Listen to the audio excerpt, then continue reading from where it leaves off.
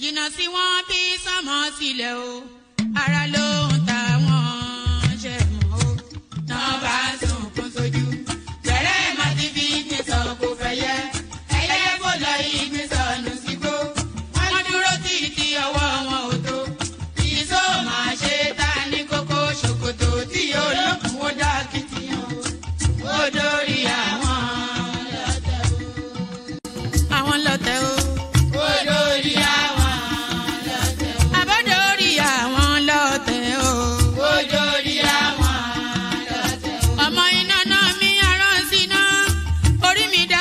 Ṣí mi lọ́nà o mo tẹríba fàdàgbà o àgbà ẹ foríjì ni ojoojúmọ́ ni mo ń pọ́n wọn lé mo ń ṣèyá sí àwọn àgbà o mi ò fojú tí rìn wọn láyé ọmọdé ẹ má fàgbà ṣe yẹ̀yẹ́ torí oníkọ́ tó lè ọlá ní ọmọdé ń bọ̀ wá dàgbà o màmá ń bọ̀ wá dàgbà o. Máa ń bọ̀ wá dàgbà o. Ọmọdé ń bọ̀ wá dàgbà. Ọmọdé ń bọ̀ wá dàgbà o. Ọmọdé ń bọ̀ wá dàgbà. Bọ́lájú kòkòrò bá pẹran nígbó tó bá fúnra ẹ̀ pín ló dára jù o. Kọ̀wé mi á jẹ́ tàgbà o. Èyí mo rí màrò ẹ̀ka gbogbo náà ní ilé ayé. Sùúrù ní ṣẹ́gun ohun gbogbo. Ẹ má ṣèké mo ní ẹ má dalẹ̀. Forí orí kìlọ̀ ló jẹ́ ẹni forí wọ́rí yóò ṣàbàmọ́ àwa ò ní ṣàbàmọ́ láyé o nílé ayé o àwa ò ní ṣàbàmọ́ láyé àwa ò ní ṣàbàmọ́ láyé àwa ò ní ṣàbàmọ́ láyé dẹ́bìtọ̀ rẹ̀ àtàrà ilé o àwa ò ní ṣàbàmọ́ láyé àwa ò ní ṣàbàmọ́ láyé àwa ò ní ṣàbàmọ́. Ṣòkòtò wọn múra wọn sáré kárò sọkọ o àyànmọ́ ògbóògùn wo wọn ò béèrè lọ́wọ́ orí mórí lọ́mọ mẹ́wàá lọ ìyàwó ohun tí ẹ wá lọ sí Ṣòkòtò ohun lẹ lágbo Ṣòkòtò mo sọ àkúnlẹ̀yàn ọmọ ẹ̀dá láyé kò lè yí padà mo ń tẹnu mọ́ o olórí làlá bàrò orí làlá bàrò olórí làlá bàrò mo lórí làlá bàrò olórí làlá bàrò orí mi gbé mi níjà o olórí làlá bàrò làlá bàrò olórí làlá bàrò oríjà jogun ìkànnì wọn rí wọn fi wá fáyé mu nílé ayé wa o olúwa àgbẹ̀ wa níyà o. See this guy with the dance, with the leather jacket. No be yori, but I dey bust your bracket. What's up, buy the beat? This way you got the shake.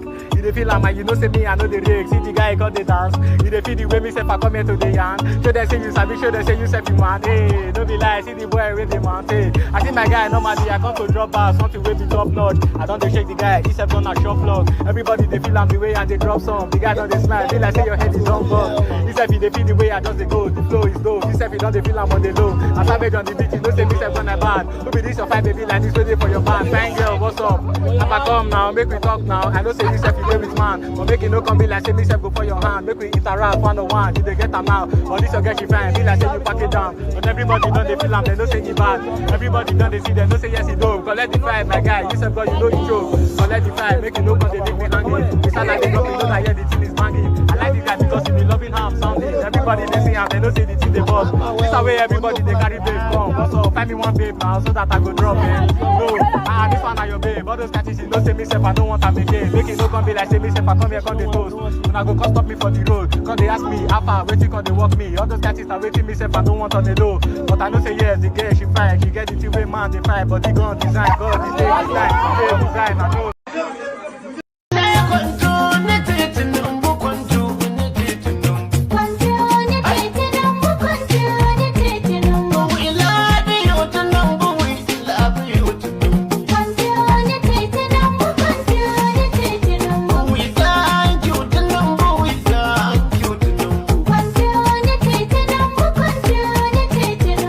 Awadu betu numbu, awadu betu.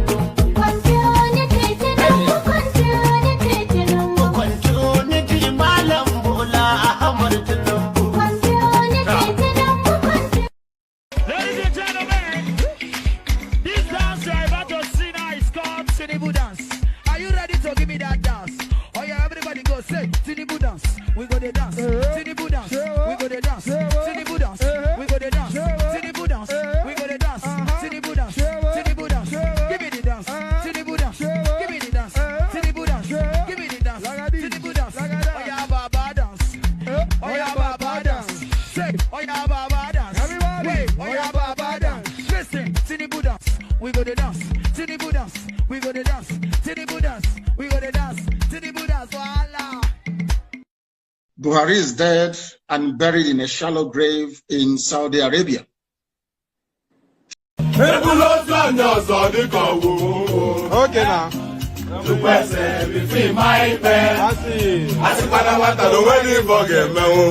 Okay.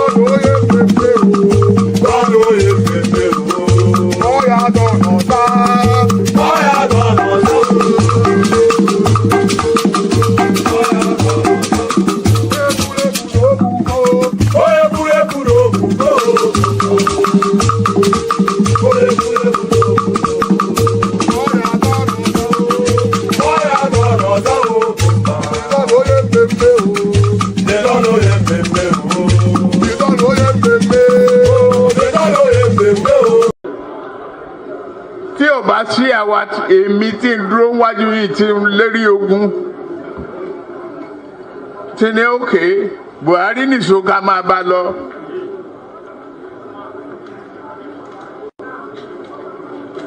Kò lè di president. Ó ṣe kìíní olùlẹ̀, ó ṣe kejì olùlẹ̀, ó ṣe kẹta olùlẹ̀. Ó tiẹ̀ sunkún lórí tẹlifíṣàn pé láyé òun ò tún rán mọ́. Mo dẹ̀ lọ bá ń Kaduna wà rán ọ̀rọ̀ ẹkún kọ́ lélẹ̀ àdúró tiẹ̀ wà á dẹ̀ wọlé. Nǹkan kan ní pé o ò ní fọ̀rọ̀ orílẹ̀-èdè Yorùbá ṣeré. Ó dẹ̀ gbà. Àtijọ́ tó yẹ ti débẹ̀ mi ò gba mínísítà, mi ò gba contract,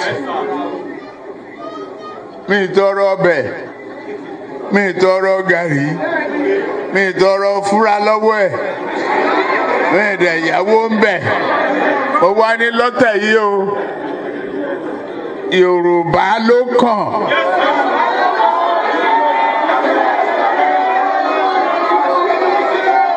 Tá a bá dẹ̀ sa Yorùbá náà, èmi ló kàn. I'm going to be president of this country, whether you like it or not, and I will preside over the affairs of this country, including presiding over you. I think you must start adjusting to that reality. The sooner you do that, the less chest pains you'll have when that reality comes. I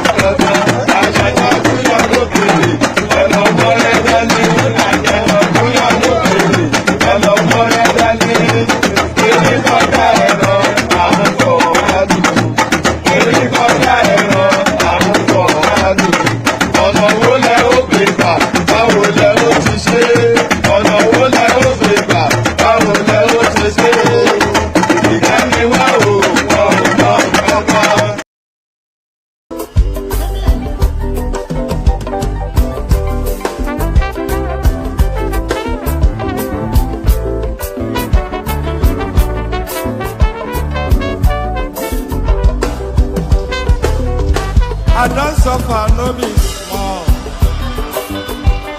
But say I get sense. Poverty no good at all. Now it make I join this business. For one night you don't be cheap. It's once again everybody will pay up. If anybody follow Mugu, my brother, I go chop back. National airport, National stadium, President, my sister, brother, we be Mugu, I be the master. Oh, man, I go chop your dollar. I go take your money, disappear. For one time in Lobeti, we the Mugu, I be the master. The refinery, Namigata, the contract, now you wife. But you won't pay me some more money, make I bring her. We the Mugu, I be the master.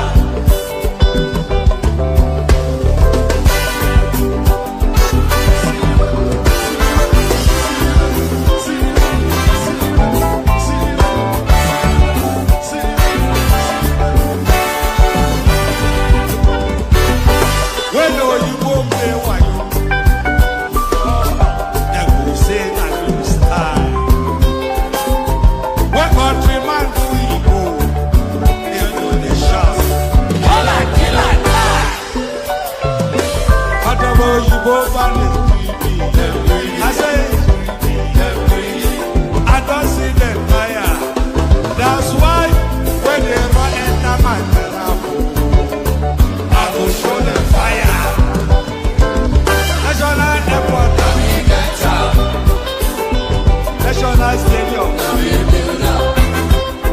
President, my sister, brother, you be the Mugu, I be the master. The refinery, the contract, now you wife. But you won't pay me some more money than I bring up.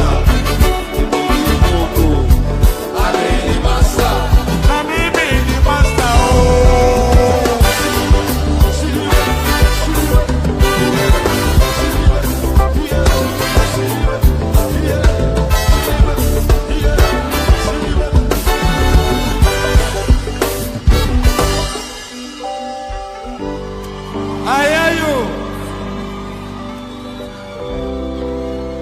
You know, when I So he hears you, but do you hear me? That's the thing. He hears you, but do you hear me?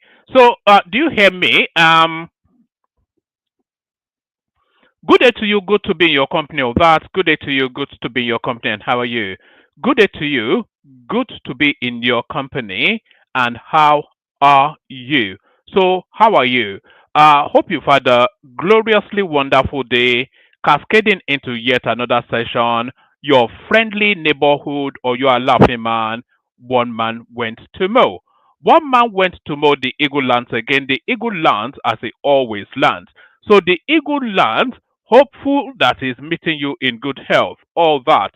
So the eagle lands, the protocol remains the same. Click on the like button, just as I invite you to do so. Do so. Click on the like button. If you are not already subscribed, then please correct that. Like and subscribe.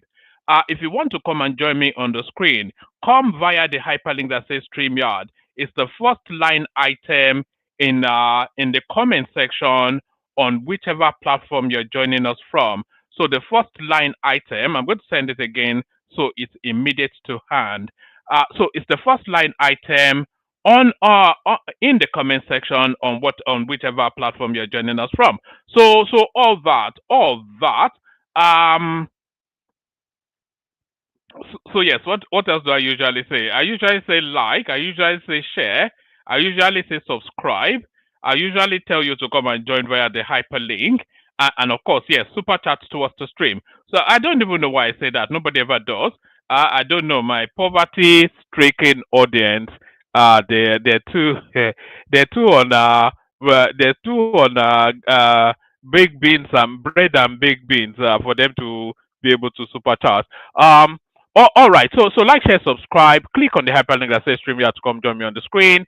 Share the links just as widely as you can. Super chat towards the stream and say hello in the comment section just as you're coming in, so I can acknowledge your presence and say hello back.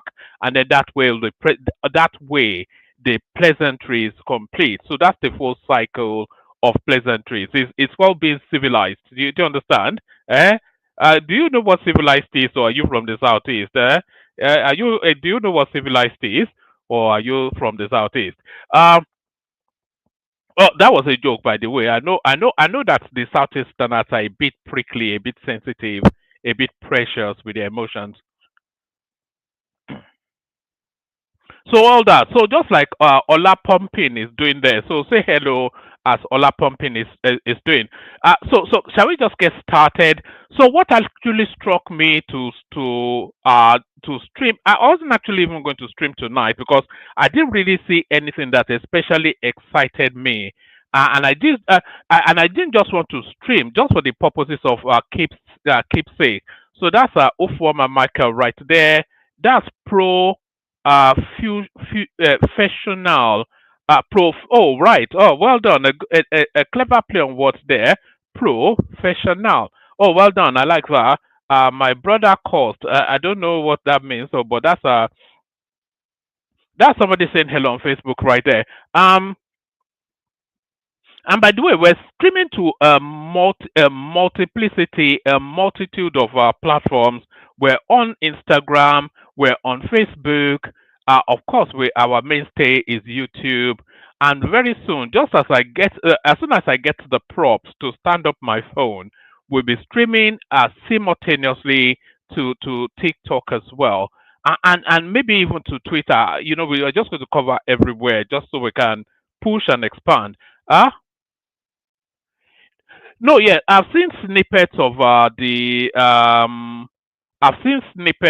El Rufai interview on Arise TV when he was calling his successor his boy and all that.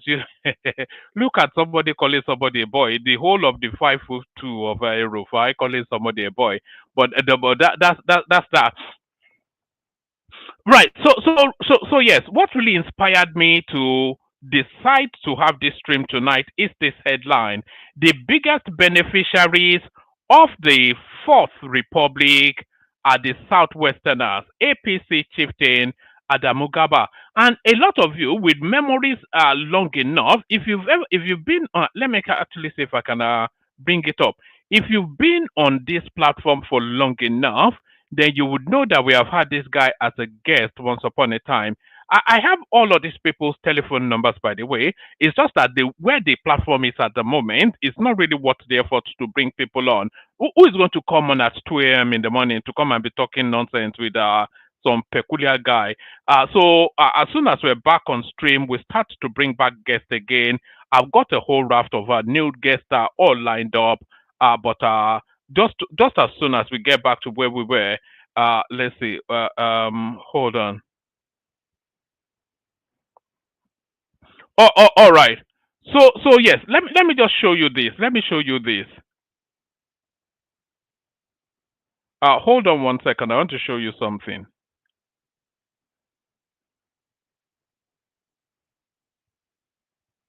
Oh, just stay right there. I want to show you something. Just hold on. Hold on a microsecond. All right. So you see this guy on your screen right here, Adamu Garba. Like I said, he'd been a guest on this now platform before. So if you look here, that's Adamu Garba right there as a guest on this platform. So we have had quite some senior members of society join us. So there he is right there, Adamu Garba the second, he calls himself. And there he is talking whatever nonsense he's talking, because he was he's somewhat of a Fulani supremacist from that interaction that was what came through. So that's him right there. But that's not what we're talking about today. We're talking about this headline: the biggest beneficiaries of the Fourth Republic are the Southwest, APC chieftain Adamu Garba. So, so you know, when I saw that headline, I actually reflected on it, and really, you can't really deny that in the current democratic dispensation that we're under now, the Yorubas have had the most. The only anomalous space was under the Yadua Goodluck Jonathan space. Who was the Senate president even under Yadua? If somebody can remind me. But in the abundance of this second republic, this fourth republic has entirely been about Yoruba. Of course, 8 years Obasanjo. Of course, for 8 years Yemi Oshibanjo. Another 8 years Tinubu. So 8 plus 8 is 16. Plus 8 is 24. So of the however long are we in the are we in the fourth decade of the third republic, in however long 24 24 years out of however long we've been under this democratic experimentation, we've always had the Yoruba man as either been in the driver's seat or as the co-pilot. You know, so there is some veracity to that claim actually. I would submit there's some veracity to that claim. The biggest beneficiaries of the Fourth Republic are the Southwest, APC chieftain Adamu Garba. Politician and APC chieftain Adamu Garba says the biggest beneficiary of the return to democracy in Nigeria is the Southwest. In a post shared on X, Adamu examined all the regions that have had a go at the presidency and vice presidency, and according to him, the Southwest and the Northwest are the beneficiaries. He went on to state that the Southeast and the Northeast have had zero representatives occupy the number one or number two positions. Let me start there. I'm not quite sure why I'm reading it in that somewhat tilted tonality. Let me lubricate and have another bash at it.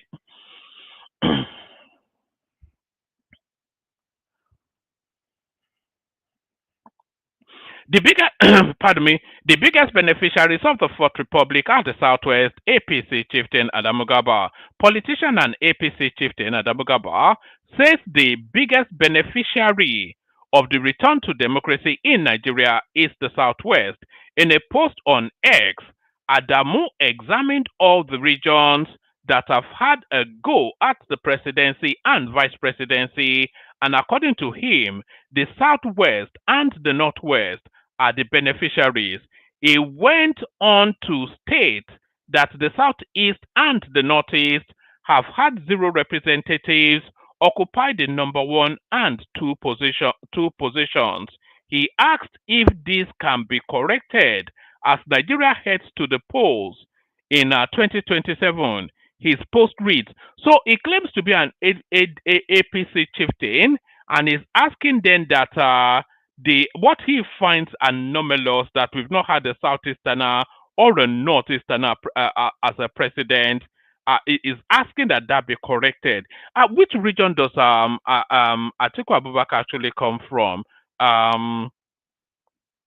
Nigeria's geopolitical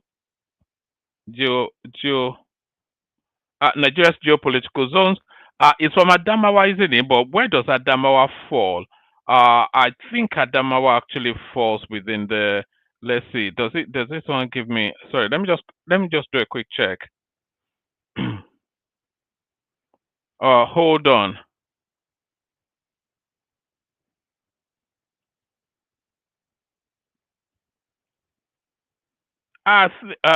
Come. What? Hold on. I just need to check where Adamawa actually falls within the. Oh, all right. Where is Adamawa? Yes, Adamawa is in the northeast, and that's where Atiku is from. It's Adamawa, Bauchi, Borno, Gombe, Taraba, and Yobe. So, essentially, this guy is inviting you to either vote for Atiku Abubakar or Peter Obi, him, of course, claiming to be an APC chieftain. Our politician and APC chieftain Adamu Garba says the biggest beneficiaries of the return to democracy in Nigeria is the Southwest. In a post shared on X, Adamu examined all the regions that have had a go at the presidency and vice presidency, and according to him, the Southwest and the Northwest are the beneficiaries. He went on to state that the Southeast and the Northeast have had zero representatives occupy the number 1 and 2 positions. He asked if this can be corrected as Nigeria heads to the poll in 2027. His post reads, current discussion and permutations within the political elites in Nigeria are North-South presidency by 2027. Number 1, the South should have had 18 years of the presidency of Nigeria since 1999. So 1999 to 2010, 2025 now. So we're about 26 years into the current democratic dispensation, and the South would have had what it says. The South would have had 18 years of the presidency of Nigeria since 1999. So that would be by 2027. So you have 8 years of Obasanjo. You would have had 4 years, 4 years Tinubu. So that makes 12, and you had 6 years of the man from the creeks. So that makes 18. So add another 8 years of Tinubu. That will make what? That will make add another 4 years of Tinubu, and then that will make 22. So yes, the South would have had 18 years of the presidency of Nigeria since 1999. The North would have had 10. For VP, the North would have had 18 years on a VP slot, whilst the South would have had 10. A deep dive into the regions. The Southwest, this is by 2027, Southwest would have had 12 years of the presidency. South would have had 6 years of the presidency. Southeast would have had 0 years of the presidency. So that's the South. So now going to the North, Northwest would have had 10 years of the presidency. Northeast would have had 0 years of the presidency. North Central would have had 0 years of the presidency. And then he goes on to the vice presidential slot, VP slot, South. Southwest would have had 8 years. South would have had 2 years. Southeast would have had 0 years. So it goes to the North. Northwest would have had 6 years. Northeast would have had 12 years. So if the Northeast would have had, I wonder where Sambo came from, the one that deputized Goodluck Jonathan. So Atiku Abubakar is from the Northeast. So that Northeast is Adamawa, Borno, Gombe, etc. So they cannot claim marginalization. So the only person actually really being marginalized is there are only 2 spaces really being marginalized, and that is the Southeast and the North Central. So they've had 0 experiences in the 2 offices at the topmost echelons of the Nigerian governance. Southwest, this is the vice presidential slot. Southwest would have had 8 years of VP. South would have had 2 years of VP. Southeast would have had 0 years of VP. Northwest would have had 6 years. So who would be the Northwesterner that what's it called? This guy Shatima is from the Northeast. Okay, maybe Sambo. Yes, Sambo under Goodluck Jonathan. That would be the Northwesterner, I suspect. Northwest would have had 6 years of the VP. Northeast would have had 12 years of the VP. North Central would have had 6 years of the VP. So if he's actually wanting to push that narrative of marginalization, then he should be pushing in the direction of the North Central and Southeast. It says, therefore, the biggest beneficiaries of the Fourth Republic are the Southwest. They would have had 12 years of the presidency and 8 years of the VP from the entire southern slot. Yes, I think Goodluck Jonathan was the only person that broke that chain, actually, with the exception of Goodluck Jonathan. Then is either a Yoruba man is number one or number two, or Do under Yadua. But you have to carry Yadua into Goodluck Jonathan. So with the exception of that Yadua Goodluck Jonathan space, then a Yoruba man has either been number one or number two. I guess, and they will still cry marginalization. That's just the farce that is the Nigerian political experience. Um, all right. Let me take you from the top again. Actually, let me go because I feel inclined to. Politician and APC chieftain Adamu Garba says the biggest beneficiaries of the return to democracy in Nigeria is the Southwest. In a post shared on X, Adamu examined all the regions that have had a go at the presidency and vice presidency, and according to him, the Southwest and the Northwest are the beneficiaries. He went on to state that the Southeast and Northeast have had zero representatives, occupy the number. The Northeast have had representation in the vice presidential slot. I think even he said so. So Northeast was 12 years VP. So that's 8 years 8 years Atiku Abubakar, and 4 years 4 years Kashim Shettima. So that's his argument anyway. Right. He went on to state that the Southeast and the Northeast have had zero representatives occupy the number one and two positions. He asked if this can be corrected as Nigeria heads to the poll in 2027. So if he's asking that be corrected, that indicates then that it's an Atiku man, because of course, no Fulani man is a Fulani elite. So I don't think he probably doesn't even know Peter Obi exists as a human being. So he's essentially canvassing you to vote for Atiku. That's really how to read this. Our current discussions and permutations within the political elites in Nigeria, North-South presidency by 2027. The South would have had 18 years of the presidency of Nigeria since 1999. The North would have had 10 years. The vice presidential slot, the North would have had 18 years on a VP slot, while the South would have had 10 years. Deep dive into the regions. Southwest would have had 12 years of the presidency. South would have had 6 years of the presidency. Southeast would have had 0 years of the presidency. Northwest would have had 10 years of the presidency. Northeast would have had 0 years of the presidency. North Central would have had 0 years of the presidency. VP slot. Southwest would have had 8 years. South would have had 2 years. Southeast would have had 0 years.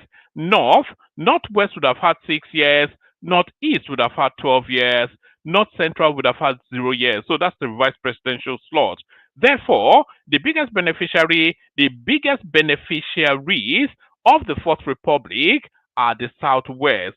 They would have had 12 years of the presidency and 8 years of the VP slot from the entire southern slot. The second beneficiaries are the Northwest with 8 years of the presidency and 6 years. I don't think that you can Yadua, he had 2 and a bit years now. So that's not it. That's not he's from the northwest as well. Is he not from Katsina still? Yadua, Umaru Yadua. So I'm not quite sure if this calculation is right. It says the second beneficiary are the Northwest with 8 years of the presidency and 6 years of the VP slot from the entire northern slot. So is he counting the Yadua? Yes, I suspect it may not be. Then the South with 6 years of the presidency and 2 years of the VP. All Goodluck Jonathan. Then the Northeast with 12 of the VP. Meanwhile, the regions less fortunate are the Southeast and North Central, both with zero of the presidency and VP.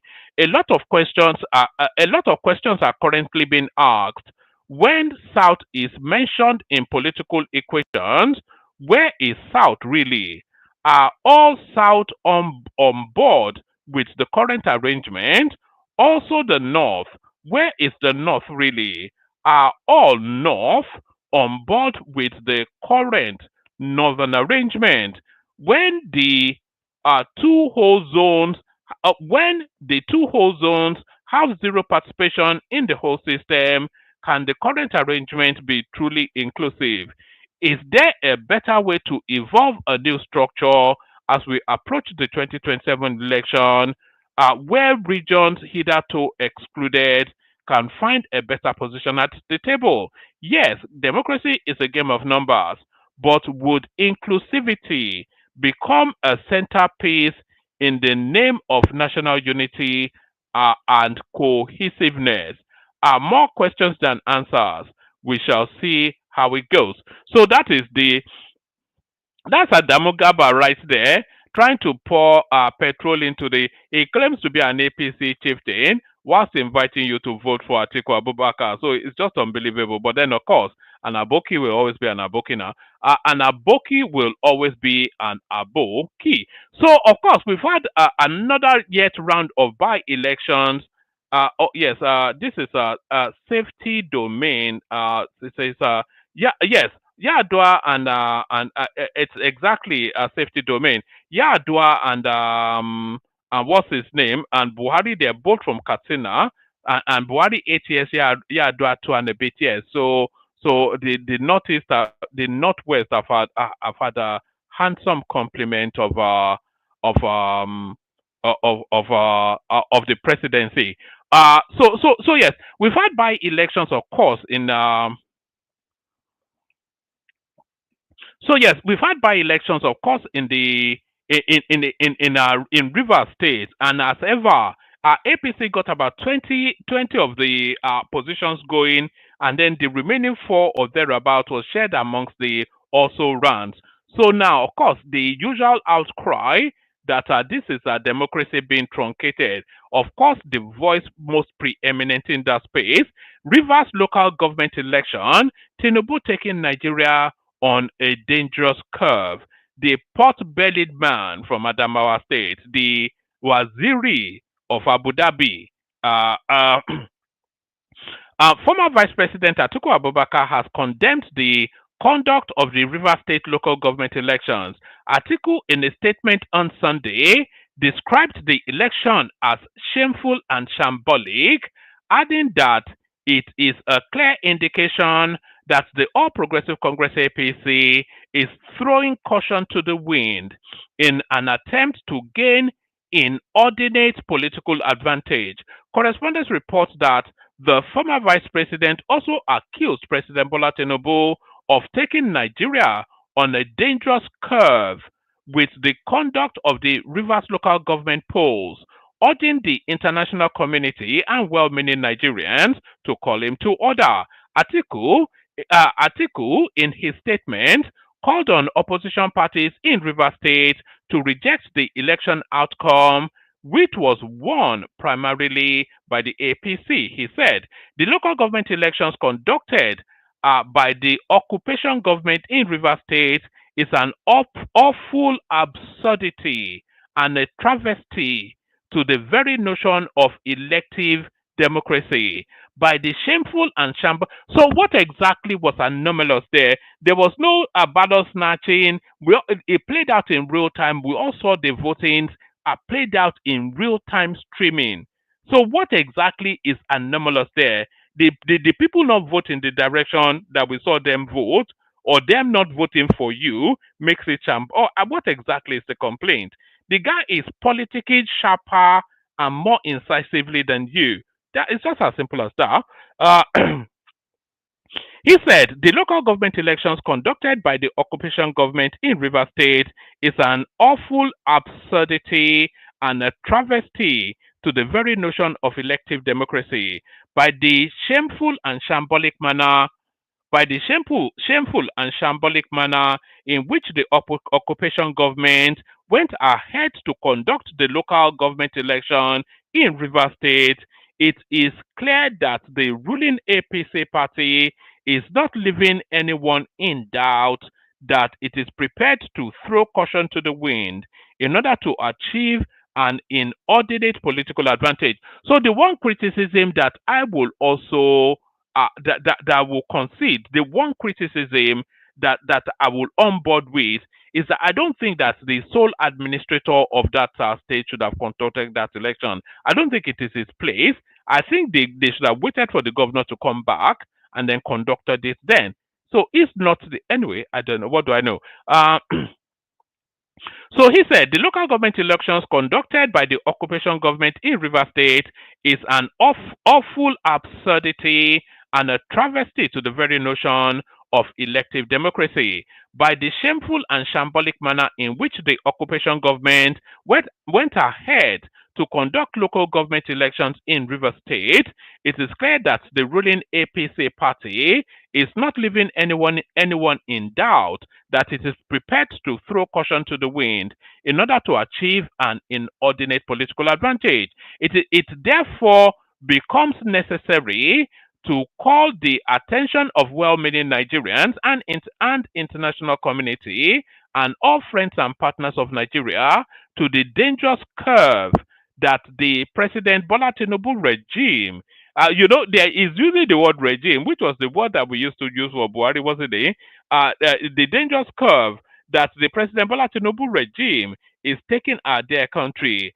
I will also call on all opposition parties in Rivers State to reject the local government election on the premise that the occupation government that conducted the exercise is extraneous to our laws with absolutely no legitimacy to undertake such a crucial and sensitive assignment.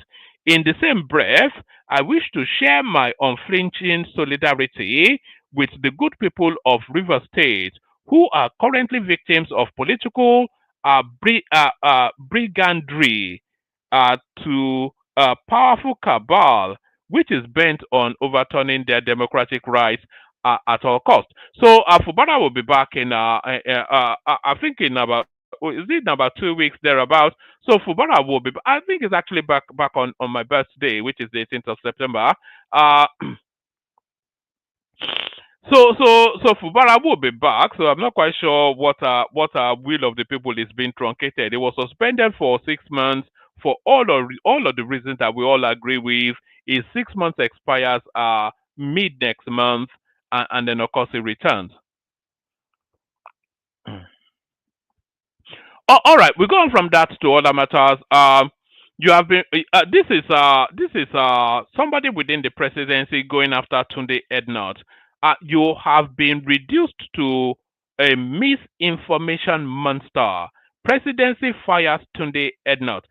I never really got into that world of this Tunde Ednut and all this. I don't even know exactly what or who he is. I know who he is vaguely.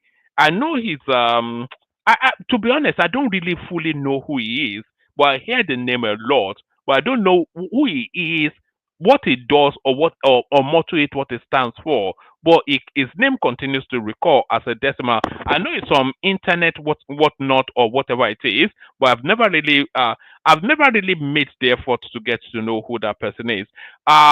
You have been reduced to a misinformation monster. Presidency fires Tunde Ednut.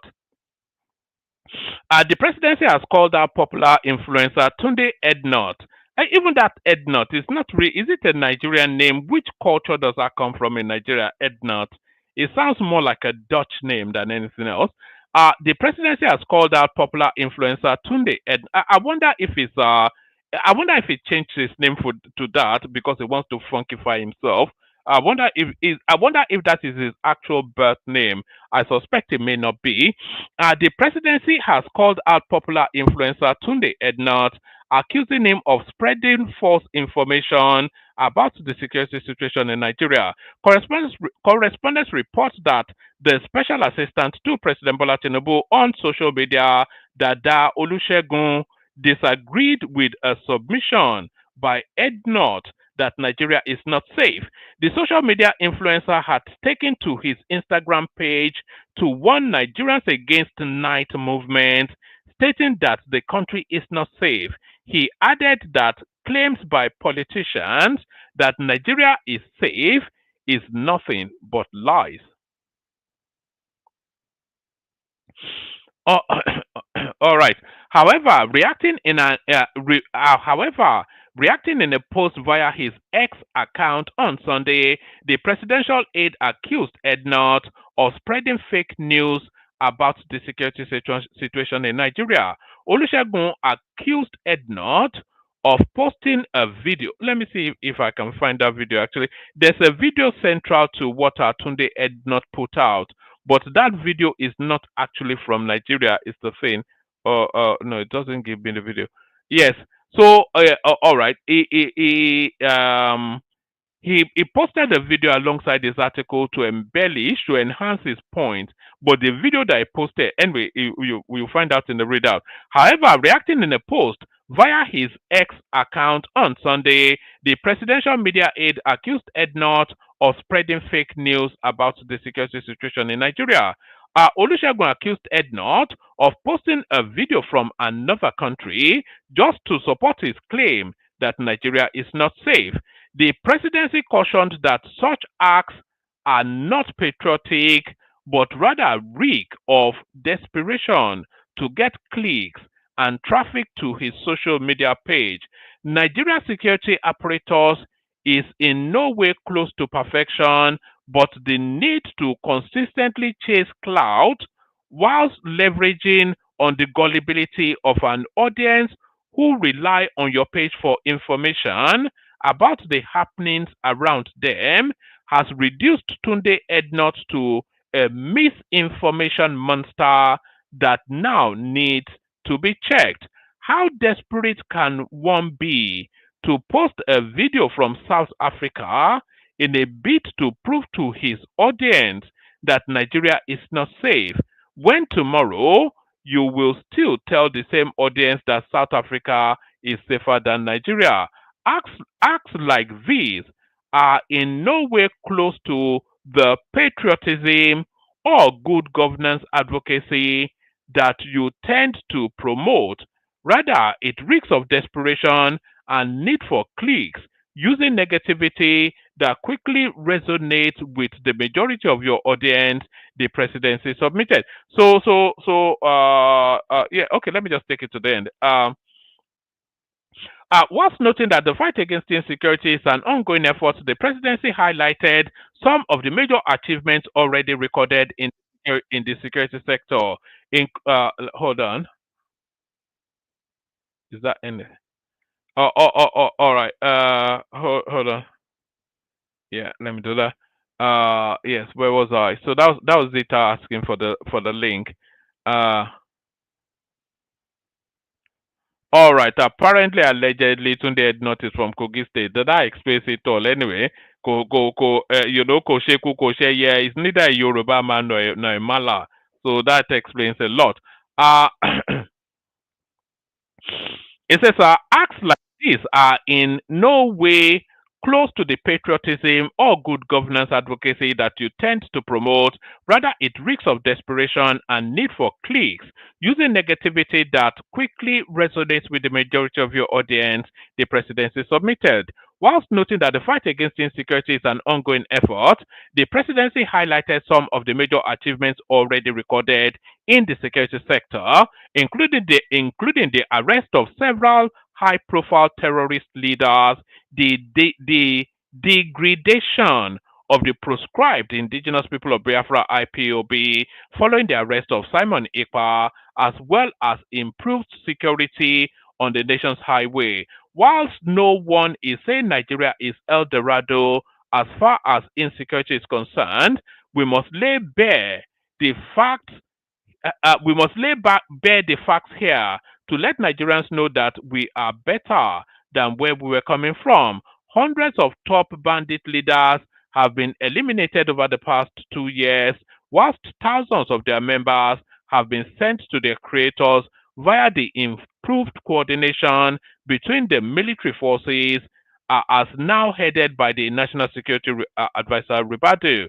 The dangerous Abuja Kaduna Highway has become a safer road, and no major insecurity report has been made over the past few months.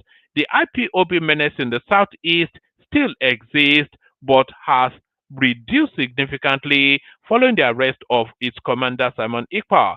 Again, this is not to say all is well, but we are not where we used to be.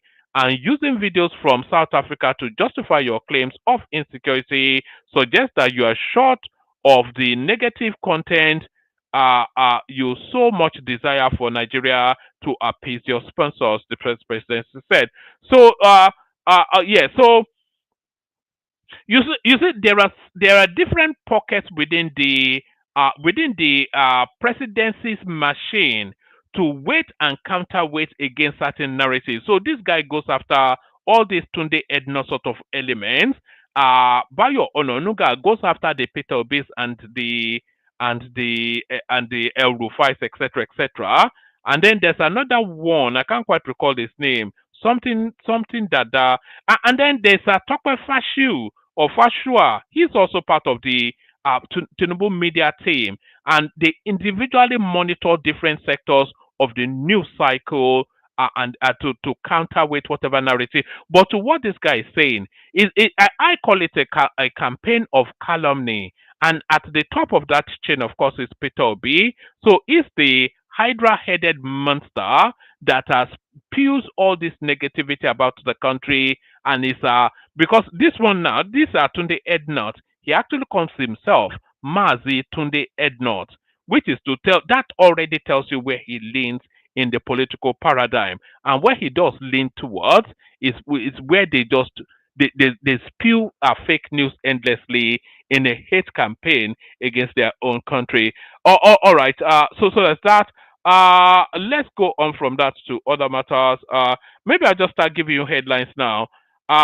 Federal government begins ATM card distribution for 75,000 naira cash transfer, millions of Nigerians to benefit. So this is the social intervention, something or the other, where they parachute money to people that are that's a bit more needy. All right, I'll give you this one as a readout, but I'll make this one then the last readout. Um, Nigerians won't vote for Southwest candidate who is eligible for 2 terms in 2027. This is Festus Kiamo. So I think it's speaking actually to the PDP zoning their tickets to the south, and I think he's looking to exclude Shei Matkinde from that race for whatever reason. Nigerians won't vote for Southwest candidate who is eligible for 2 terms in 2027. This is Festus Kiyamo. Right. As politicians battle for parties' presidential tickets ahead of the 2027 election, Festus Kiyamo, the Minister of Aviation on Sunday, said Nigerians will not be willing to vote for any eligible candidate from the Southwest with possible chance of 2 terms in office.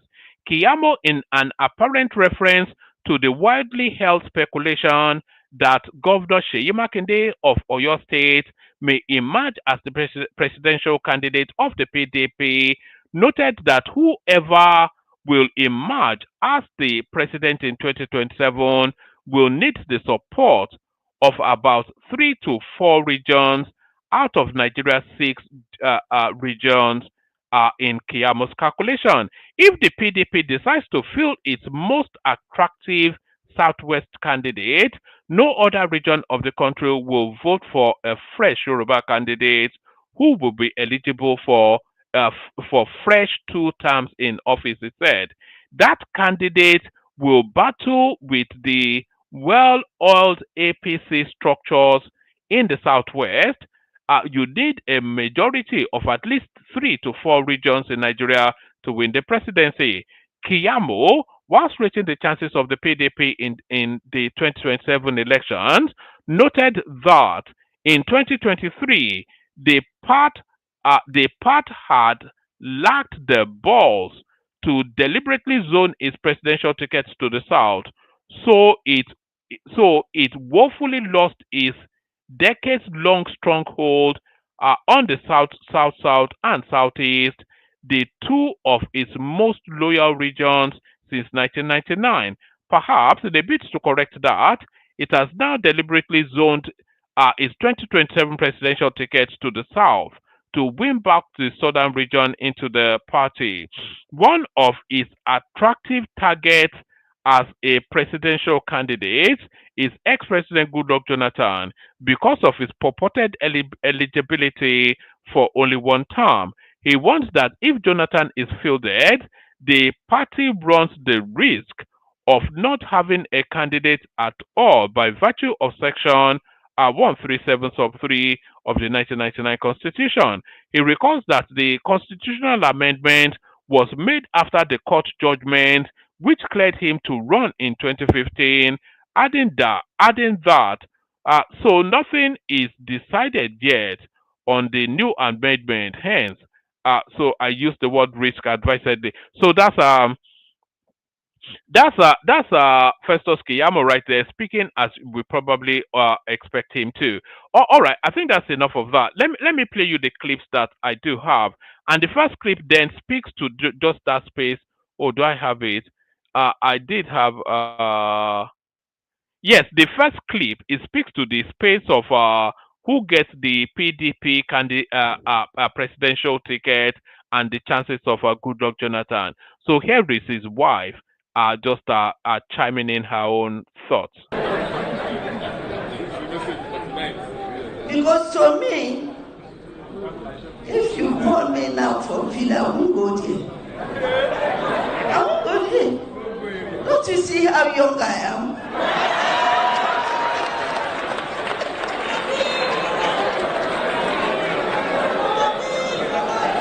Because the stress is so much.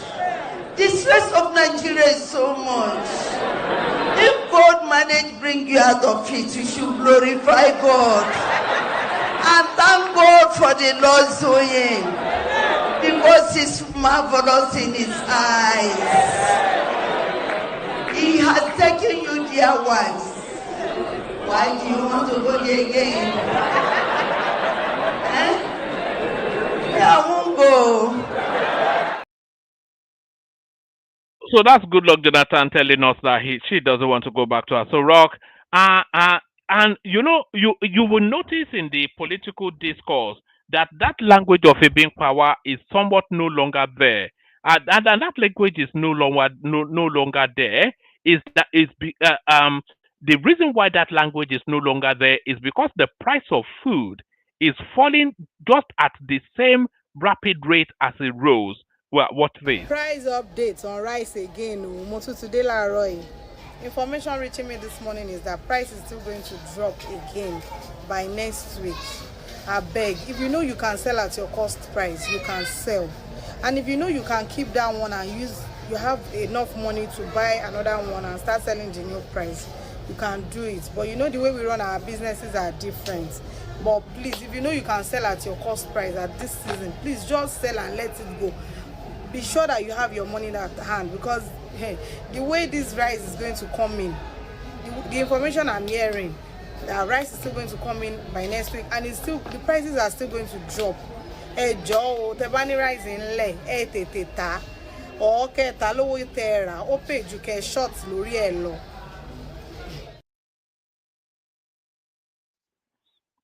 So there it is right there, and that is why you are not hearing that language of a being power anymore. So they are pivoting to another language now. Let me take you to this one. Actually, this one has nothing to do with politics, but it speaks to the resilience of the Nigerian person, especially of the southeastern stock. I don't think there's anybody more resilient in Nigeria than the southeasterners. They are made of steel. This will blow your mind what you're about to see and hear. You don't marry before. Now man bring you come abroad. Now me bring myself come abroad. As a matter of fact, now land I pass come abroad. Wait.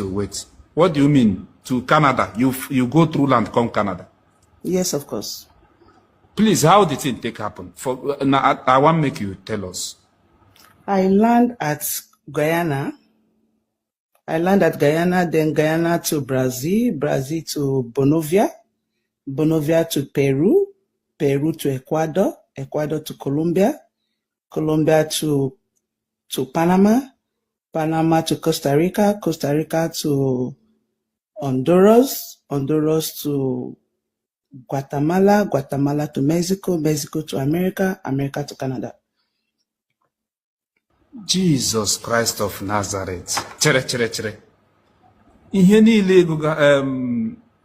I'm very funny guy. I'm a very funny guy. So if I make joke, hey, wait. You know, fly on from road to road. It's road to road. The moment I drop at Guyana, the next trip is road. Hey! Chineke bara ekwensu mba. Nwanya ishikwiri iko. Enweghị ụmụ asthma boys, enweghị ndị oshi, ụmụ bandit, ndị oshi ndị a na-epiarịcha. Anụrụ m na all those North American countries, some of them, ị ga-ahụcha ụmụ all these bad boys, all these ka ihe a na-akpọ ya rebel groups. Anụrụ m na ịbịacha na ihe ka Colombia, Mexico. Yeah, some people had that experience in Colombia. They majorly have that experience in Colombia. So the thing what you would do, you budget for them. So at least you budget like $50 for them. So wait. So this traveling is, you need to be financially stable before you embark on this movement, because money is involved, right? Unlike me, what I did was I have the money that will carry me to Colombia. So when I get to Colombia, I had $50 for the thieves. Like I tied to it thief money. So I have $50 left with me for them. So if I didn't bump into them, if I bump into them, for them to start harassing you, you just say, this is all I have on me. So you give it to them peacefully, right? Then they will just take your time for like hours. They will let you go because they are still having people they want to bring in again. So they just let your set go. So just give them what you have. Don't drag with them. If it's your phone, give them phone. Whatever you have on you, give them, they will let you go. That is it about them. And you only have that experience in Colombia. After Colombia, you don't witness it. In my end, and some people in the medicine are community tasks. Those guys, when they be say they're not getting anything to do, so they'll just form like where they'll say some people back then in Nigeria where you see like I usually see those people somewhere at Eku or Ekpe if I'm going through Ekpe to Lekki. So you see where there are potholes, you see some guys that will not come, they want to fill the pothole, they will not be asking for driver money kind of a thing. So that is what those people do, you know. So that is how I can explain them. Right? So if you meet them, just give them what you have. Don't let them force you. Don't let them use arson because they are armed. So don't let them use ash on you because your journey long. Because now that Colombia, now be the journey for that road. Now be the trip of that. When I mean the strong part of that road, now that Colombia. So anything happen to your leg, you on your own. Because if we day 3, they shoot you. I'm not going to leave my own load. Carry your own load. I go leave you for there, they go, my go. So in order for you not to have that injury, just obey, give them what they want. So there it is right there. I've never heard such a thing. I know that trip, by the way, but I didn't know it was an African trip. I thought it was a Latin American trip. And there is that terrain. It's a very foresty, very jungle sort of a space that they have to pass through. I think it's in Colombia. I wasn't even sure that it was in Colombia, but I knew that there was an especially dangerous bandit forest in that journey to America by foot. But I never knew it was an African journey. I thought it was a Latin American journey. But you see that woman right there, that's somebody that is destined to succeed in life. You know, she's not going to do all of that to get to Canada just to go and sit back on some nonsense life. So that's somebody that is on a pathway to a successful life. So I doff my heart to that lady, and only somebody from the southeast. I don't even think an Edo girl can do that. Certainly not a Yoruba girl. The Yoruba girl, she'd rather just go and get pregnant to Mutil, the organizer, than to stress herself. So I think within the Nigerian space, only a southeastern girl has the braveness of heart to take on a trip like that. So the braveness of heart to take on a trip like that. Talking about the braveness of heart, the next clip now, Bishop Kuka versus Rufai Useni. Watch this. Whoever God places in a position to govern this country, I will try and support them as best as I can. Asiwaju Bola Tinubu, our president, I've known for quite a period of time. What's and all, I see and I hear that we are somehow in a very difficult situation, but I see a bit of commitment to continue with this journey. And all we can do is to continue to encourage those in government. I also see and I hear and I see a lot of the things that are going on. And I think that, frankly, it is my hope that maybe down the line, in another 6 months, I imagine that things should be slightly, significantly different. So if you ask me, do I believe that this government can achieve what it wants to achieve? I believe my answer is yes. And I think you can also see that some of the things that people have, the agitation that people have made, that government has shown a bit of response in a manner that we were not familiar with. So for me, anybody or any government that is prepared to take us a little bit away from where President Buhari left us, I'll be more than happy to support that process. Where are we going? Where do we want to be as a nation? Trillions go down the drain, but we don't really get anything out of it. I mean, these are the factors on ground. And when you look at it, you talk consistently about the things that, President Buhari did not do right. But all of those persecutions are still there today, and nothing has improved. The state of the economy will be taken through an economic merry-go-round, and we are still where we are. Things have even gotten worse off. You're saying we need a time for healing. When is it going to be a time? I think, Rufai, no wound heals in a day. And I think that what you are doing, let me tell you, unknown to you, you have established yourself, and not only three of you, all of you who are on the talking shows and so on, you underestimate the amount of influence you have on people. You don't know the number of people you inspire, but there is a limit to how much a negative journey can take you to. The map reading business is not something that a president does. And for me, my main concern and interest is that, look, contrary to the whole expectation, Nigerians think that one day they're going to find some messiah who is going to come and I say, no, we can't have a messiah in Nigeria, because if you have a messiah, the Christians recognize him, the Muslims will not recognize him. The Muslims are also, in some segments of Islam, are expecting a messiah. When he appears, the Christians will not. We're not looking for a messiah, and there are no messiahs anywhere. I'm not an opposition politician, but I'm also opposed to things that I see government is not doing right. So if you talk about healing, quite a lot is taking place. And I'm not talking about in relation to government. I think that despite all the challenges and the difficulties, we have a lot of bright spots here and there. There is evidence that we're in the right direction. Where we are not, the government is not doing well, or any government for that matter, it is important that we learn how to, as somebody said, make noise. But I don't think we can just assume that nothing is happening, nothing is changing. No, a lot of things are changing. And of course, unlike you, I'm a priest. So one of the things I market best is hope. And I think that's where that's where we differ. So no matter how difficult things may be, I have to find a reason to let people know that tomorrow will be better. Well,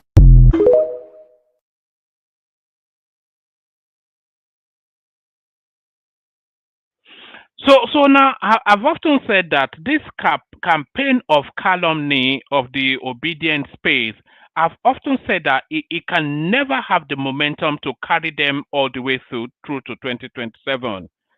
Because the government has always made time to explain what they are doing, and the government has always made time to benchmark where their assessment should be. So they tell you that they've removed all this oil subsidy, they've removed the subsidy in the naira, etc., and they'll tell you that they're going to pump that money back into the people and into the country.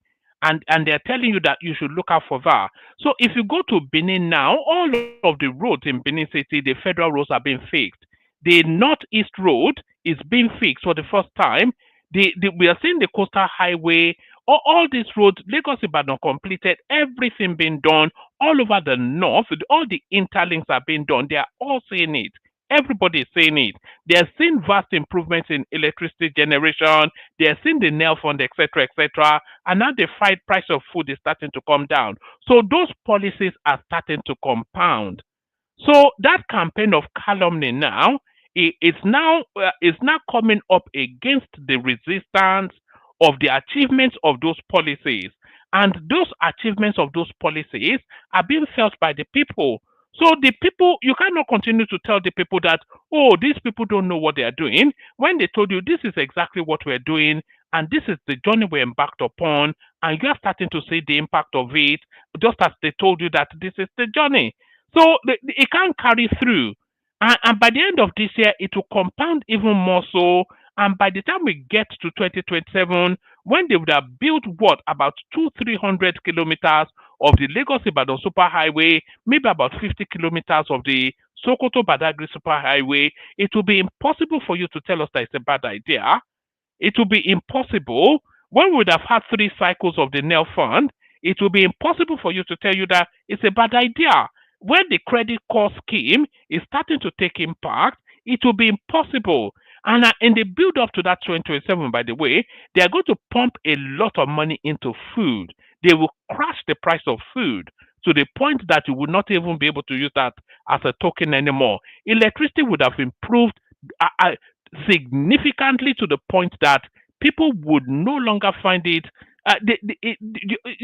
So all these policies are compounding, which makes it increasingly difficult for this campaign of calumny to have the traction to 2027. But then, of course, Peter Obi is a dumbass, isn't he? It's as dumb as this guy that I'm about to play you now. But is this guy dumb? This one, you have to understand Yoruba to understand this one. It's only a 15-minute clip, but it made me chuckle. I wonder if it will make you laugh.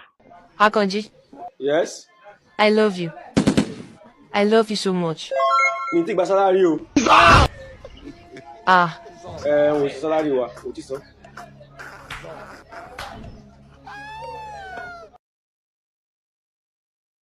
And there it is right there, Akonji. Oh, this was salary.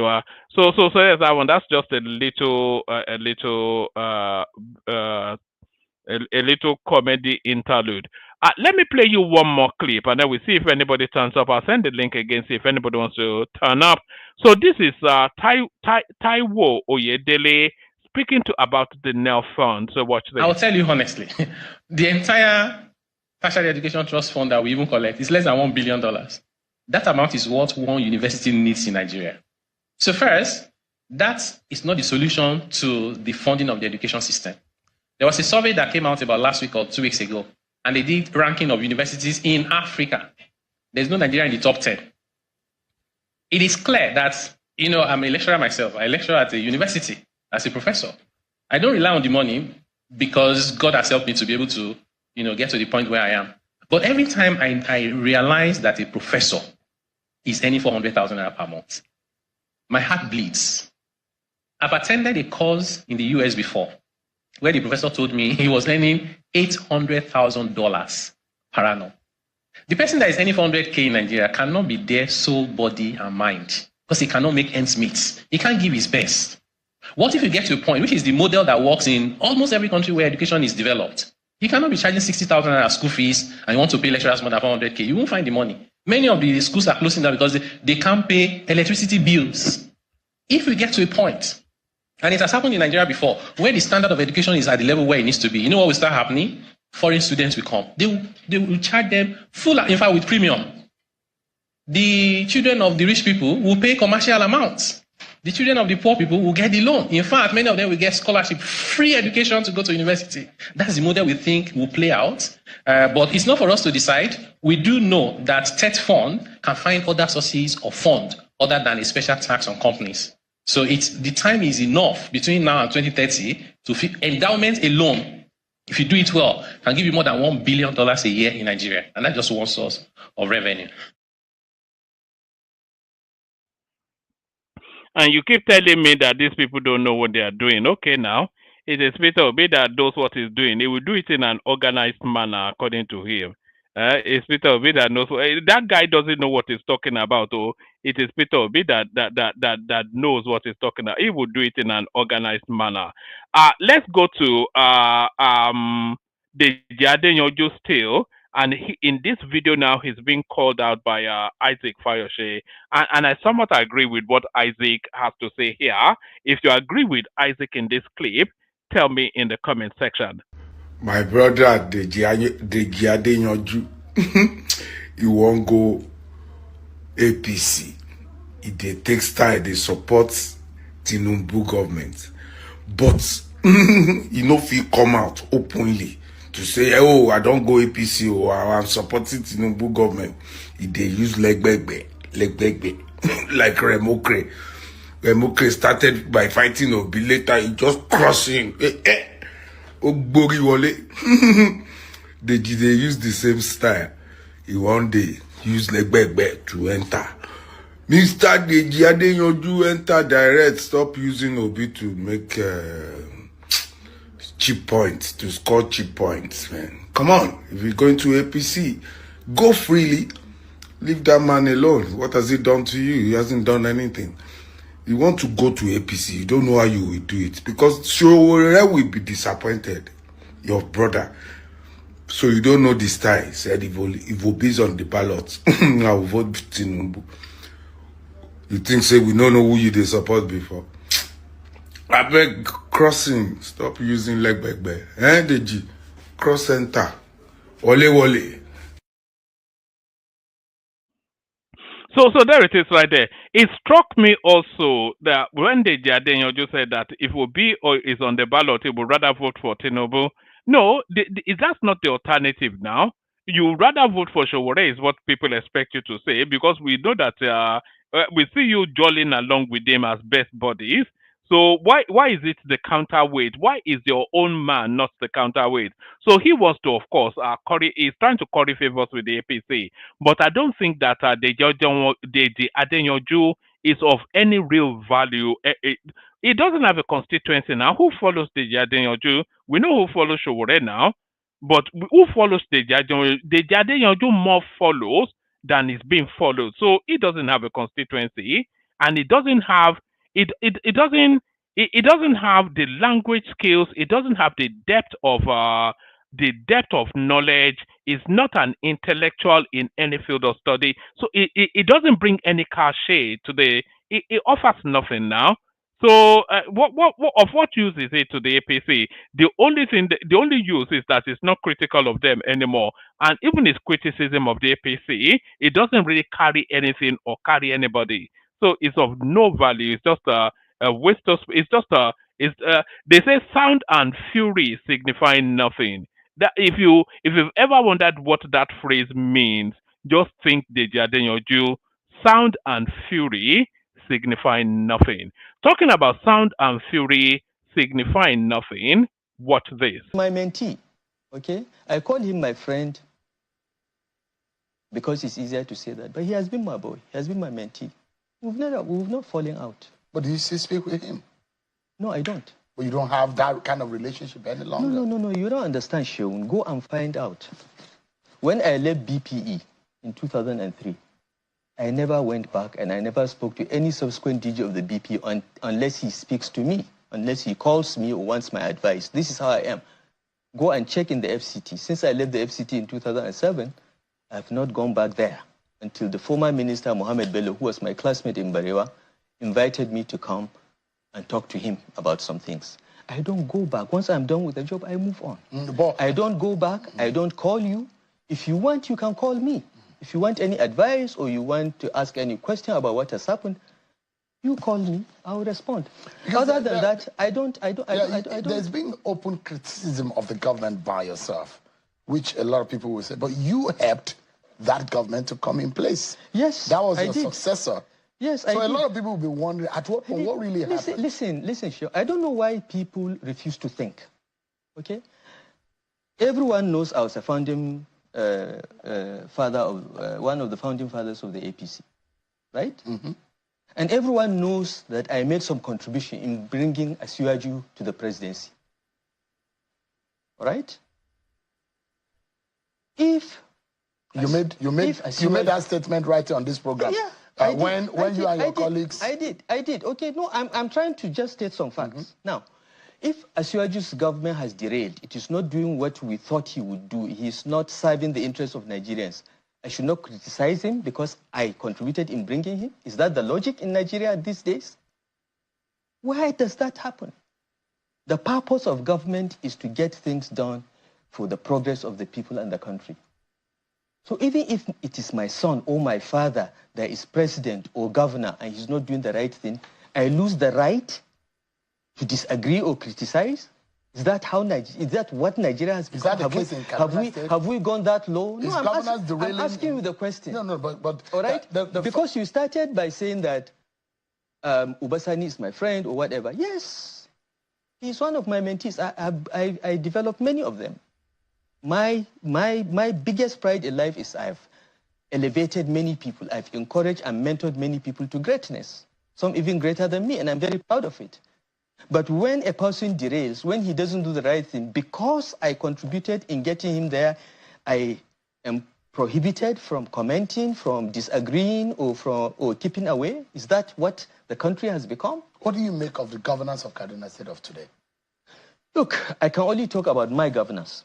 I was governor for 8 years. The results are there. The people of Kaduna State know. And after 2 years plus, they're in a position to compare.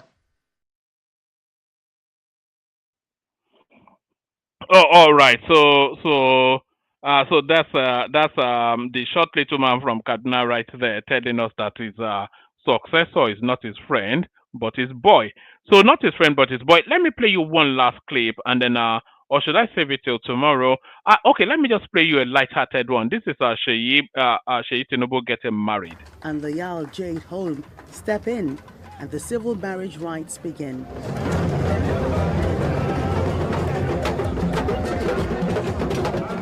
The court wedding saw the couple take their vows and exchange rings in the presence of the distinguished guests.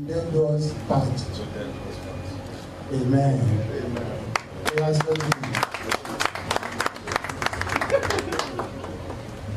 Layadi, endow you, Oluwaseyi Afolabi, till death do us part. Amen. Amen.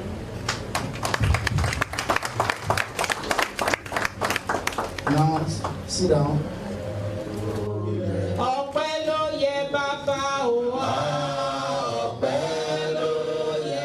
After which, they signed the dotted lines.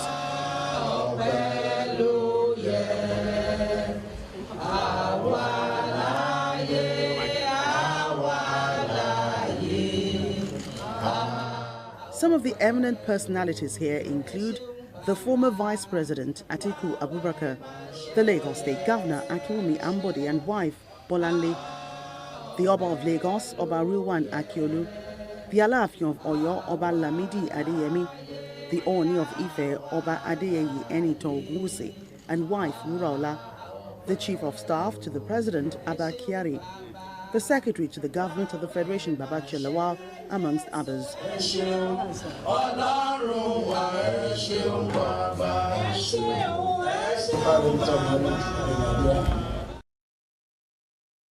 Right, I only brought you that because I wanted you to see the lineup of the guests. So, what did Dele Farotimi tell you? Don't die in their war. Don't die in their war. After 2027, all these people will regroup. Even Peter Obi, he will go and collect his payout and start to say, he will say, let bygones be bygones. Whatever happened, the country has decided we must now put together and support the president to succeed. That is what you'll be hearing from Peter Obi on March 2027. It will just fade away. You would never hear from him again, but we'll cross that bridge when we get there. I'm looking forward to that. I'm looking forward. Just I cannot wait for 2027 to come. But as we wait in anticipation, the K guys. Water.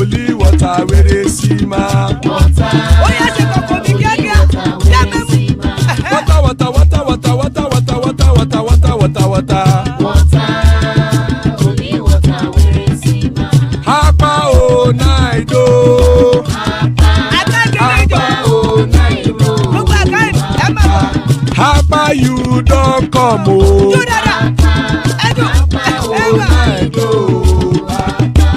Hapa oh night oh.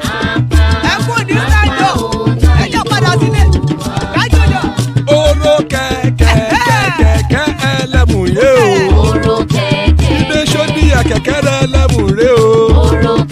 Wọ́n bí màsà kẹ̀kẹ́ rẹ̀ ẹlẹ́mù rẹ̀ o. Chifu Wáìlà tí kẹ̀kẹ́ rẹ̀ ẹlẹ́mù rẹ̀ o.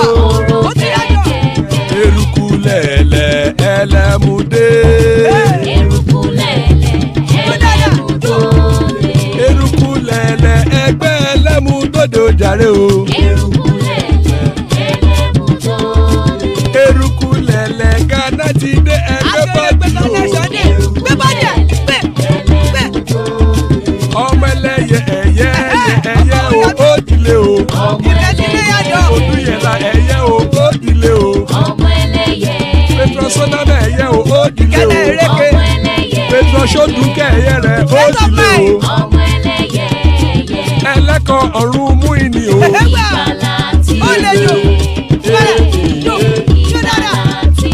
Àkùkọ ọ̀run mẹ́kọ̀.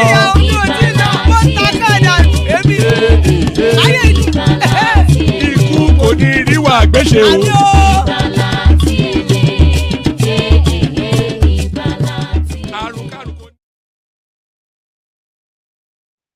And there it is right there. Akuko Orume called the cockroach of the heavens don't crow yet. Ikuko Niru Agbesheme death have nothing to do with us. Amen to that on behalf of myself and you, my friends. Amen to that on behalf of myself and you, my friends. So joining us, some of our friends, Baba, of course, the leading voice of the platform, the one that everybody comes here to listen to. There's the star right there to give us his unique perspective and the bell of the ball. There's Zita right there. So those are the assembled so far. Anybody else that wants to hop on. Anybody else that wants to hop on. Let's start it off, kick it off with Baba, because I don't think quite we've heard from Baba fully for quite a few days now. Baba, you're first. Yes, thank you, one man. Hope you had a good weekend. I salute you guys in the commentariat and our viewers, esteemed viewers. I welcome you formally. I hope you've clicked the like button. And if you've done so, don't forget also to share and subscribe. Let me quickly start with this Adamu Garba. Look, I come purposely because of this, and also to let us know that where we are coming from as a nation. Because some of these people, they don't know where we are all coming from, north, east, and west. That is east, west, and north. They don't know where we are coming from. Because the Nigeria we have today was a project started in 1914. We are all in our individual spaces, crafting our nations on our own until the British came and started giving us helping hand through colonialism. And we all knew, those who know, what we all brought to the table in 1914, the year of amalgamation. We brought things to the table. We know what we brought to the table. Individually, we know what North brought. We know what East brought. We know what West brought. Because when we are talking today, they say Southwest is the part of the country that has gained mostly from governance in this country. Well, It depends on from which lens you are using to view it. But if you are using the lens of what was brought to the table in 1914, it's deserving. Deserving in the sense that the Southwest brought telephone to the table. Part of what Southwest brought was telephone in 1914, because the first telephone line was between Lagos and Abeokuta in 1886. First telephone line in the place or space known as Southwest Nigeria today. 1886, many years before the year of amalgamation in 1914. The Ido Terminal, that is the railway, 1901, that Ido Terminal was built. And the railway went from there to other parts of the country. 1901, 13 years before the year of amalgamation. The Lagos port, that is the Marina port, which is defunct, no more. I'm not talking about Apapa port. Lagos port was built in 1900, where you have Leventis, First Bank headquarters. So just the other side where we have the car park today was the Lagos port, functioning. 1900 was built. The Apapa port was built 1913. 1913, the Apapa port was built. And of course, we talk about the Ijora Power Station. That's the cool one, opposite Ijora Olokpa. After the National Theatre, if you're going to Lagos, coming from Surulere or Apapa. That was the first power station. Our power station was started in 1913, though commissioned fully operational 2023. Part of what Southwest brought to the table.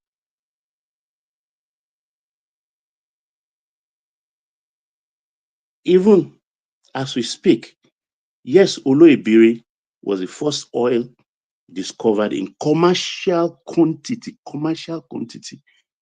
in 1956.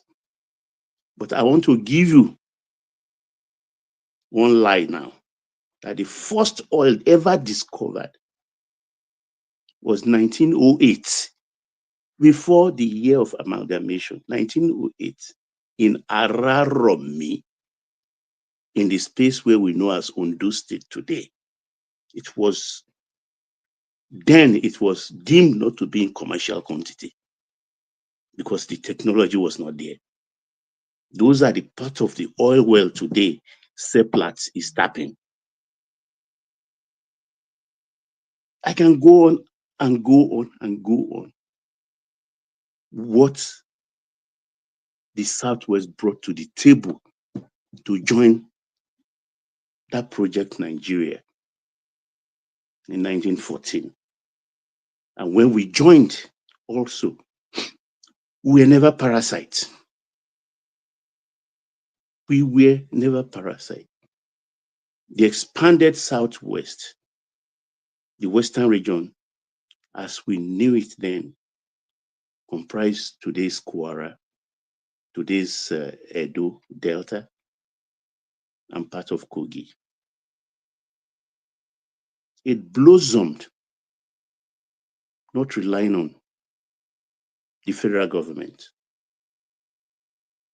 It was a region built on enterprise. And most of those enterprise, which other regions, those other joiners copied, still endure to date.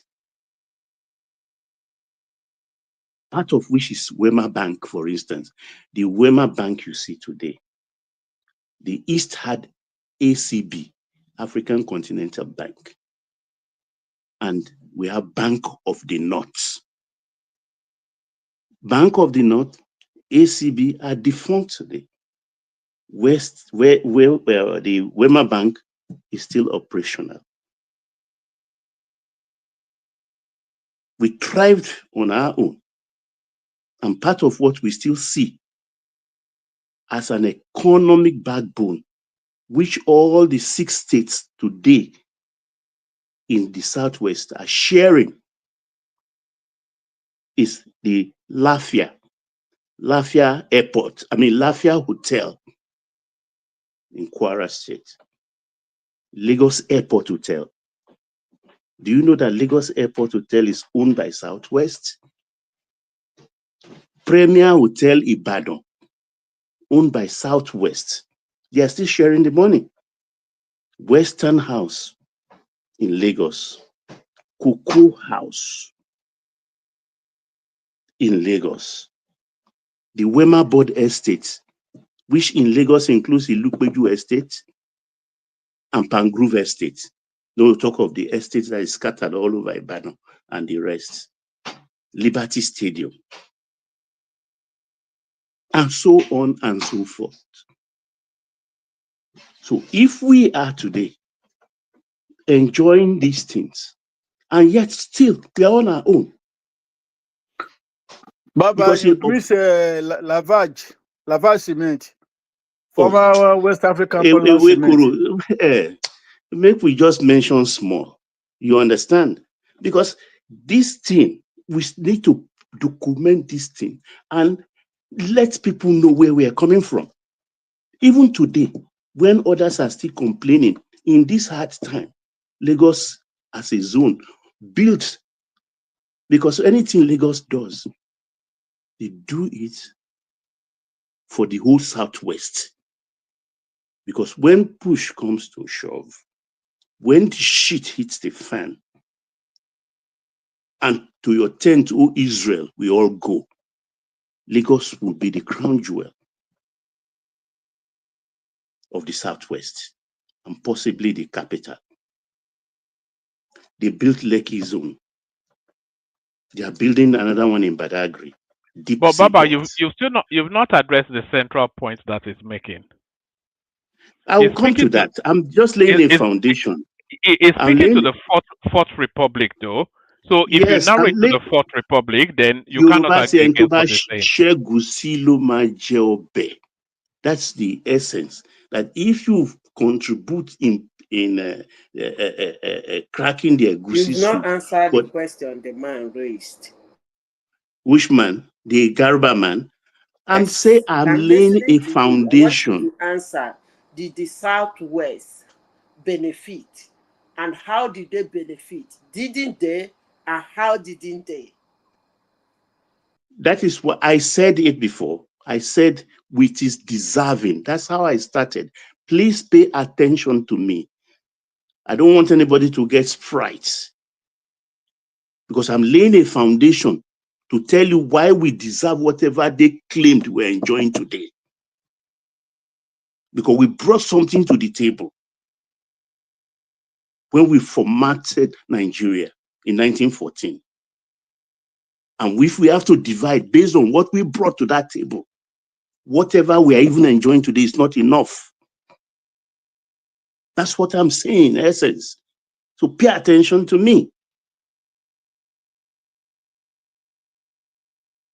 Because even today, we are still investing, improving, while others are making noises, like this one Garba is making, that we're enjoying. Why wouldn't Southwest enjoy political posts? Even in Italy, where they have the South and North issue, when the South is prospering and carrying the North. You enjoy seaport and international, the whole 250 million people using one seaport. Is this good?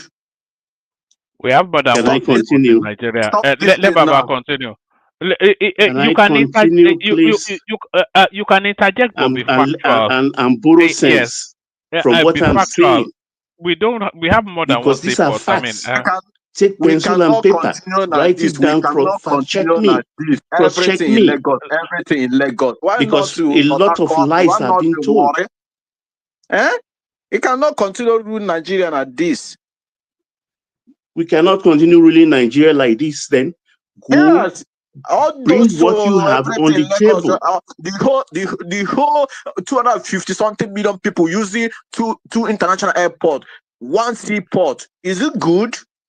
Which two international? Every time This is pumping money in Lagos. there's Pumping money in an Lagos. inter, there's an inter. The same one man. pattern. Can I have my space, or is there time for anybody? Yes. Carry on, This Baba. is why I Look. laid that foundation. Sorry, Baba. Patrick, we don't object. Zita interjected. Baba addressed it. But if you want to interject on facts now. So don't say silly things like we only have one seaport now, or we only have two airports. When you know that that's not true. So why would you say it? Just stay muted. It's just ridiculous Calabar nonsense. Airport is the oldest airport in Nigeria My dear, today. Calabar seaport is not functioning. Stop lying. All those ports is not functioning because of One man, Lagos. can you get this guy Because of to shut Lagos. All up those and ports is mute not him? functioning. Because this is what they do. When you face My them with dear, facts, when you confront them with all facts, right. they go beside. They not only go beside, they try to heckle you just so people will not hear the facts. Sorry, Baba. You need to just stop it, Patrick. There are about 5-7 seaports in Nigeria all functioning. We know that the Onne seaport is functioning, and we know that it's even recording record revenues as we speak. We know that there's seaports in Calabar functioning. So there are several seaports. There's one in Tinkan, there's one in Port Harcourt, there's Onne, there's Warri, there's one even in Calabar. So just stop the My nonsense dear, now. I'm a businessman. No, Still doing just my get out, just get out, man. Don't do that. It's not functioning. Don't do that, because people don't degenerate the platform into silliness. We don't do silly here. Carry on, Baba. Yeah, it has really derailed me, because we have No, you were foundation. building up to the Fourth Republic, because it's the Fourth Republic that the guy said specifically, and you're still not addressed that. So this is where the foundation I laid, which he has succeeded in really me. So show reason why. Because what they are saying, particularly about the Fourth Republic, if we have to settle on that, you understand, whatever we are enjoying is deserving. Deserving in the sense that anything Nigeria is enjoying today economically, the Southwest is top there as contributors, top class contributors to it. And they have very high percentage. It cannot be disputed. And if you put that much hard work into a project, your dividend will be high. Not so? Your dividend will be high, will be higher than the others. In a company formation of a 1,000 naira, if my shareholding is 500, at the end of the year, when we declare profit margin, of course, 50% profit will go to me. 50% will go to me. It's about equity and fairness. In this Fourth Republic, we are at the 26th year of it. In the 26th year of it, when we started in 1999, it was a compromise candidate in the person of Baba OBJ, which the military cleverly installed. He was a compromise candidate, and they had him under their armpits. So I will not call that a government of the Southwest. No. Because the Southwest did not even vote for him, both his first and second term.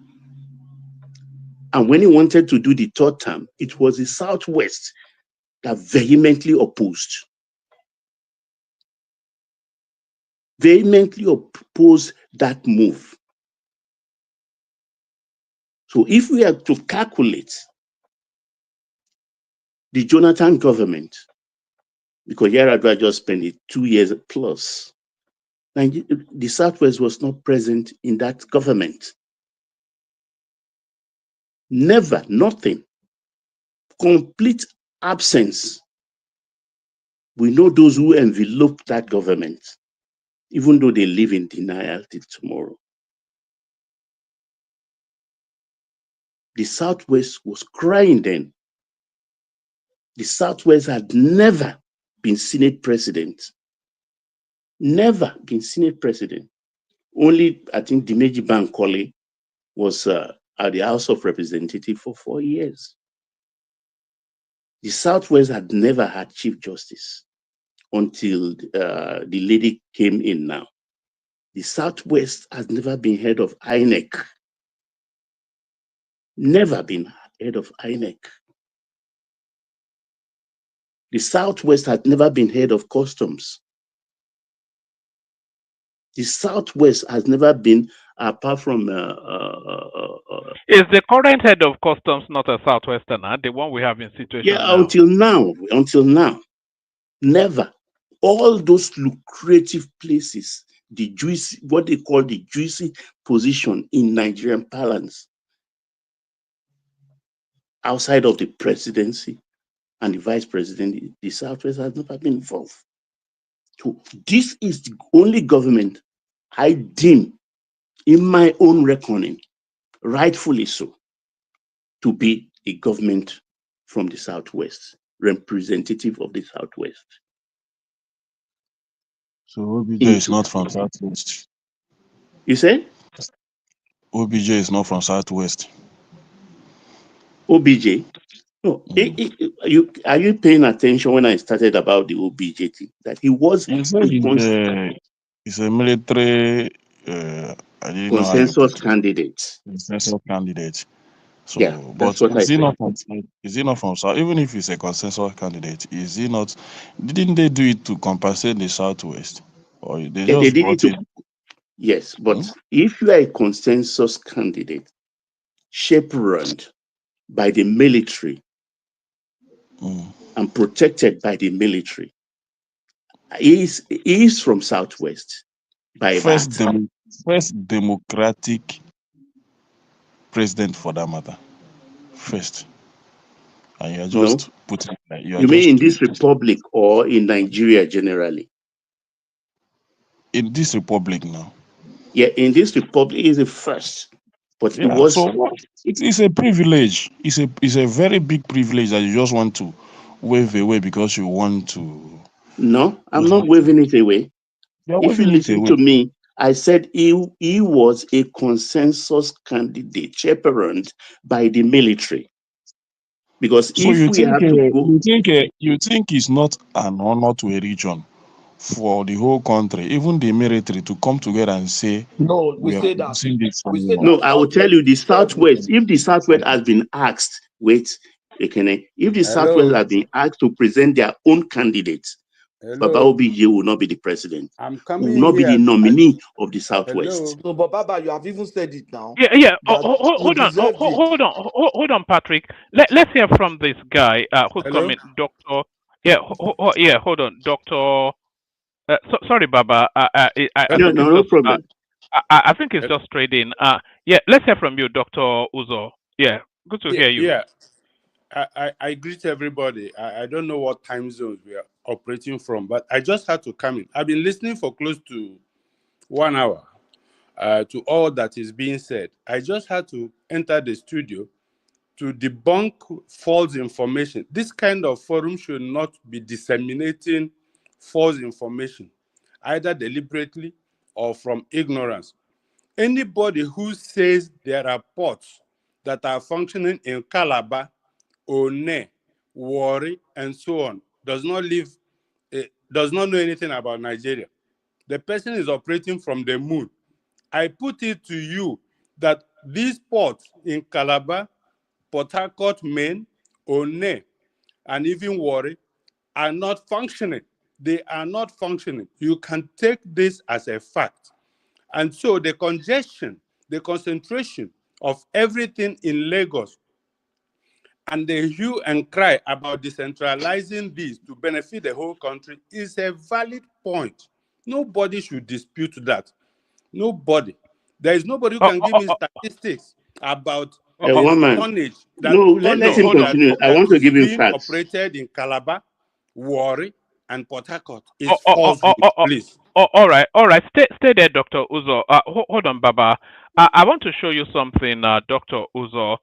So I'm going to highlight this space first, so you see the date. So this was 3 months ago. Can you see that? That's highlighted, and this is on a port right here. And the person reporting is a southeasterner. So I'll pay you about 2 minutes. For Port Harcourt City, this is the ship. What tonnage? What with tonnage? Full of container. You see in one River ship? States. Yes. What tonnage? I want to know to see how ndị Igbo na-ata ego ọba ha uru. They go to container ndị mmụọ they container ụmụ mmadụ. They container ụmụ mmadụ. Yeah, let's drive we are through talking from about the scale. second gate What scale? of scale wharf at River State. Let's drive through and show you the Onne Wharf, the mighty Onne Wharf. This is one of the biggest wharves in West Africa.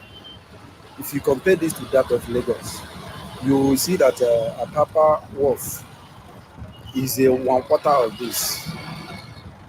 This is very massive. This wharf. That guy doesn't know what he's talking about. Onne Wharf in River State. All right. So I could play you. I'll let you This continue is my to play in the forte. background. That guy does not know what he's talking about. He doesn't know that. Hold on. One Just clip. hold on, Baba. No. Hold on, Dr. Uzo. You said there's no functioning port in Onne, and that guy right there, who is an importer, is telling you that one of the largest ports in Africa even dwarfs the one in Lagos, and we're even seeing it on the screen. He So doesn't do you know want to what he's withdraw that? talking about. Do you want to withdraw that there's no functioning? This was recorded No, 3 months I ago. will not withdraw it because 3 months one ago. clip. Cuculus non facit monachum. The hood does not the monk make. You cannot bring one clip on a show to prove that it's the largest operating port in West Africa. That is absolutely It's a functioning port now. Nonsense. If he says clip is not enough. Hold on, Baba. The clip tells us, is this on there? It is. Is it functioning? It is. I can bring you other clip. I've got 10 lined up if you want to see 10. I can show you the staffing in there. I can show you everything. It's a functioning port. And it's functioning. And they are even recording record revenue. They've been reporting record revenues over the last 3 quarters in Onne. Such is the traffic that is now going there. So don't say that now when the facts hold to the contrary. Let's talk about scales. First of all, some of these. So we're going from non-functioning to scale. Yeah. No, excuse me. There is no viable economic activity going on in Calabar Port, which you mentioned as functioning, in Warri, and this Onne is a tiny drop. So in all of those trailers, there is no proof. There is no proof that this is even a proof is on there is the no screen proof. That this is Onne. There is no What proof. are you saying? What did you just say? That this is Onne. You see, There's one no man, proof you know that what this is is Onne. happening here? They don't know shipping. Shipping is a worldwide maritime business, and there are experts in this field. It's not something that is hidden. Anywhere in the world, you tap on AI or Google to check the ships that have battered, that are on the high seas coming. We call them shipping trackers. As I speak now, today, August, over 66 vessels have battered in on airport and discharged. 66 this year alone. This year alone. The point is this, Baba. Are these ships being loaded direct from China? Or because what I notice is most of these containers even still come from Lagos. From Lagos, they disseminate it to all these various ports and all that. No. You understand? So I don't think all these containers are let me are educate you. You are China an importer. Wait now. You are an importer. Look, this is my forte. Shipping. You understand? I'm an expert in shipping. The thing is, when a ship takes, you warehouse your goods, where the destination port is there. We have containers that are called transshipment container. That is different entirely, where maybe a container destined for an airport can be discharged in Lagos, and another vessel will take it who has cargo discharge dates in One, will take it, they will that's transshipment and bring it to One. You get my point? The thing you can tell me, the difference between the commercial ports of Lagos and the commercial port of One is that the One serves more industrial cargo for projects in One. The Calabar port is even being discounted to encourage importers. That's the Calabar port today. They are crying. They are being underutilized. The Warri port is not functioning. It's not working because of the draft issue. That is the depth of the sea. You see, let me tell you, when you see a ship, the ship, for instance, you are in Marina, you are seeing a ship battered in Apapa port. You see that ship, you see small, just like this thing. If you climb on top and look down in the ashes, most of them are like two-story building. Two-story building. Some ashes have 3 layers. Baba, let me let me explain this point to you, because when people are saying, for instance, Onisha port and things like that, a ship is not canoe. It's not canoe. They are heavy vessels, very deep. What you have underwater is bigger than what you have as a superstructure, which you see. It's about the depth of the river. You are saying from the point of what you observe, but I'm saying from the point of what I know, not observation. Okay, let me say what I know. What I know is that some people that I know that lives in Port Harcourt that do importation never offloaded any goods in port. Their goods come to Lagos, they offload it in Lagos. We load it. Most of them, few of my customers, maybe they do cargo goods. Let me ask you a question now, Kenneth. Where is their market? These people where is their market? It's in Port Harcourt now, Elabushi, all those areas that we have big electronics. The people that are importing, their market is in Port Harcourt. Yeah. So if most of them that manage to import maybe some few cargoes, their goods never landed. If at all that the port is working really as you said, I think they would have the privilege to load from China to Port Harcourt. Okay, look, we've gone through this before. Can I wait a moment? Baba, let me finish, Baba. Just like my agent offloading Port Harcourt. But his goods never landed. I mean in Onitsha. But his goods never landed in Onitsha. His goods lands in Lagos. He took it down to Onitsha. Or a few of those goods, instead of offloading them in a Onitsha port or Port Harcourt port, they still do mini cargo from that sea. Because you see most of those, if you know this Ibode River, if you go there, you see a lot of containers going down. Those are containers that maybe they have dropped the one they want to drop in Lagos. Then they're driving down few of the ones they want to drive to other states. I see it happen. So that is why I doubt. Because if these processes are real, I don't think any importer would like to have that process, or you just load it direct from China to Port Harcourt or wherever he wants to load it. But these are my experience. Wait. Can I explain? Look, one man, because this has been a recurring touchy issue. This port problem. When you go to China, for instance, let's say you are buying, for the sake of this discussion, you are buying plastic shares. Sorry, Baba. Please let me make this point. Let me make this point. Question when you are asking. Sorry to cut you. Yeah. Please, let me ask that they use to I lost you. I can't hear After you. muscling determine the your way destiny. in, we can't hear you. After muscling your way in, your connection is letting you down. No, I'm saying that. Can you hear me now? Yeah. Yeah, carry on. Can you hear me? I'm having issue. Yeah, carry on. We're listening. Now I'm saying that Baba should include maybe the criteria that the shipper or the shipping company use to determine, okay, whether we want to We go to can't hear Lagos. you. Your connection is. Okay, let me just go out and come in again. Okay. Okay. I Sorry, want go out and come back in. Yeah. listeners. As an importer, you go to China. You bought plastic chairs. You Can you hear feel now? okay. Oh. Hello, Baba. Yeah, I can Hello, hear Baba. you. Yeah, I can I'm hear you. saying that.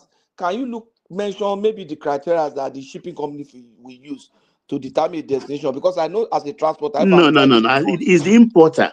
You have this form. You fill. You No, I get mean my the point? company that owns the vessel. You know, if for example I don't have enough maybe passenger for a particular destination, I might not want to take that destination as somebody that owns the vessel. Is there any Yeah. criteria that they use to No, determine this is destination? it. Wait, that's what Volume and I'm trying to velocity. explain. You understand? You go to China. You bought these plastic chairs.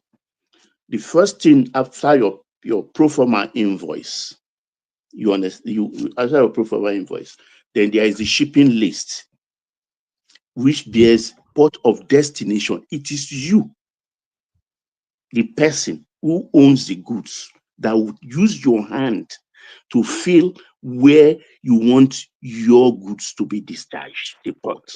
Sorry, Listen, Baba, real quickly, if you let can me hear me. finish. Yeah, I can hear you. Okay. Let me finish this thing so that people can follow the trail of how things are imported. If you take, for instance, let's for this sake, you say Port Harcourt, then they will look at available shipping schedule, ships that are scheduled to come to that port in China that are headed for Port Harcourt. The problem there is Port Harcourt, the vessel that's headed for Port Harcourt or scheduled for it, haven't got enough cargo in the warehouse to go to Port Harcourt. So the wait could be like 6 months or 3 months. No importer wants that. So they will opt for the hot spot ports, which is port of Lagos, which everybody goes into. That is one point. It is you, the importer, that chooses the port of your choice. That is one. Two, most of the Southeast importers, their market space transcends port of Lagos or Nigeria.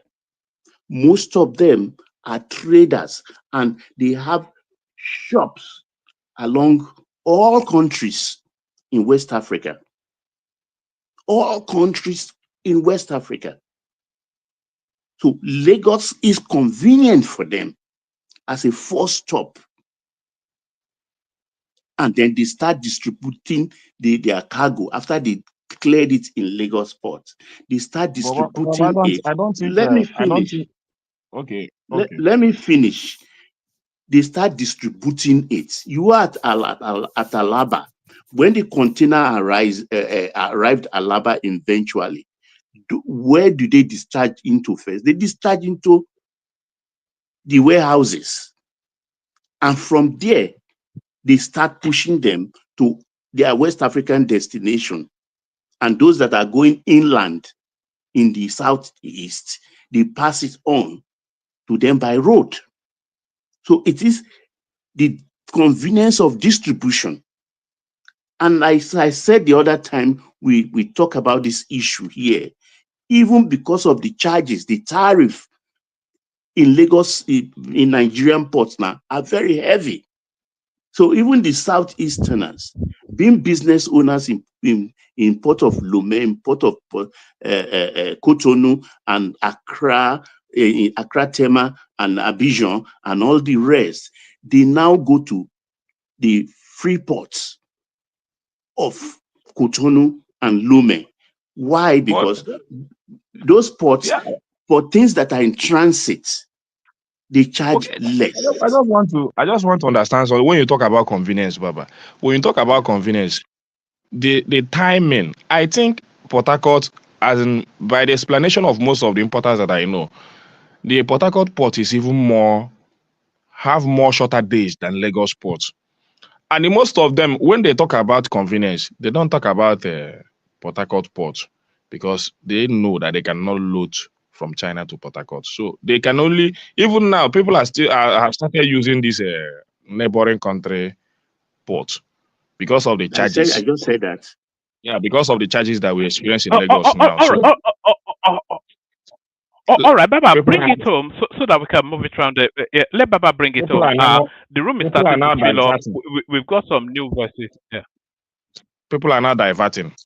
You understand? So I still maintain my position. These are not goods coming direct from China or whatever country they're coming from. These are goods. Yeah, if you look at the ship, these sheep are not, if you know the ship that comes from China, you know the size. These are the ones they use. These are cargo ship they use to maybe load some containers from Lagos and bring it down to Port Harcourt. And I see it pass every day. In this, you go to this Igbo Sea, you will see them. No, because look, there are different kinds of vessels. Like the one one man just showed now, that is pure, we call it bulk. They carry bulk, that is grain, like the one Lafarge will use, flour mills will use, and all the rest for grain and raw cement. We have the oil tankers, we have the container vessels, and we have the ro-ro vessels. The ro-ro vessels are the car carriers. Inside each ro-ro vessel is like two football fields. You get my point. The thing I'm telling you is that once you have your cargo ready, you fill your from your pro forma invoice and everything. They do your packing list, your shipping list. Then the port of destination, you choose yourself. So they warehouse it, are waiting for that vessels to come. So the fastest place, the loaded vessels that are very fast, are those coming to the popular ports, which within 1 week, 2 weeks, the vessels are on their way. All right. All right. Yeah, the ones. Let me add this. One of the largest vessels to ever berth in Nigeria berthed on April carrying this 650 year. containers. That is the Maersk Line vessel. Yeah. About a year ago. Kota Kuram. So so that's you can't say it lacks the capacity. It says during its 55-hour stay, the Kota Kuram discharged 1,250 containers and loaded 1,615, including export-bound and empty containers. So the capacity is there. So there's just it's one of the largest vessels to ever berth in Nigeria, berthed in One. Man, even the Calabar port, they are begging. They are begging. So we can drop this narrative of Lagos. But Baba, should we move it around a bit? Do 5 minutes just because. Yeah, please go ahead. They've already timing. derailed me. And that's the doctor, chief bishop that just came in. I hope you will not continue to spew that misinformation. You understand? That's been debunked. Now. That's why I got nice. somewhat irritated because that's why I got somewhat irritated when Patrick was saying, because I had picked it up. I think that news actually came out in April that one of the largest vessels to come to Nigeria berthed in One. And so when he's telling me it's not functioning, it's not even consistent with what is happening now. So why would you say it? When the facts are there, everybody. I mean, what's must we be fact averse? You know, but let's move it around. So gentlemen and Zeta, let me start off with the people that I think they're new here. We've never heard their voice before. So we do 5 minutes monologue. We kick it off with Dr. AYL. So Dr. AYL, the floor is yours. We were talking about Adamu Garba saying that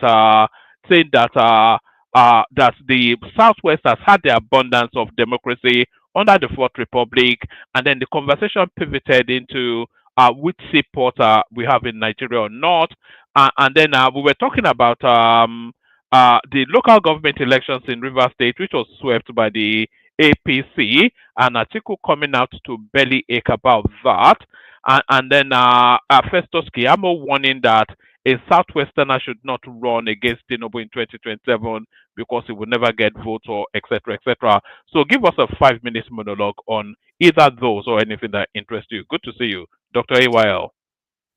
Well, thank you so much, Woman.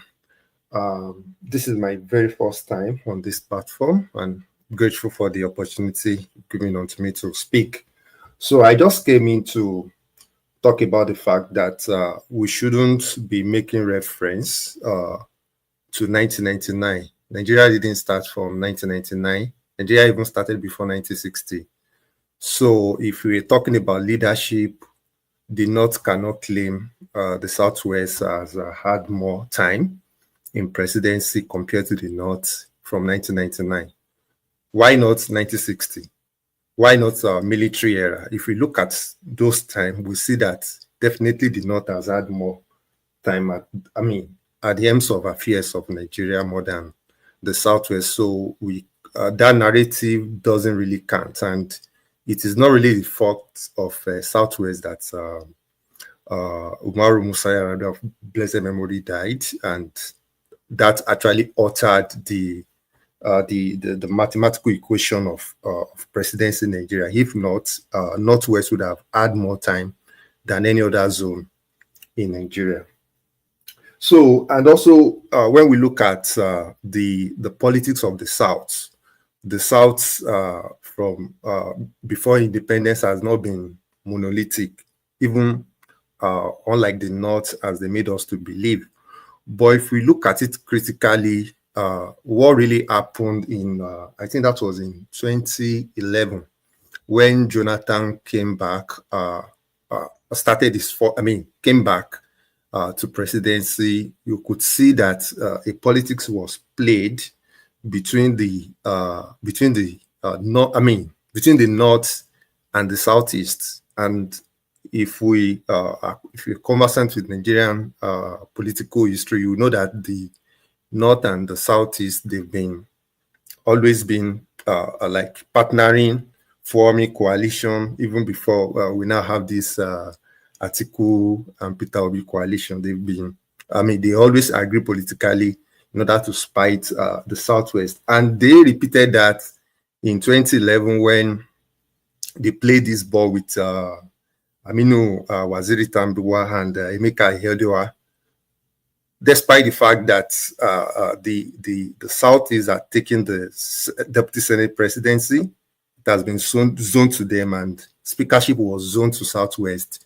But we all saw what happened, the coup that took place, and they made sure that Southwest was skimmed out of top 6 leadership in Nigeria. And that's actually caused a bad precedent. And ever since, there is no question of justice in the South. And we cannot really say that, whenever something comes to South, then we need to share it among the 3 zones in the South. If we look at the history, during the time of Shagari, for example, Southeast was holding the vice president.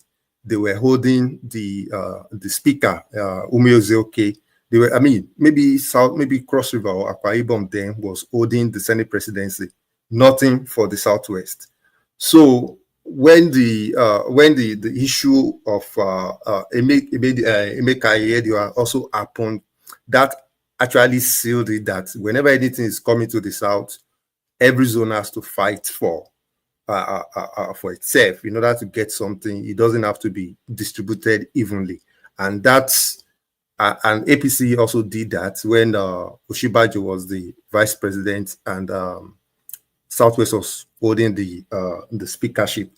And also, even in the case of Bola Tinubu, Tinubu is even magnanimous, like handling, fighting his supporters in the North.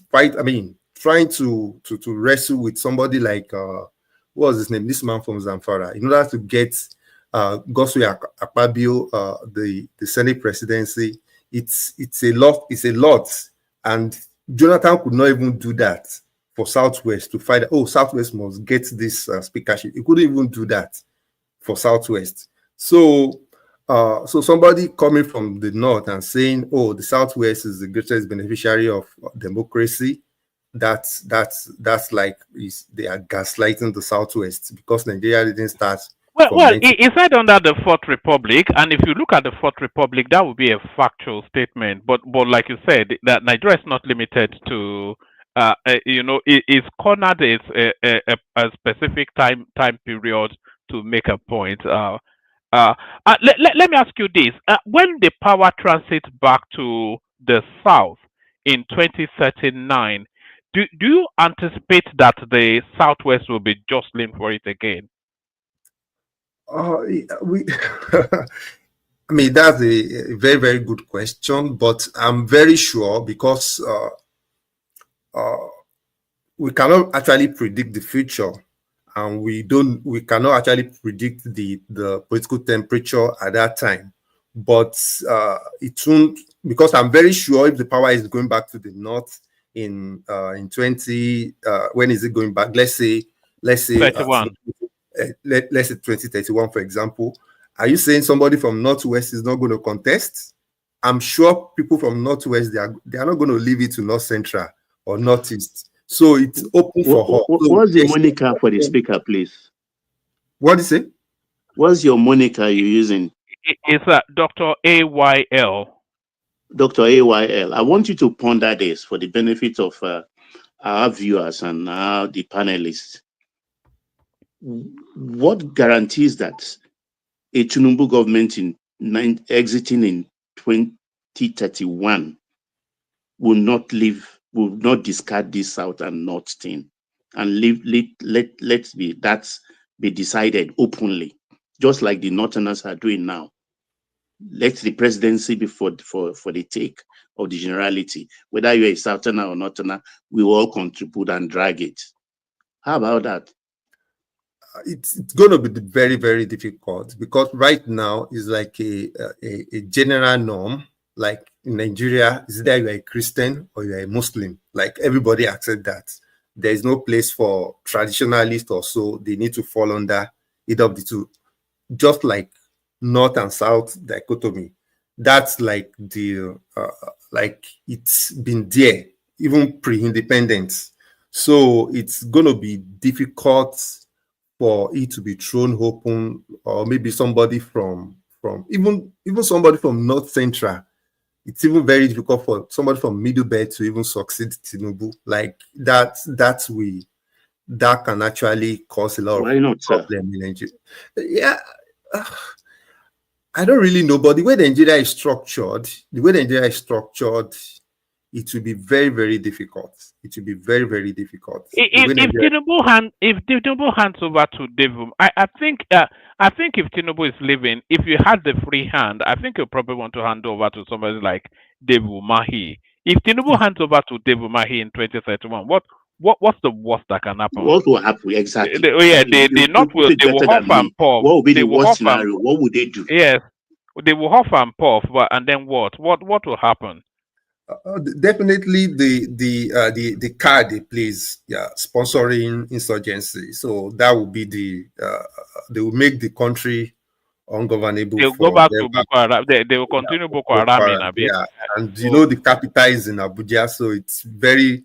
If the capital were to be in South now, it's very easy for any central government not to care about what is going on in the North. But Kaduna is just a road to Abuja. So if there is any problem going up in the North, it will soon reach Abuja in no time. So it's very, very difficult to actually, if they actually make the country ungovernable, and South is not united.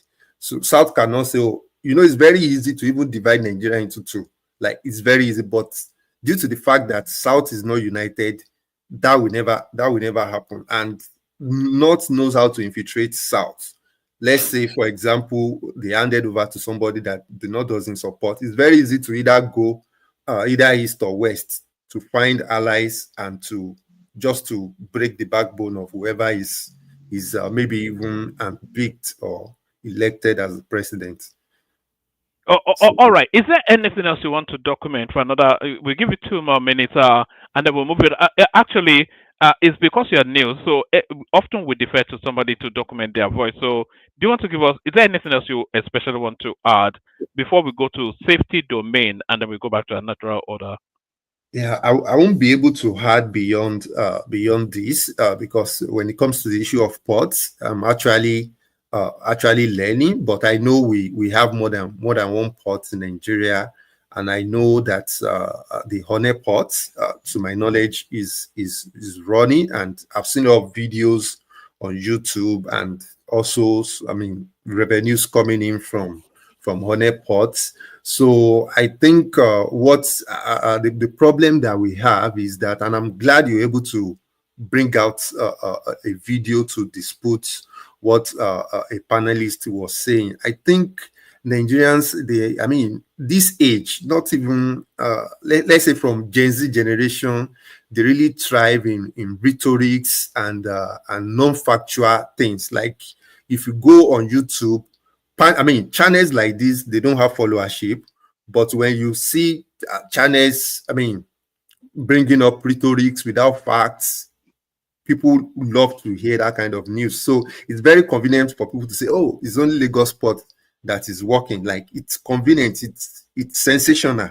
So that's the problem with Nigerians. And some of them, especially older generations, they know the truth about these things, but due to the fact that they just want to follow the traffic, they follow the propaganda, and they also promote this propaganda.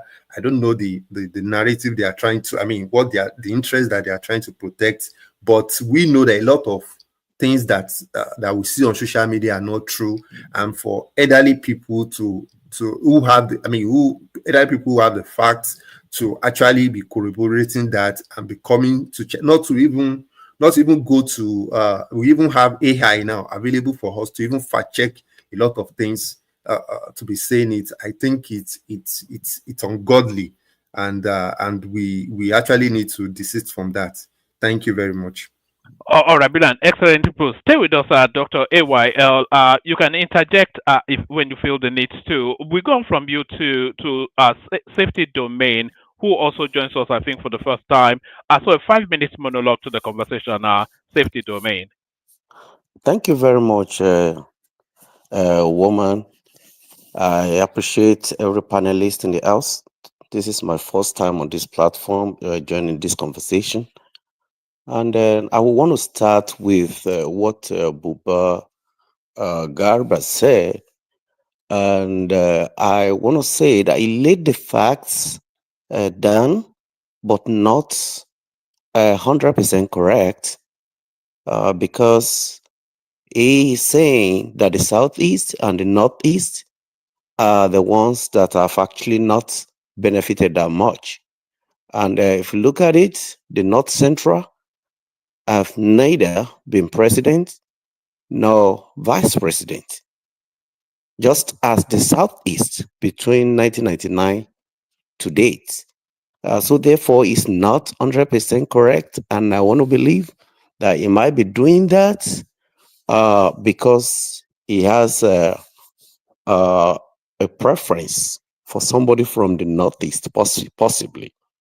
However, from what Baba just said, I was putting in the comments that I want us to stay on the topic. Baba was trying to lay a foundation to explain or justify that, okay, even if the Southwest have been the major beneficiary or the most beneficiary, that they deserve it. That led to a conversation of which part is working and which part is not working. I think that was not what Baba was trying to say. He was trying to say that the Southwest had the ports before the Nigerian project. So that they brought port, Lagos port, not the Papa port or any other port, that they brought that into the Nigerian project. That was exactly what he was trying to say. And that led to a lot of arguments, which took him off the radar of what he wanted to say. I will actually want us to stay on the subject that is being discussed rather than taking it to another dimension that will not make us to be able to actually have a concrete understanding of or an agreement on what is being discussed. Also, before I stop, I will also want to talk about the analysis of Garba Buba about the Southwest. And I think, I don't know if it was a Kene that was saying about Obasanjo. I want to put it on record that Obasanjo was not voted by the Southwest because Southwest did not see Obasanjo as a true compensation for what they have suffered during the annulment of June 12th. So they position Obasanjo as if, oh, okay, we leave the candidacy of, the presidential candidacy to the Southwest to come between the Olufalaye and Obasanjo. However, the Southwest did not want the person of Obasanjo because they did not see Obasanjo as somebody who is actually representing the Southwest. And if we look at it, they didn't vote for him. And so therefore, it's more or less like telling someone that, oh, I want to compensate you because I took away your food. And therefore, instead of you eating the mind that you have in your hand, that you say you prefer to eat, no, I'm not going to allow you to eat that. I'm going to give you Gary just to drink. And then you now come back and say, I've given you food. So that is what it looks like. And that's why the Southwest never voted for Obasanjo in 1999. So, which means it wasn't their candidate, but the candidate of the North. So, and then the agenda of the military, just like we have said. So, and that's what I just want to put on record. Thank you. All right, brilliant, excellently put. So stay with us, safety domain. We go on from safety domain. We were going to go to the star, but I think he's dropped. So with Zita's permission, we go to Ekene because we've not heard from Ekene in a while, and he's in Nigeria. Did you say I drop? No, I said the start dropped. I was saying, do you mind if we go to Ekene first because Ekene, is in Nigeria and I can hear sleep in his voice already. So, do you mind if we go to him first before we come to you? Zita, be magnanimous. I think she has agreed. Go ahead. Thank Okay. you. All right, brilliant. So we go to Ekene. Ekene, floor is yours. You there? One man. The Jagavan of the one man platform. Our fight don't finish. Huh? We do the fight now. We know the fight. How come we don't see your break? We don't see your brake light for it. Don't take away we see your brake light too. The reason why you know why one man Ekene has made a calculation. He knew where the ball will roll. So he's just not interested again. And look at that. That's the language of surrender. But Ekene, so you take the floor. This is what. Let me play you this clip. This is what Baba was trying to explain to you, that Tinubu is the first Yoruba man to be president of Nigeria. This is what he was explaining. Thank you. It is the turn on the Southwest. The Southwest has never been president before. But we've had Olusegun Obasanjo. No, Olusegun Obasanjo is an Igbo man. He came from Anambra State. His father is an Igbo man. Do you have evidence to this, sir? My friend, it is he who should come out and say, no, he's not an Igbo man. Everybody knows that it's not a hidden fact. His father became the Obi of Onitsha. Woman, I didn't say that too. I beg you. That senator. I didn't say that too. Who give me mouth to say Baba is? The problem is that a lot of Southerners believe this, honestly speaking, and I don't know how to put it. But for me, this happens. I don't know why you people are not accepting, because this man happens to be one of the best Nigeria has produced. as a president. It's supposed to be a thing of honor and a pride for the Southwesterners. But even at that, I don't know. But that's all right. One man. Garba, Adamu, this guy, you know, the issue about these politicians is that they know how to infiltrate the mind of the people. And I think that's what this guy is doing because 2027 is fast approaching. So they are trying to infiltrate the minds of maybe southeast, northeast, and some other region that might feel because I never saw him or see him spoke in this manner before. This is the first time. So what would have made him come out to be saying that the Southwest benefited more and all that? Maybe because most of them are not in government today. So they are finding a way to penetrate to other regions they want to align with to gain power in 2027. He's not saying it to support Peter Obi, by the way. He's saying it to support Atiku. He said for equity, the southeast or the northeast. So the northeast is where Atiku comes from. Yeah. I know he's not saying it to support Obi. I know he's saying it. You know, when he brought out the northeast instead of saying the southeast. I know that because what all of them is planning is to make sure that Obi support Atiku. Because once Atiku is there, most of them will come back to the government. Which I don't see anything different from what is happening today. So Atiku becoming the president is it his right? So why are they always doing this kind of politics every time? Me na this 2027 as you done the look, we be like saying I wait I go do. Because nobody feel use my mind play for Nigerian politics again. So it's just inflating the mind of the Southeast for them to say, okay, even if in advice, we will take them and support Atiku. You know, these Northerners, they think they are the only intelligent politicians we have in Nigeria. They think that only they have sense and only them have the power to rule or to make president or whatever. So, but I know that if my candidate comes out, I will support him. But if not to support Atiku, that one will never happen. It will never happen. Let Nigeria remain the way it is until we are ready to come together and put it in the right track. Let it remain the way it is. Can you change your mind? On what? I thought you were going to support anybody apart from Ashiwaju, you said. Anything but Ashiwaju, including Atiku, like maybe a couple of months ago.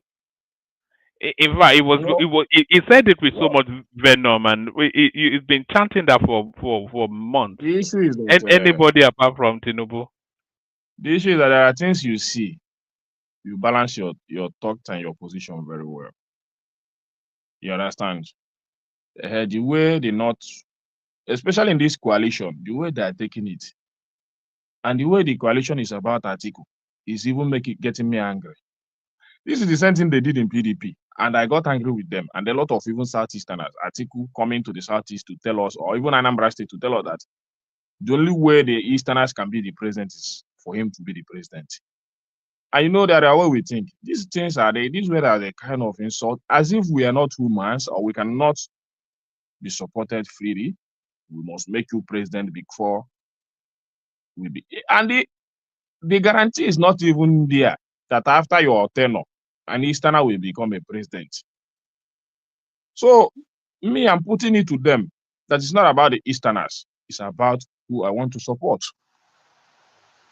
Kenneth, did you listen to the interview by Shehu Okinbalue of El Rufai this evening?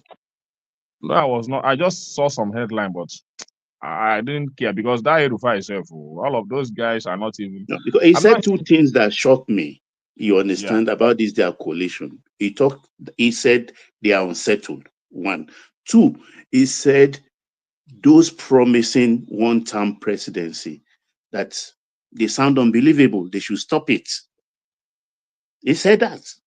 They should stop it. He said they're unbelievable. And I start to wonder that there must be a lot of problems in their camp because it's coming late to attack that one-term presidency thing, which was what Atiku, Obi, and Abechi said. So what do you think is going on in their camp? I think that their plan in that camp, their plan in that coalition is to make sure Obi becomes the vice of the North. And it's certain. I see it everywhere. I see the handwriting. I see it. So, and Obi is not playing to that. And Obi becoming vice is like killing his political career. So I would even rather him to end politics now and go home and rest. It will give him a lot of honor. So it doesn't get any reward for all this effort that it's been doing for about 3-4 years. Sometimes it's not about the reward of it's not about becoming the president. But you remaining in the mind of the people forever for your positive work or what you have contributed in the mind of the youth. Do you know a guy called Babangida Aliyu? Yeah. A former governor of Niger State. Do you remember a guy called Sule Lamido? I know Sule Lamido. Former governor of Jigawa. Yes, so those were the names that we were conjuring with 2014 thereabouts. These were the preeminent Nigerian politicians. You don't hear about them anymore. So if Peter Obi gets nothing in 2027, it will just fade away. You know, because there's no room anymore. Because 2031 to the north, and then that's 12 years of his life gone. So is it not more expedient for him because Obi deputizing for Atiku Abubakar is the strongest ticket that the opposition can present. You know, Obi standing alone is never going to win. Atiku standing it. Okay. You say, let me tell you, any day Obi decide to deputize Atiku, a lot of South will go against the ticket. It's a fact. And even the North shouting, the North cannot make Atiku the president. And you cannot still tell me that Tinubu doesn't still have some influence in the North. I still believe there are some states Tinubu can still win in the North today without a fight. Up to 5 states. So how can Atiku cannot even boast of all the states in the North, especially the North Central. I don't think he can boast of any state in the North Central. So that cannot. So he has lost his chance, and I continue to say it. Atiku is a very greedy politician. Atiku would have ruled this Nigeria and by now he would have been resting. Because of his envy, because of his greediness, he can't be patient and allow good luck to finish. He joined Asiwaju to pull good luck down then. So today, everything is on him. He wants to take it, even at the age of 80, he still wants to die in that position. And I don't like such attitude. If Obi clocks 80 and still continue to be doing all these politics, even myself, I know I will leave him. It's not a do or die affair. If a Nigerian wants to, they do the right thing.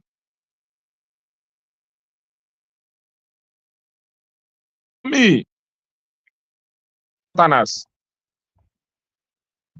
But I know all this Garba show is somebody I don't trust, and I don't like him. I don't like his character. Let me say I don't like him. I don't like his character. These are the green snake in green glass. They are chameleons. They know how to manipulate.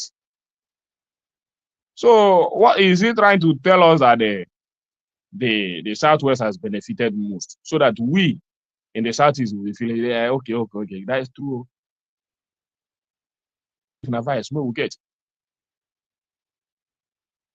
nothing until that person you want becomes the president. That is when you are expecting something. Even Shetima today, where is Shetima? How many times do you hear the name of Shetima? The only vice president I wanted to work and he was aligned was Osibanjo. That was the last vice president I wanted to become active, and he was aligned because he doesn't hold any power. You just be there collecting his allowances, eating and getting fat. That's all. Maybe if the president want to send him to some errand, he'll just do that. So vice president position is not something to cherish in this country. Until the man you want becomes the president, that is when you expect something from him. So one man, I don't care who benefited most and the region that benefited more. After all, these are political position he's talking about. If you can't, even if you talk about the Southwest benefiting, how many benefited?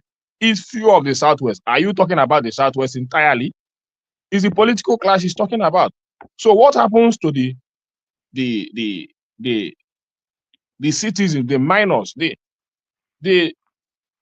ruling class? I mean, the people you are ruling. What happens to them?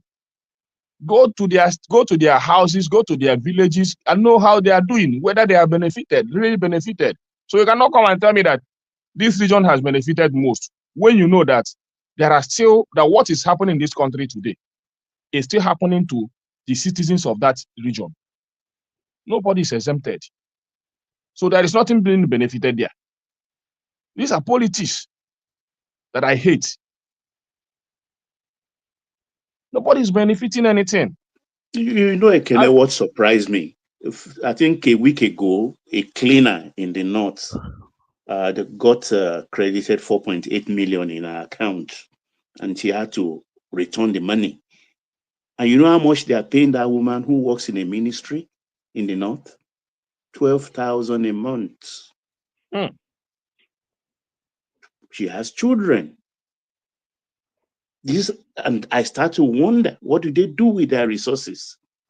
When governors in Imo and Ebonyi, they've even raised the game, 104,000, 90,000. They've raised the game. So when are these people even going to play cash up upon their wickedness?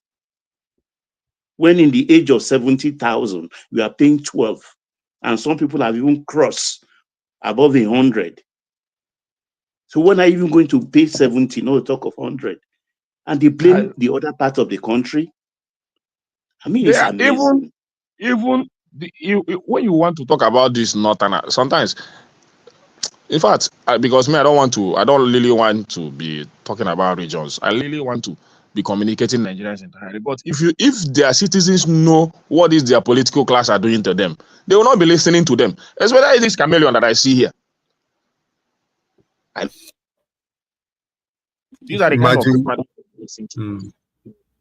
Can you imagine the budget for defense? The Southeast, in Nigeria. Some sort of defense politics.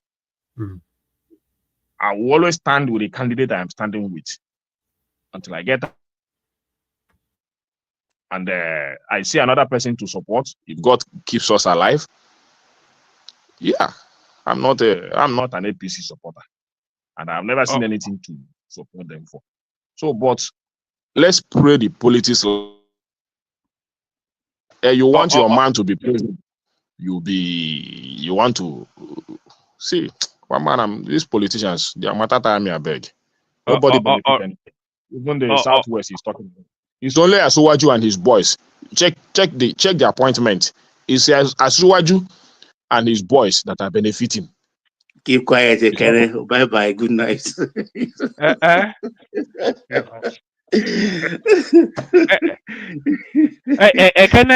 Ekene, let me say something to you. I'll say the first half or something, and then the other half you say is a task for all of us. Did you hear that? Yeah. All right. So what is your own part? It's a task for all of us. Repeat it. It's a task for all of us now. All right. To keep Nigeria one. Yeah. Yes. It's a task for all of us to keep Nigeria one. There it is. To keep Nigeria one is a task for all of us. Don't worry. As you do 2027, don't worry. By 2039, one man. The only good thing, if they were allowed. Do you not see that do you not see that the politics is getting away from Peter Obi? Do you not see it?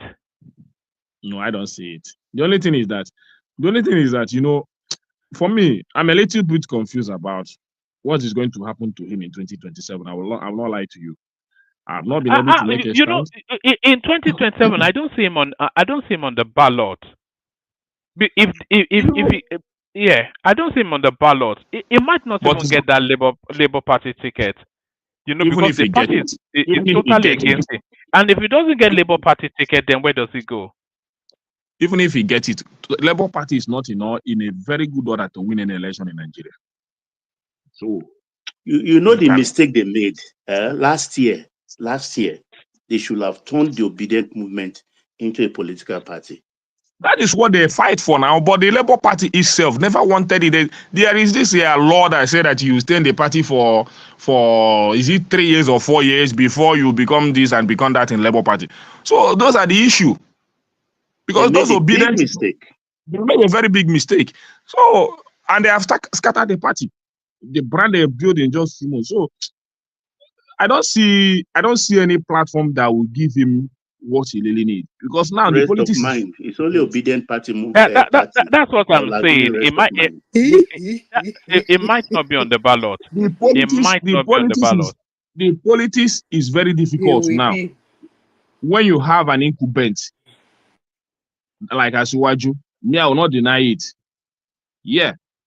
So, but that doesn't mean I will not support him.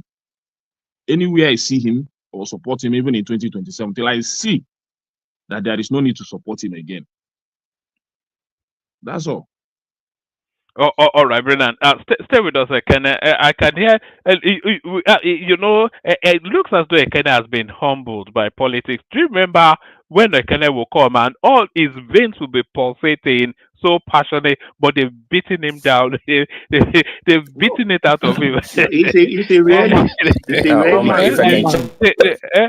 reality finally does. Yes, reality finally Let me chime in real quick. I was beaten last. This is a Lagos State local government election. You had a candidate now, so I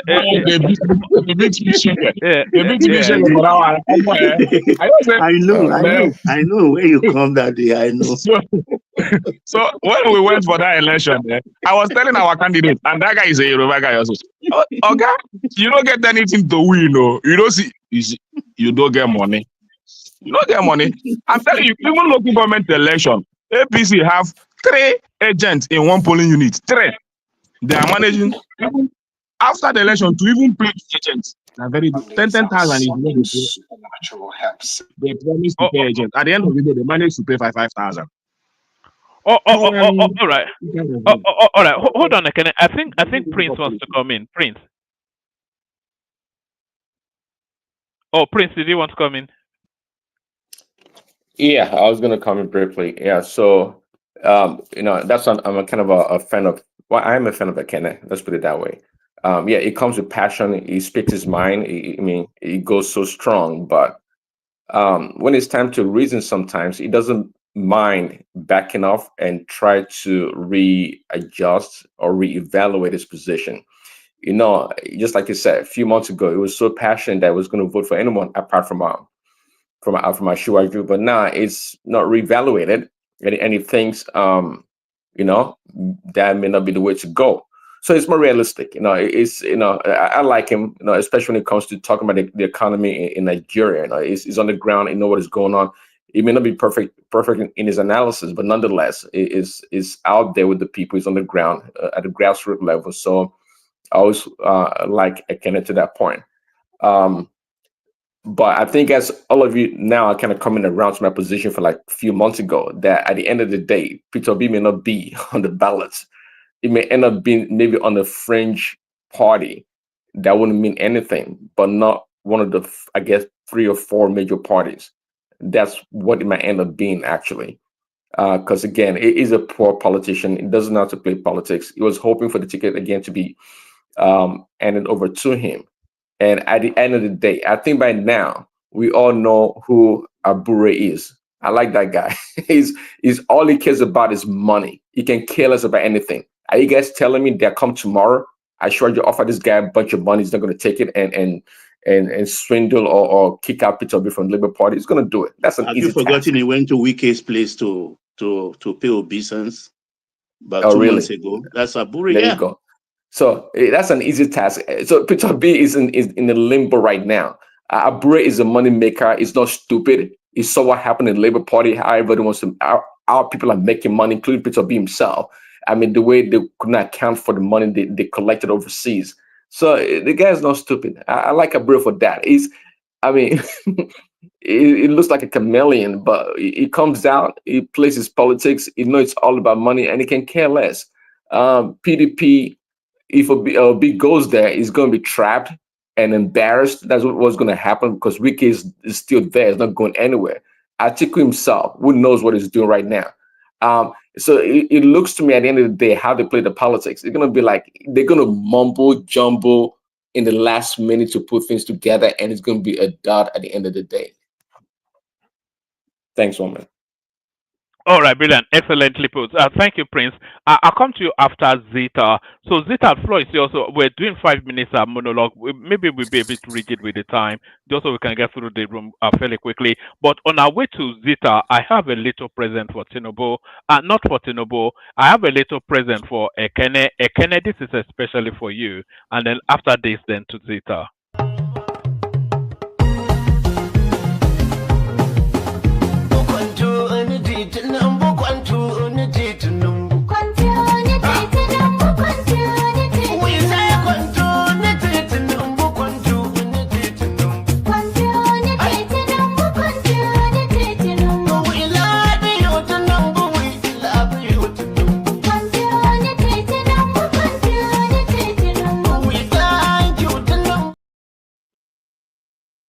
So is that what you are playing in your radio, Ken? I suspect you. I think that's maybe what you are playing in your radio as you drive to work. No mind now. We love you, Tinubu. We love you, Tinubu. They love him in the north. See, one man, let me say this before we go to Zita. Let me say this. Let me be honest. Tinubu just has one task. You just have one task. And that task is to push up the economy, that it will suit the living standard of the people. I think once he's able to do that, his work is complete and it's very easy. But I don't know why he's not doing it. Yeah, he's putting the building blocks together. And even Madam Ngozi, who is a PDP stalwart, she said so. So it's getting increasingly difficult for you to sustain that particular line of argument. But well, let's go to Zita, who has been patiently waiting for her turn. Zita, wagwan, what's going on? Woman, I will start with PDP election, Rivers State election. There is something you said. You said you didn't like the occupier holding that election. I don't know why you said that, because it was an occupier that held 1999 election, and you people accepted it. And he holds suit till today. So I don't know what you mean by an occupier, but that's by the way. The funny aspect of it is that Wike says he's still in PDP. How come APC is winning the whole state? I leave it for discussion for another day. Now, back to what you guys were discussing. I was just eavesdropping from then and now. You see APC, you see PDP, you see ADC. That's if there is anything like ADC anyway, but let's accept there is ADC. If Peter Obi gets vice presidential ticket in this three party, his supporters should celebrate. That's all I can say. But saying that he will not be in the ballot, I don't think so. He might be, he will be in the ballot. But I'm talking about, if you are talking about these three parties, well, I don't think so. If he gets VP tickets, it will be in the ballot as what? What's your anticipation for 20? The three party, the three APC, PDP, and ADC. I'm not too sure if there's anything like ADC, but let's accept there is ADC. If he gets VP in any of these party, they should celebrate. but he might be in the ballot in another party, like being a presidential candidate in a ballot in another party. Remember what happened in 2023? You know, it's kind of confusing to you and me and his supporters and Nigerians and the other party supporters. It's like confusing, but it's not confusing. One thing is sure. The moment the dust settle and it's obvious he's not going to get what he wants in this third party, he will still do the same thing he did in 2023. Because that's doing the same playbook. At the last minute, they will tell you, sorry, we can't. And then you rush to any party and get their ticket. It's money rain now. For those who is saying that Nigerian politics, you have to make naira, 1 naira to $1 and make every food cheaper than it was in 1970s. That's what will win you election. Sorry. I'm sorry to surprise you, to shock you. That doesn't win an election. In countries like Nigeria, what wins an election is how much you can spend. That day comes, they line up, they give them money, they go and vote. That's how far their conscience can take them. That's by the way. Come to this, what's this man's name? Adamu Garba. Well, I will start by saying that when you see somebody this young, I'm sure this guy is not up to 65 years. Is he? I doubt Adamu Garba cannot be more than 53, not 54. 50. I don't even think it's 50 Even years. be lower than that, yeah. So when you see somebody like that in Nigeria jumping up to say that he's supporting an 80-year-old man, and he's meandering, trying to convince, trying to speak, in quotes, smartly to get that done, then you will come back to what Zita has been saying in this platform. I've been always asking, who are Nigerians? Who are we? What do we want?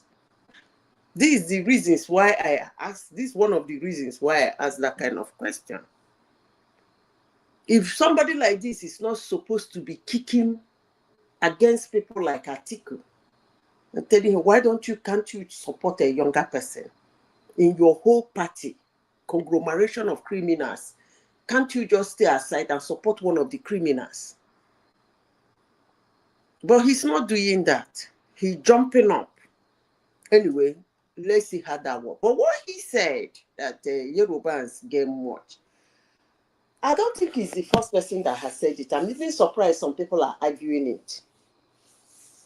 It has always been that. Right from the time I was growing up, they used to tell us, even when a Hausa man is at the top, those juicy positions like directors, what do they call it, permanent secretaries and directors of top juicy position are being occupied by Yorubas.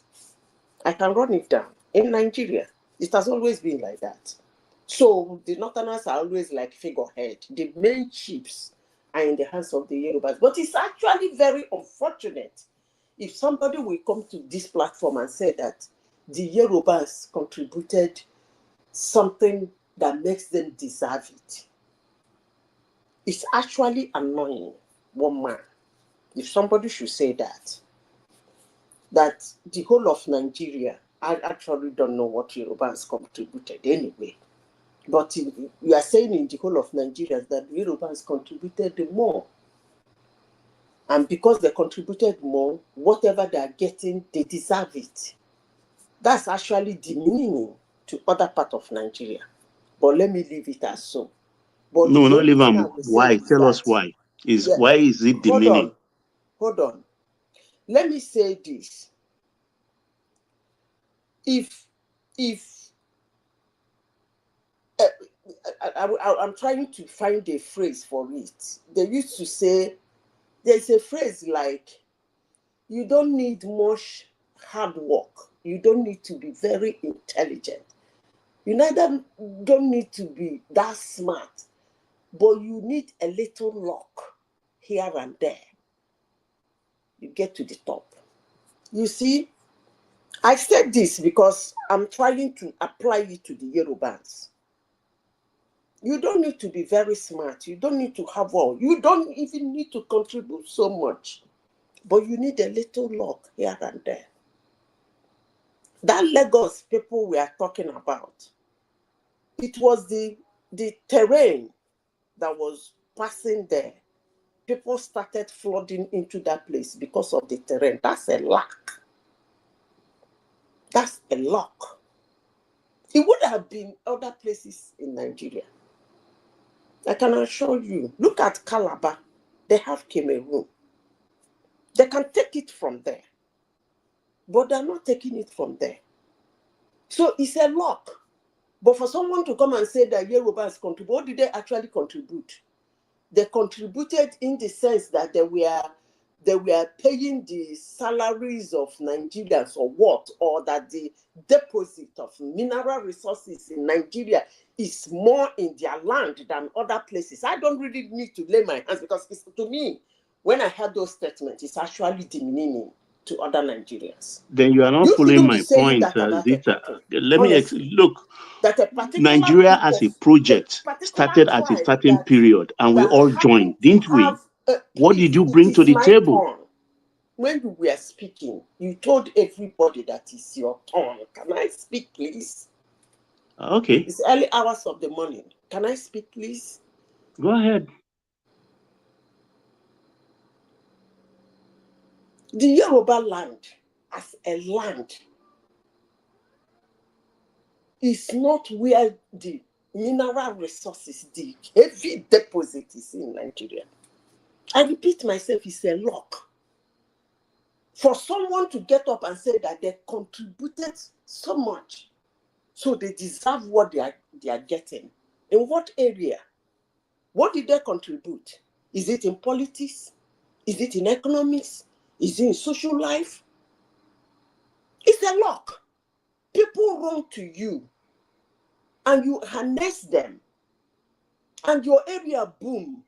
That's your luck. Honestly, sincerely speaking, it would have been another person. Honestly, sincerely speaking, it would have been another person. And let me say this before I leave that discussion. I don't care what Adamu Garba is saying. I don't even care the calculation he's making. I don't really care. Sorry, Zita. Before you move on, let's just address something. Do you feel that the Yorubas, not even the Yorubas, do you have some sympathy for some people feeling marginalized the way the Nigerian politics works? So we know that the language of marginalization comes it comes most forcefully out of the southeast. But then if you look at why they are claiming marginalization, then you can see that they've been, I think the last nearest anything was under Shagari when we had Alex Ekweme. So from then, and even that wasn't any real impact. So, and they are what? They're the top three largest tribes in Nigeria. They're more Southeasterners than there are Fulani people. So, can you not see why? And then, of course, the Hausas as well. We've never had an Hausa president. You know, so can you not see why some people might feel aggrieved that it's Okay. essentially a case of pass the baton between the Fulanis, especially, and the Yorubas? Because that seems to be what's been the recording decimal. You know, if you look at it really from a dispassionate, non-partisan, there are legitimate reasons why people should feel aggrieved. You know, so it's either they are part of the country or they are not. And if they are part of the country, then they should have an equal chance towards the presidency, especially the Hausas and the Southeasterners. And Okay. other really minorities. We've even had the Southerner be president ahead of a Southeasterner. Can you not see where they or a Hausa man? So there's Okay. some sympathy for that narrative anyway, by my Okay. reckoning. Yes, I love your submission, and it's quite interesting. But I'm not gonna buy into it. Do you know why I won't? These things are being used to heat up the polity. in the real natural situation, in the political dispensation of Nigeria, it doesn't work that way. But if they want to put things together to make it work that way, that would be fine. But for now, it doesn't work that way. So for somebody to come out when elections are coming and start talking about who is being marginalized and who is not being marginalized, somebody like me is not going to buy into it because you are just trying to hit up the polity. They did it in 2023. It No, didn't I'm work. not even talking about this election especially, but I'm just talking about in terms of we talk about equity, we talk about fair play, we talk about balance, we talk about national cohesion. We say we're one united country, but then of course, it's not for lack of talent, and it's not for lack of ambition. So why is that? That's why I We said have that. Mahi, we have Soludo, we have all of these sort of so why is it? Good Lord Jonathan was not even a job. He was not a really Ijaw man anyway, because Ijaw is the fourth largest tribe, right? He was not even a really Ijaw. So let me say this before I lose my thought. When I started this submission this morning, I made a comment. I said, there is a phrase that said, you don't need to be that brilliant, that intelligent, that smart. All you need is a little luck here and there. And when that luck doesn't follow you, to me, I don't really think it's marginalization. Because if the situation is not created in a way that if this person go, the next person must be the next person to go. If it's not created that way, you then don't I think the shouldn't be talking. Fulanis and the Let me Yorubas have finish now, cornered? one man. If it's not All created that right. way, I shouldn't be talking about marginalization. Because when you talk about marginalization, you are saying something that is supposed to be given to somebody. The person is marginalized out of it. You cannot be marginalizing somebody from what he never had in the first place. So what am I saying in essence? Nigerian politics or Nigeria is created in a way that they grab. You just grab. You get up, you make your own thing, you grab. Okay? So if it is created in a way that this person should not go before this person. So if this person is going before this person, it means it's unfair to the other person because he is supposed to go first. Jonathan wouldn't have been the president, the vice president, let alone being the president. Because obviously it should have been an Igbo man.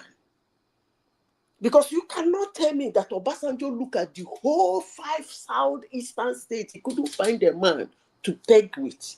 Even at that time, this Obi he was pushing today was crying about for his election. He would have said, hey, come on, man. Okay, forget it. You can leave it for them. Come and be the vice president to Yaradua. But he didn't do that. So why am I stressing this point? It was not meant for you go. Still, it's not your turn. No, this person to be. They have found maybe in future they will get to that. Because now they find a way to divide it into two when it comes to politics and presidency. They say South and North. I pray maybe probably in future they will bring it down into tribe where they will say, yes, the last South was a Yoruba man. The next South can never be a Yoruba man. Maybe. But as it is now, it's something that you grab. And for some reasons, Igbos, just as they gave them 5 states instead of 6, they have been vice presidents for a long time. They're still giving them that third position. Ironically, I don't know why, but it has still been the issue. So I don't really want somebody to start hitting up something that is not there. And the person trying to hit it up that somebody is not doing so well or doing so good. I was even surprised that an Igbo governor is going to pay 140,000. 140,000 for minimum 4,000, sorry, for minimum wage. And these are states that you look at, you say they're being marginalized. There are a lot of money in Imo State. A lot. It still dey surprise me. Hope still dey surprise me. I There's just a lot look of money in Imo State. make I see. No, he must still get money now. He must still get money. So if you look at Imo State, you look at River State, you look at Cross River State, you look at Delta State, you look at what is it called? Let me share something with you, Zita. This is the Nigerian. You will know this, but just for the benefit of the conversation, do you know that in the history of Nigeria, I think we're 70 going on 80 years, as a Southeasterner has only been president for 6 months. So we had Azekwe, who was ceremonial. We had Agunyi Irosi from Abia State, who was there for 6 months, and then after that is like Muritala Hausa Fulani, Gowon, some obscure, then Obasanjo, then Shagari again Hausa Fulani, Buhari again Fulani, Babangida Nope, Shonekon Yoruba, yes, Obasanjo Yoruba, Shonekon Yoruba, Abacha Kanuri, Abdulsalami Nupe, Obasanjo again Yoruba, Yar'Adua Fulani, Ijo Goodluck Jonathan Fulani, Yoruba again. So it's Fulani Yoruba essentially passing the baton of the Nigerian state. Only 6 months we've had the Southeasterner they occupy any position as the final decision maker. It cannot be right, surely. Can it? Okay, one man. I really need to cut you short here because I'm really scared for our younger ones. I'm very scared for them because of the information due to tech today that is being thrown at them. I'm scared for them.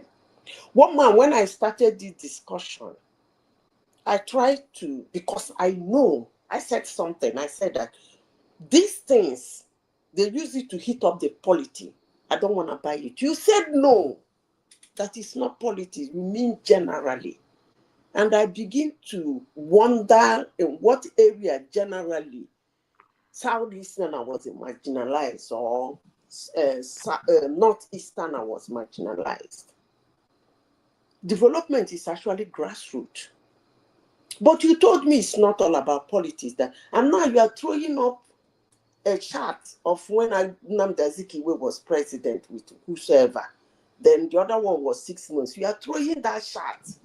I knew it will come to that. That was why I told you that Nigerian election, their electorate, their electioneering system is not built that way. It's of recent that they divided it into two, South and North. And in future, probably, maybe next time, they will say, sorry, Southerner, yes, it was a Yoruba man that was the South the other time. It won't be a Yoruba. And Goodluck Jonathan, South, you have come. So the next South will be an Igbo man. Maybe, probably. But it's not, as I speak now, it's not structured that way. So for anybody who is bringing it but it is sorry, Zita, it is exactly structured that way. Is not. That's it. No, that's why we have the power transiting from north to south. So that recognizes then that the country has a multiplicity of ethnicity, and they don't want power domiciled, especially with not one ethnicity. So if that acknowledgement is already there, which is then addressed with the north-south passing of the baton, then that then it speaks to people not being marginalized. And if we have essentially four big ethnic stocks within the Nigerian space, we say the Fulanis, the Hausas, the Yorubas, and the Igbos. So it cannot be the case, and you can see why people may feel aggrieved. I think you want me to continue talking. See, all right, but carry I on, though. said, But I see hold why on, people will feel. hold on. Sorry, If I was an Zita, Igbo man, can I ask you? No, I will hold feel on. One marginalized. Let man. me I say will feel something. marginalized. Hold on, everybody, please. Zita, Give me let me 1 ask minute. one man one You will question, please. ask me. Can you allow me? Hold on. Let me say something. One man, I always like to repeat myself. I said, as the polity is today, it is not built up that way. It's divided into two, north and south. That's why Katsina State has produced how many presidents of the same ethnicity? If it is built by ethnicity, it wouldn't work. But as I said earlier on, it is recently that they even draw that line, north and south. So maybe in the future, that we say, no, you said north, but one tribe in the north will not continue being the one to come out. You did the other time. Let another tribe come out. Maybe in the future. But as I said before, as it is now, it is a good line drawn. North and south. So when it's south people, you people sort yourself out and bring a candidate. The same thing with north. That's why one state, one tribe, how many presidents? And nobody said anything about it. Nobody raised an eyebrow. They didn't hit the polity that time. But somebody wants to support an 80-year-old man. He's hitting up the polity, and you want me to buy it? Of course, no, I'm not going to ask your question, please. Okay, one man. Good morning. Yeah, the question I want to ask you. So, your own definition of marginalization in Nigeria is by political appointment. Is it by political appointment, or is it by project, or what is due to each region that is given to each region? All right. So the broad understanding. So let me be okay, Chuku. Actually, let me be a maker because a maker is my friend. Let me be a maker from the southeast. If I was a maker, not about a maker, or let me use another name. Let me be Chinedu from the southeast. If I was Chinedu from the southeast, looking at the Nigerian paradigm, and I know that I have never governed that country, being one of the major ethnic stocks, and I know that things are done ethnically within Nigeria, I will feel aggrieved. And if you are talking about federal impact, you have to say that the federal impact is more impacted in the southwest and the north than it is in the southeast. So apart from the Calabar, Wait, the second Niger one man, bridge. one man, wait. Most of these things that we normally say, you understand? I think we now have to be fact checking most of because it's something that you are hearing in the social media that you're also echoing. Okay, tell me one thing that is in the southwest that is not in the southeast. That is federal. The presidency. You can see yourself now. So all these things that people normally echo. To politics again. It's politics. You have to play. Tell me one project. Maybe it's a federal institution. Just wait. One federal institution, or maybe a hospital, a federal secretariat, just mention one. A rail service. That is in the southwest, that is not in the southeast. Yes, a rail service. Is there a rail service? Is there? They have. Where do they have it? Where do they have it? We have rail line. Who told you that? From Port Harcourt to Enugu. They have. You don't know?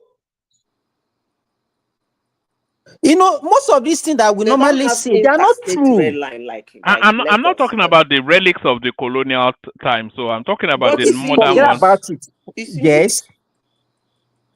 It's in use. Are you doubting? And then another thing I want to ask you, one man. We have Obasanjo, who at least during this, let us even use this Fourth Republic. Tell me one advantage of Obasanjo to the Southwestern people. That, okay, by virtue of being a Southwestern person, this is what he did to the Southwest. That is more for the Southwesterner than the other regions.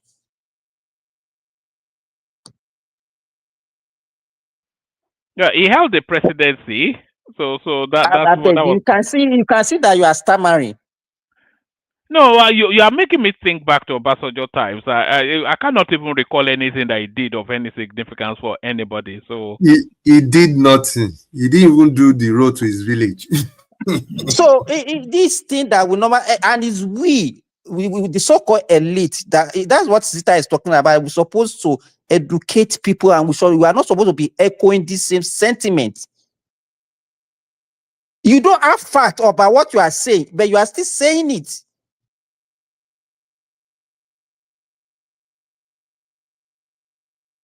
We have to and the problem of Nigeria is actually the elite. Equity and justice. Equity and justice. Igbo local. Igbo local. Zita, continue what you are saying. Don't mind this one man. Distribute it. Equity and justice.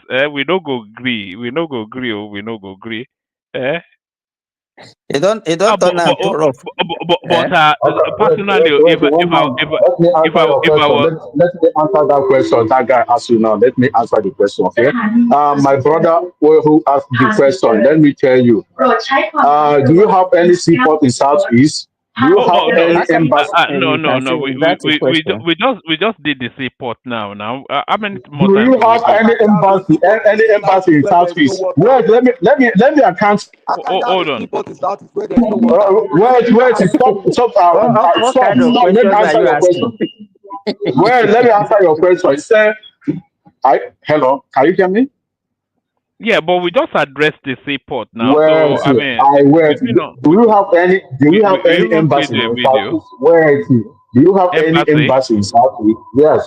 The Southeast is not a foreign country now. It's not a foreign country, so why would you? Wait, let me. No, yes, there is seaport in Southeast. No seaport in Southeast. I can actually. Don't know an intelligent question now. Why would be addressing it? Let me account you. Do you have any international airports in Southeast? Where I asked you, say Enugu is nothing. There's nothing. Everything. There's nothing in Southeast. There's nothing. Only nothing. What about this? Is it? This is it. As at 1960, South has two regions. We have the Eastern and Western region. Now look at it. Even from the state creation, Southwesterners have been marginalized in state creation. So five states in Southeast is not true. Eastern region is more than 5 states. Look at the old Western region. How many states are there now? They are just 5 states. 5. Okay, let's add Edo and Delta. Let's make it 5 plus 6. No, 8. 8. Making 8. No, we don't even have to count Lagos as part of it. No. Exactly. Let's count 5 states. So 7. Edo and Delta. Now look at the whole Eastern region. Look at the number of states they're having. So now Sorry, who's that noise coming from? Hold on. Somebody is in the airport. All right, carry. I think it's Patrick. It's always you, Patrick. But carry on. Yeah, carry on. So now look at the whole Southeast. So if you now want to be saying, oh, Southeast doesn't have a seaport, they don't have an airport, that's not true, because you need to look at it from inception. Now, if you want to count Eastern region, count River State, Akwa Ibom, Cross River, and Bayelsa. Yeah, you need to count it. So Southwest has been marginalized long time ago. So you have a national airport in Port Harcourt. That is enough. What is the distance between Port Harcourt and Enugu? They even have in Enugu. All those things not the international airports. I told you people, stop calling that international airport. If you don't know what international airports means, let me tell you guys, remove international airport is not something that they are doing region by region. It's not something that they are doing region by region. So forget about it. One thing now we remove in Lagos, you will see Lagos going Remove down. Lagos. Remove that. Tell me what international airport in the southwest. Let me tell you, remove this seaport in Lagos now, put it in Calabar or Warren. You will see before 2 months, I bet you cannot see any businessman in Lagos again. Just address these guys. You people know what Lagos. One thing is, okay, you people now. Westerners didn't beg Nigeria to put capital in Lagos. In fact, they resisted it. So it's not. So the fact that things are going to Lagos is not our making. So By we don't Lagos, you know, since 1914, you better leave this Patrick alone. You can. We just be wasting your time. Let us find something else to talk. Leave him. Since 1940, Lagos must have every state in that country. Lagos State, only Lagos State. Since You are right. 1940. You are right. One man. You know? I think when Zita Awolowo proposed that you can use this Lagos guy. temporarily as capital and go and find a neutral ground for the capital of the nation. Why did then Azikwe and Ahmadu Bello resisted it? So because in a complex country like Nigeria, it's even, I don't even know why they would make somewhere like Lagos the capital, where you could have taken it to a minority and a neutral zone. So you put it in a location where there is already a major ethnic group, one of the top 3 ethnic group, and you don't want them to dominate it, and you don't want them to claim their ancestral land. So I think that's where the problem. I mean, probably the Northerners and Easterners then thought that they could use that to take Lagos away from the West, but that's a disservice to the nation. Lagos is not supposed to be the capital. It's not compulsory that Lagos must be the capital. So now that everything is in Lagos, it's nobody's making. It's no longer a capital self now. Is it the capital now? Yes, it's no longer the capital. In fact, they messed it up after they moved the capital. Everything crumbled. Infrastructure crumbled. Gigantic buildings are abandoned. No, but you guys are not asking even the question. Now, if we open up the Southeast and investors should come in to come and put port in Southeast, who will put his money in a place where his staff will not go to work on Monday? How can you reduce if I invest in a place and say the only time you can open your shop is 4 days, or you can't open your shop on Mondays? Who will take that risk? 21st You better century. go and sit down and address the problem first. You should be able to attract investment now the way Lagos is attracting. Even Kaduna and Abuja and Niger now, they are attracting foreign investment. You are talking of Southeast. Who will go and put investment in Enugu, where everybody is even afraid of going home for Christmas now? You people, you can't go home for Christmas the way you used to go. Is anybody hearing me? Yes. Yes. You Hey, are afraid woman. of going home for Christmas. So why will I go and put my money in a place? I saw videos of villages in Southeast. No single human being. There was a village in Southeast. No single soul there. You are talking of investment. You are not talking of life. We are talking of life, yes. And who are those buying them? Your people too. You should address that first before you are talking of investment. The reason why Southwest seems to be attracting investors now is because that seems to be like the only peaceful region in Nigeria now. So they are attracting more investors. Why did Shell and Co leave Warri? Insecurity now. If you see Warri now, only Okada. Warri used to be a very attractive place. Oh my God. Shell has a quarters there in Warri. Different people, all those Shell staff, all those oil company staff, they were powering the economy of Warri. Businesses were doing well, houses were expensive. But now as they kidnap, they don't come out. Shell have sold a lot of their onshore assets. So they only have offshore operation in the Niger Delta, kind of a thing. So nobody will put money there anymore. The same thing with your region. Who will go and put a port there? When tomorrow IPOB will block the road to that port and say nobody can clear their goods on Monday. Are you not ashamed of that? What are you talking about here? What are we talking about here? Woman, please, let's stay on the conversation. Let's not stay. We're Let's talking continue. about Let's continue. what all right. You seem to be hammering this thing. Sorry, I'm not ashamed. sorry, I've actually just been checking flights to Enugu, and there are there it is right there. So that's a return Enugu to London, and there it is right there. Of course, So they have flight to Enugu, Ethiopia Airlines. Ethiopia Airline, I think there are three. I think there's also some Middle Eastern airline. There are three main airlines that fly to Enugu. So those are international airports now. They are international airports, no doubt. You know, it's So just that these things statement now. that there are no international airport, that's incorrect. They are international No, it's airport. The incorrect question now. would be how many people are flying from the US, from the UK to going to Enugu, and how many people are going to Lagos and Abuja. Is it not a business? It's not a business. So if you don't have enough passenger, you put your plane the there. passenger will go to where they like to go. Now, will you be the one forcing them? Exactly. When you log on to book your flight, won't you choose your destination airport? You want to force them?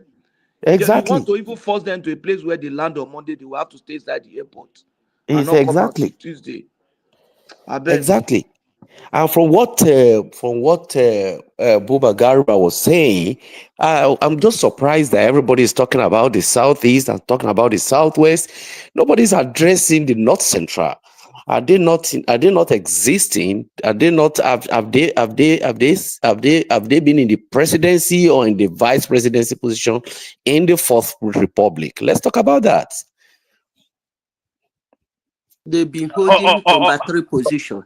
And that's Babangida and Abdusalam is from the North Central now. And Gowan. We are talking about the Fourth Republic because that is the subject of conversation right here. Fourth Republic, if we start thinking about, let me tell you, if we want to make our election by say everybody must be in the presidency, you are joking. It's not possible. How many tribes do you have in that country? Mm-hmm. Would you still hold on, Simba? Actually, Zita still has the floor, but let me ask you this, and then we go back to Zita.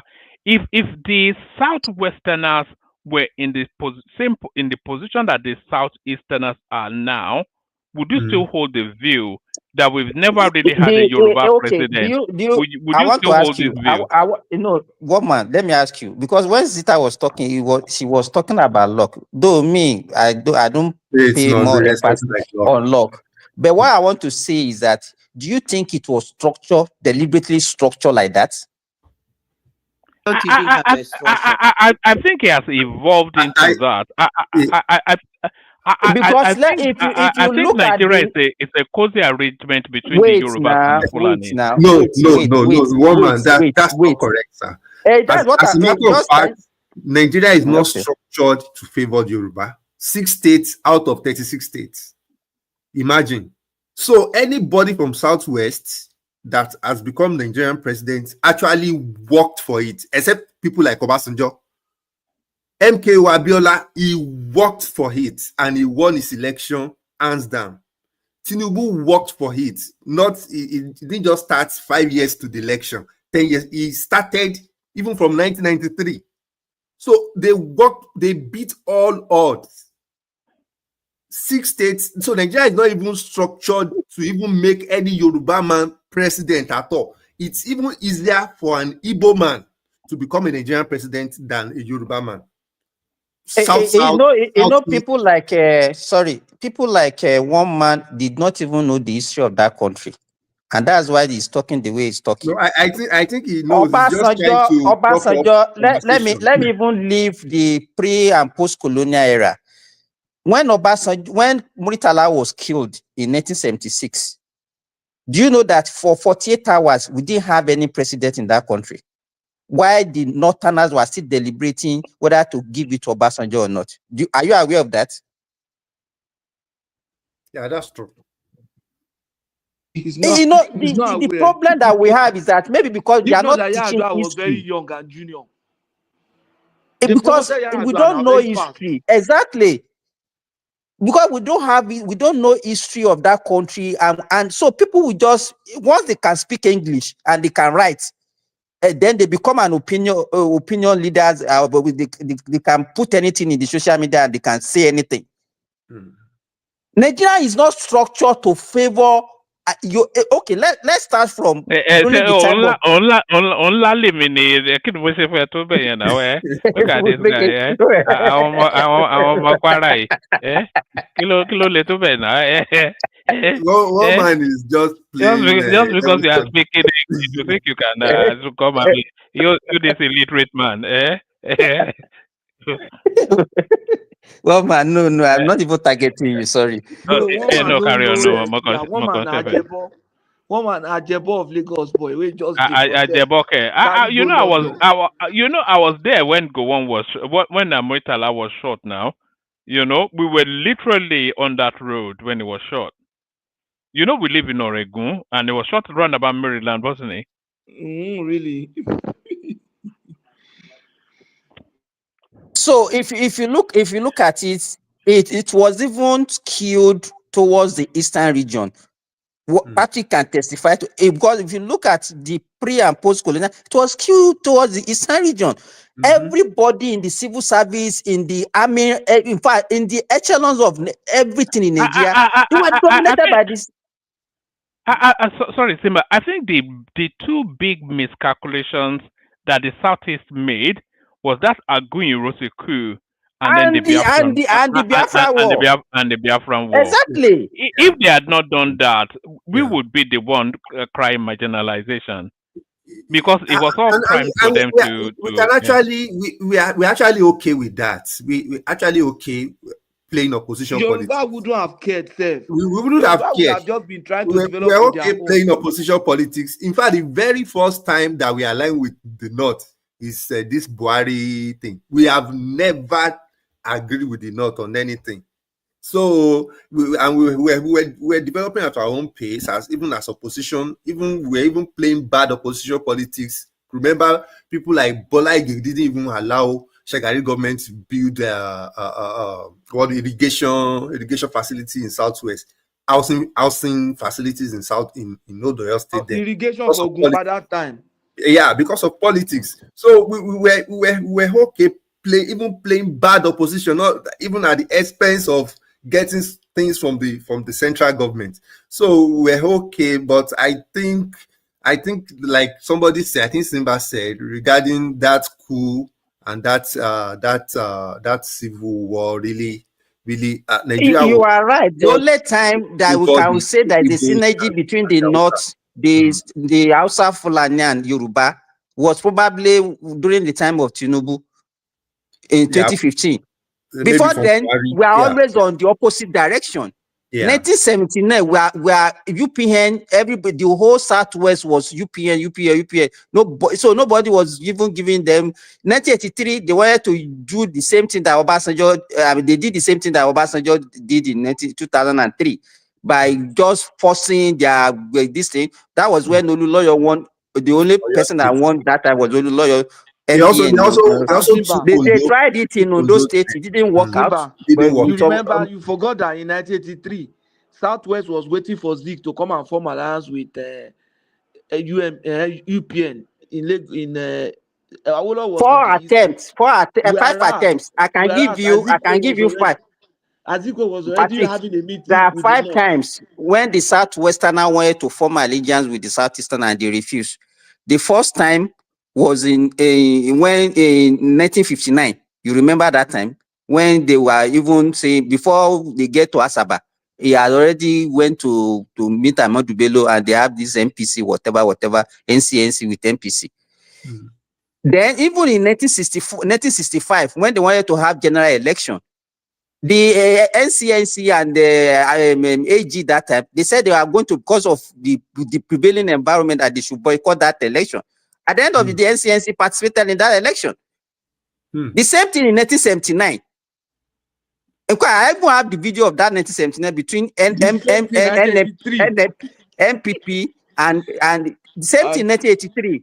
So what are we talking about? Yeah, that's true. So now that we formed an alliance with the North, then we have suddenly become even which allegiance do we even form? Was there any allegiance between the Southwestern and the Northern? It's not even 100% because why sorry, go and sorry, gentlemen. Zita wants to take the floor back. Zita, back to you. They hijacked you. Yeah, Yorubas has not really formed alliance with the North. I don't think so. The thing is that, well, in 2015, yes, Tinubu made a bold step by going to form that alliance.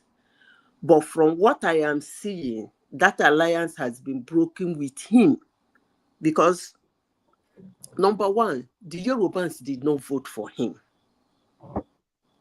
At least had it been he won that 6 states in Yoruba land and then won at least 5 states in the North, I would have said the alliance, I mean North, when I mean North, I don't mean North Central.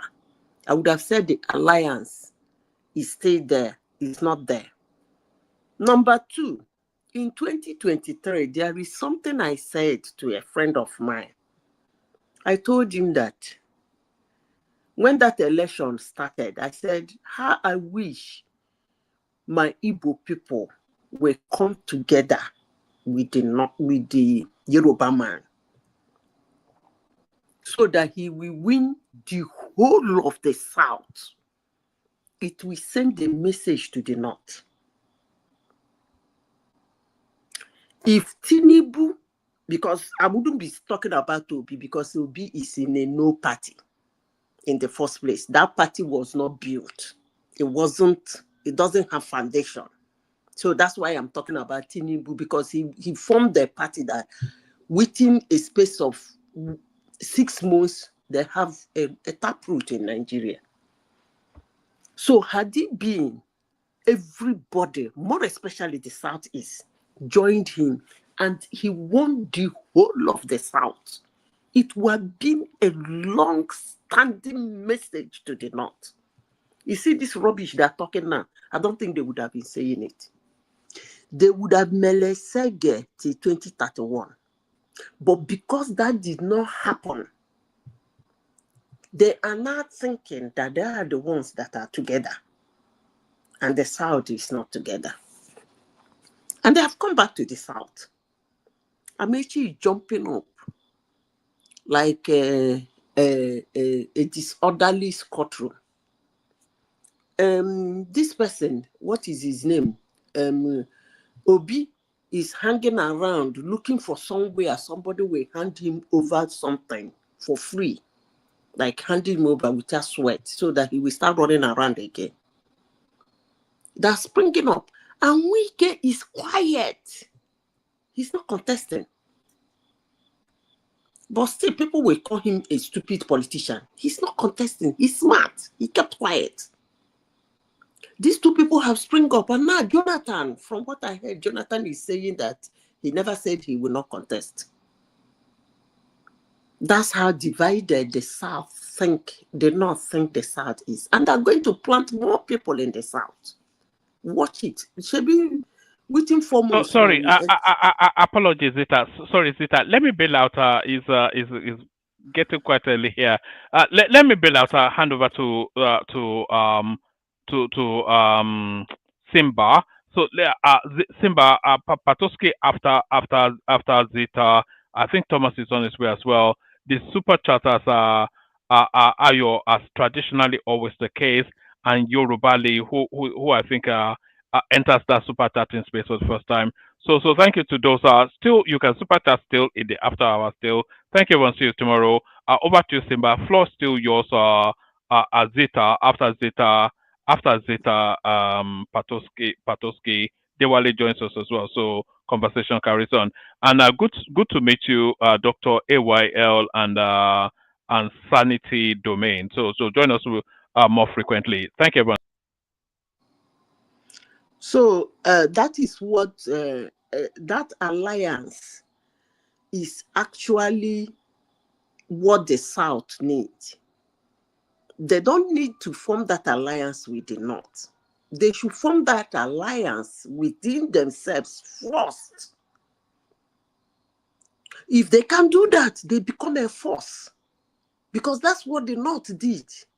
They formed alliance within themselves and they become a force.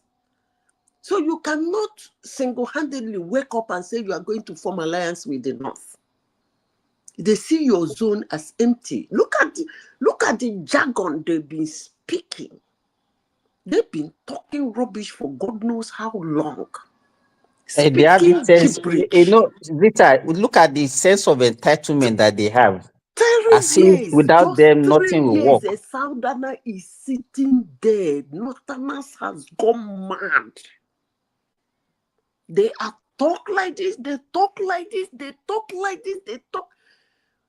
I don't understand it, but I don't blame them because Obi is wearing his boot to run around the streets of Nigeria again. Amechi is dressing with his planet suit, and more are coming out to destabilize the vote in the South.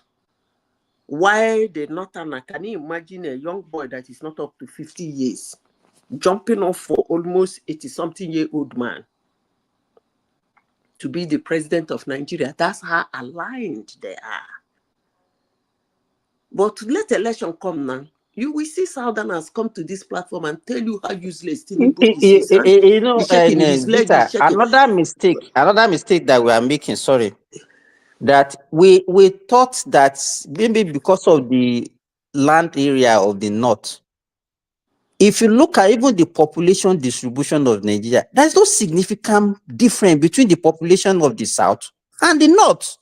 I don't think if you look at even the estimated population of Nigeria, I don't think the difference is up to like 5 to 10 million in population. So if we can gather ourselves together, and we still have the advantage of, because we have some of this north central that looks like this. Okay, let us even take Kwara and Kogi. Kwara and Kogi, as far as I'm concerned, they're like southwest. Okay, let me say something. You know, when I speak sometimes, people abuse me. I don't really care. You can say rubbish. I don't care. You can't form alliance with people who are always fighting you. I don't understand that statement. But to me, that is the dumbest statement I have ever had in my whole life. If that person is from the South is saying that, that person is an idiot. Why did I say that? You shouldn't be saying something you don't know. Igbos are in Yoruba land. They have never had a massacre. They are the one jumping up and planning on how to take Yoruba people's land. From time to time, if Yoruba bring a candidate and is for Yoruba people that are supporting it, Igbo man will go to another way. From the one, they did it with Jimmy Agbaje. They did it with Jimmy Agbaje twice. They did it with what's his name? This boy, they said the mother is from Igbo. Okay, and the owner of the land, Rosevivor. The owner of the land is looking at another direction. You took another direction because you want to fight him. And then you say the person is fighting you. I wonder who is in his house that you come into his house that is fighting you. He never come to your house to fight you. You are in his house. That being said, people in the north, if not for what happened in 2021, 2022, I think that thing was January 2021. I can never forget that incident. Igbos have always been massacred in the north. From time to time, that thing started ending in 2021. When they did the Buhari riot, it was the Igbos. When they did the copper riot, during Buhari lost an election, they say he said baboons and whatever. 3 of my colleagues lost their elder sisters, their children went for youth service in the north. They were slaughtered. And somebody stand here to say that the Yorubas are always fighting Igbos. I don't know where the heck you got that one from, but that's okay. I don't know when Yorubas has listed your land and are fighting you. Because you could hardly see a Yoruba man who own a plot of land in Igbo land, let alone building it and having a business there. But it is what it is. Oga Simba. And you will not form alliance with them. Okay, now no problem. You will form alliance with them. But when your brother come out, you want Yoruba to vote for him. Una go here when we come 2027. Oga Simba. 2023. Okay, just hold on. Let us finish. They ignored some certain things. They ignored it. 2027, it is going to be very interesting. I'm waiting. Now go take. We can continue. Okay. Is that Isaac? Yeah, it's me. Oh, Isaac, welcome. How are you? Long time. It's been a long time. How you doing now? Although I'm fine. Although I've always been, backstage. Even I've not been chance to actually come in, but I've always been in the backstage. You see what took my attention, and the reason I just quickly burst in is what our madam said. I've been so immersed throughout my life in that same thought, the very point she made concerning the problem of the South, coming together to send a message to the North. That's my grievances. That's my, how do I put it? That's always been my, I don't want to use the word hatred, to my brothers in the Southeast. I love them so much. I have a lot of them around me here. We are friends. In fact, they are more of my friends to even where I came from.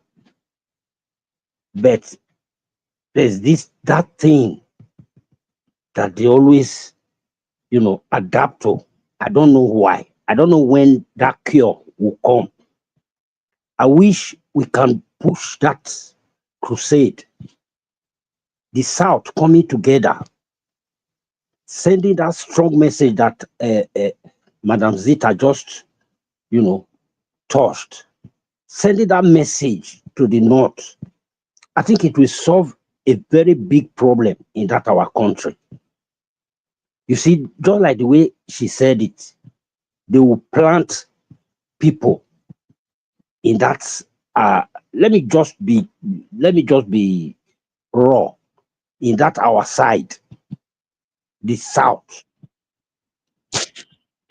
Sorry about that. That was my alarm.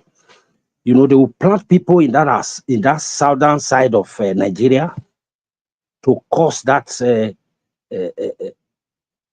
disagreement, that hatred, sow that seed of this.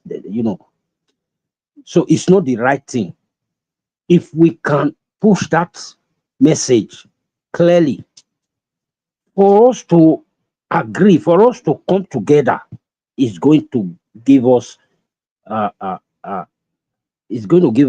edge over this the northern part of our country. I don't hate them totally, but I hate their deeds, the way they operate, their beliefs. They are so backward. I just listened to Baba. Was it Baba? Comparing the way they treat their people and the way we treat our people this way. Although we are not even up to standard, both the North and the South. But at least if you just want to draw a line between these two, when you divide Nigeria into two and say South and North, we'll still say we can still see some light in the southern part of Nigeria. So I don't know if I'm correct with what I'm saying, but if we can push that narrative, that let us all join our voices together, both the east, the southwest, whatever, all the south. It's going to be a very good thing to do. Thank you very much. Okay, thank you, Isaac. Let them Patoski, make are you the there? Southerners should make it too that they need them. The way the Northerners are behaving, they're behaving as if they don't need the South too. If South should form alliance with themselves, North we need them. So when you are But campaigning, you know that what is need the actually South. funny? What is actually funny, Zita, is that we are even more homogeneous in the south than even in the north. We have more ethnicity in the Yeah, north than even in the south. yeah. So it's just I don't understand. I think it's like the fight for superiority that is actually the problem. Oh no, No this one I problem no now. go agree. Chebi I no go Igbo agree. You man no go go wait. agree. He go wait now. When they're not ready, they go. Chebi Atiku said he will hand over to them. No wahala. They go wait when they're not ready. They go when they retire. They go carry and give them for free. Abi, no problem. Yeah. Patoski, are you there? Can I just quickly want to chip in regarding North. I think North, what they are doing, they are just playing mind game. They know that they don't they don't actually have the power that they want to make us to believe they have. So they're just playing mind game. Imagine 2 years power in the south, then they're already making noise here and there. But that will not really determine how they are going to vote in 2027. You'll be surprised that APC and PDP will still have more votes than ADC in the north come 2027. So all they are just doing You is don't mind follow game. politics. And if you look at it, the core north, we have north, then we have the core north. If you look at Jonathan's election in 2021, there's a map that shows 2011. If you see the map of the state that Jonathan won almost all North Central, down south, except maybe Osun State that voted for Nuru Ribadu. You see that election, North was so scared. Like that was a scenario that North didn't pray for that will ever happen in Nigeria, but it happened in 2021. And that's why up to today, APC has a special heart in the minds of the Northerners. Because the day South come together and the North and the Middle Belt, there's nothing like North. Like there's nothing called North again. And that 2011 election showed that not even look at Buhari's vote. Buhari has been winning his 11 million votes, or is Even it 2023 also shows some kind that yeah, reflection. even 23 showed, but the thing is that it was 3-us game, so it was in a way difficult for none of them Because really. if you look at the candidate from the north among the 3 horses, yes, he actually did well only in the northeast and the northwest. He didn't do well at all in the north central. North Central, yes, yeah, and that will continue to be the trend. Like you can imagine Tinubu and Obi were the one that cleaned the north central, yeah. North Central. They clear that, so it will not change. So all these things that they are doing is just a mind game. Just mind game, distraction, divide and rule. That's why they are propping this thing up, because if the South is united, forget about the North. Like any day, especially Igbo and Yoruba, if they come together, forget about the North. So But I think the question is, can Igbo and Yoruba ever come together? That is the question. No, we can't come together politically, because the way Nigeria has been structured that way. But we don't have any problem with each other. Yoruba and Igbo, every weekend they are because the two of them are actually the one that started these political hostilities right from time. It's between Yoruba and the Igbo.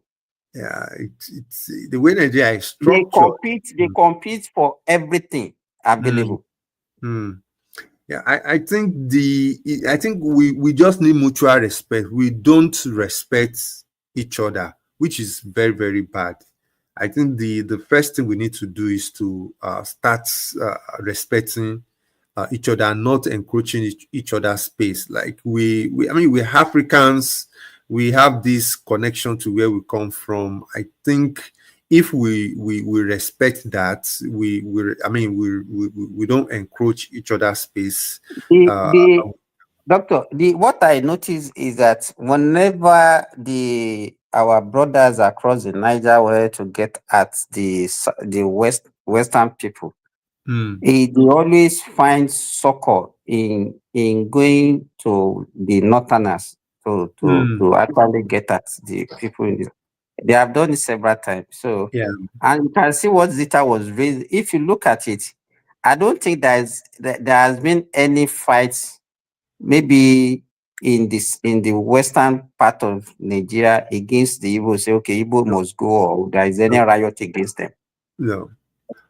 Even if you look at, there is a video online, the video of that immediately after the civil war, you could see they went to Port Harcourt. The Port Harcourt people, they were saying, no, we don't want to see them again. They should go back to their new created state.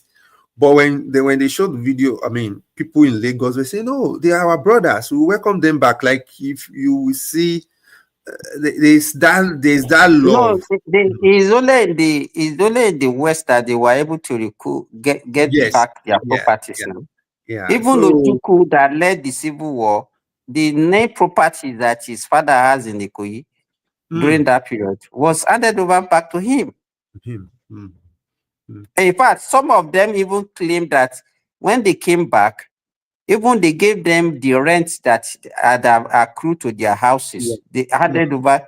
And that is why when you look at, there is this story that they used to peddle out there that they lost all their money. They only give them 20 pounds and all those things. Those stories are not true. They are not true story.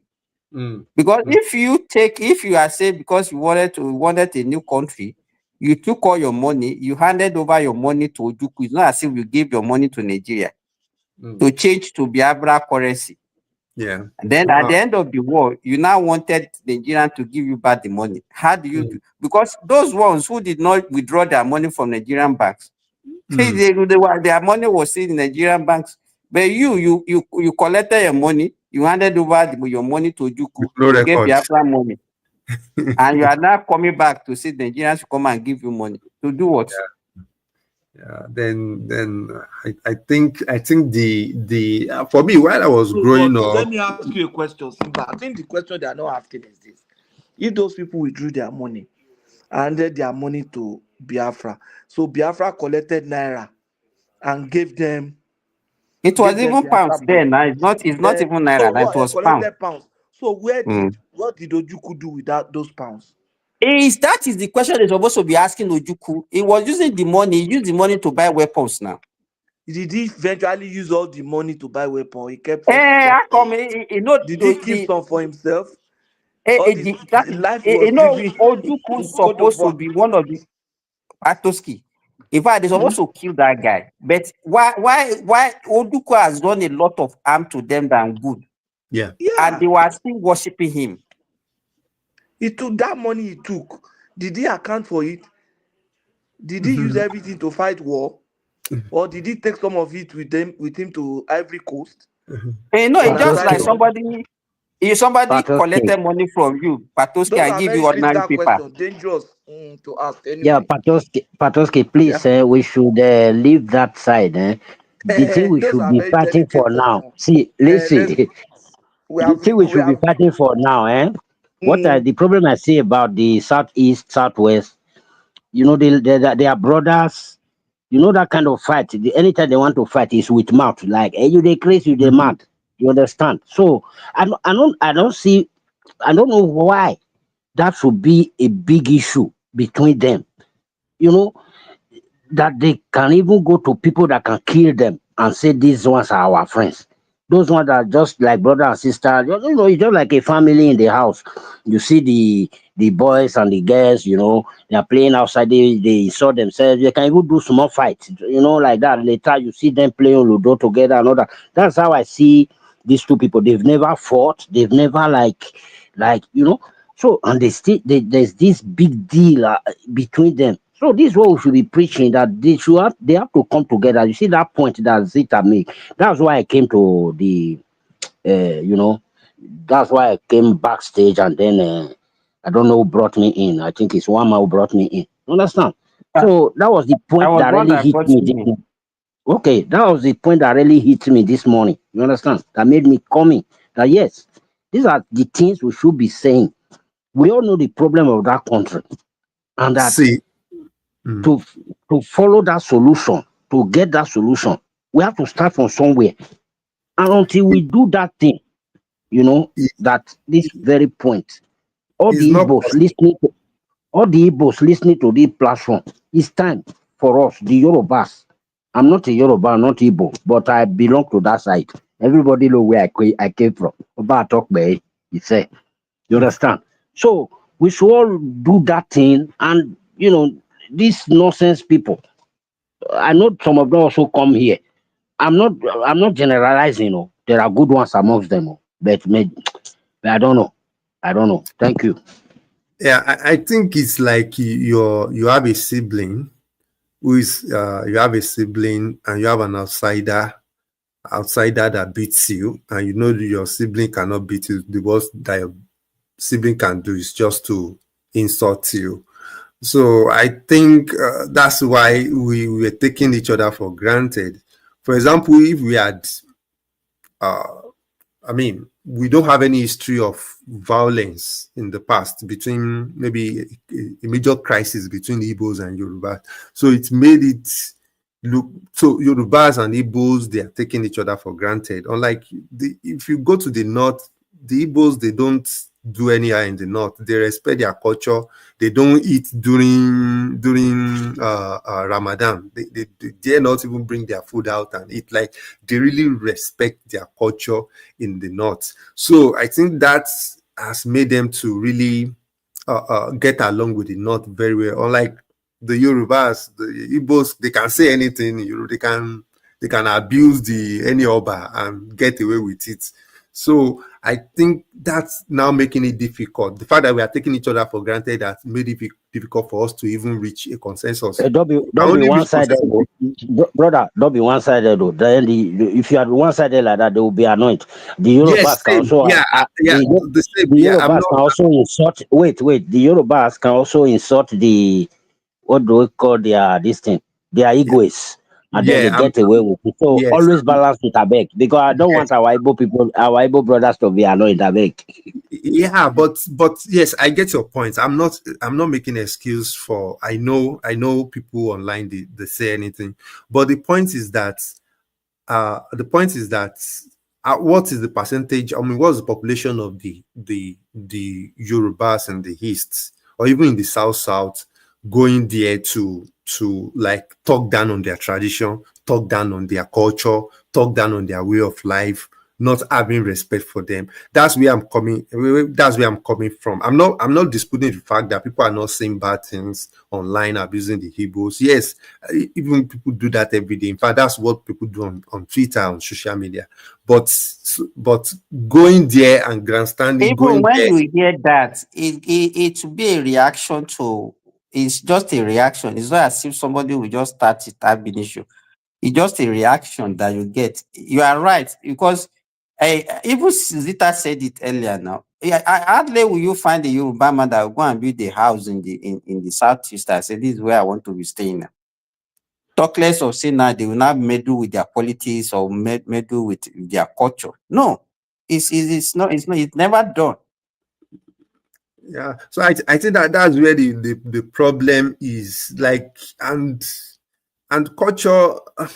I mean, people. I mean, all over the world, you can see now that people are trying to preserve their identity. Even the Western world, everybody is trying to preserve their own. So I think it's a global thing, and I think we need to respect that, either Yoruba or Igbo. We need to respect people's identity, respect people's culture, respect people's religion. You don't have to force yours on them. You don't have to criticize their own. You don't, I mean, even if you want to do that, you need to do it in a way.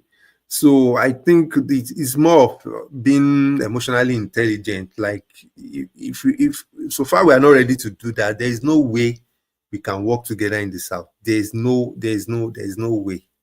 There's no way. We need that mutual respect. We need to respect just Igbo if we cannot do that, then we will still that the Northerner will still be having that. Because the way they see it is like whatever they decide is what we will be binding on everybody in that country. They have this sense of entitlement as if it's their birthright for them to decide or to rule that country. And that's why you see some of them coming on this platform. One of them came some times ago and said they are going to organize something like organized chaos. That's what they are going to curate in that country. You see, they come and say things that are very, very, very, very nauseating.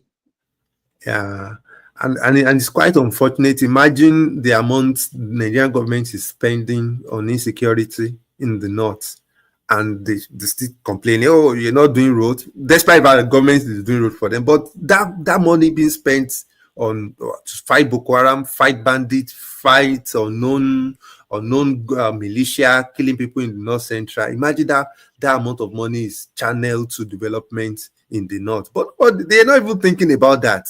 It's like you're causing a problem in the family. You're always going to the police station. You are always the family is always bailing you out with money. You're always in trouble, and you are now saying your parents are not sending you to school. They are not sending you to school. Simba, quite unfortunate. Simba, you know what? I sat down one day and I was thinking, you know what I was thinking? I was just thinking, is it not possible for Tinubu to, maybe after he finishes with his governance, whether he's going to take it to 2027 or taking it to 2031 or wherever, and then if what we have been discussing, this amalgamation, this coming together with great force, and then at the end, this power returning to the north in 2031, we now see that Tinubu is trying to channel the federal might to take the government now to southeast. It's something that is possible. You understand? I was just thinking So about that. what you are suggesting, why instead of going to the north in 2031, yes, go you to should not southeast. take it to the southeast. Yes. You are looking for trouble. Even No, this it actually depends on 2027. 2027 will determine 2031.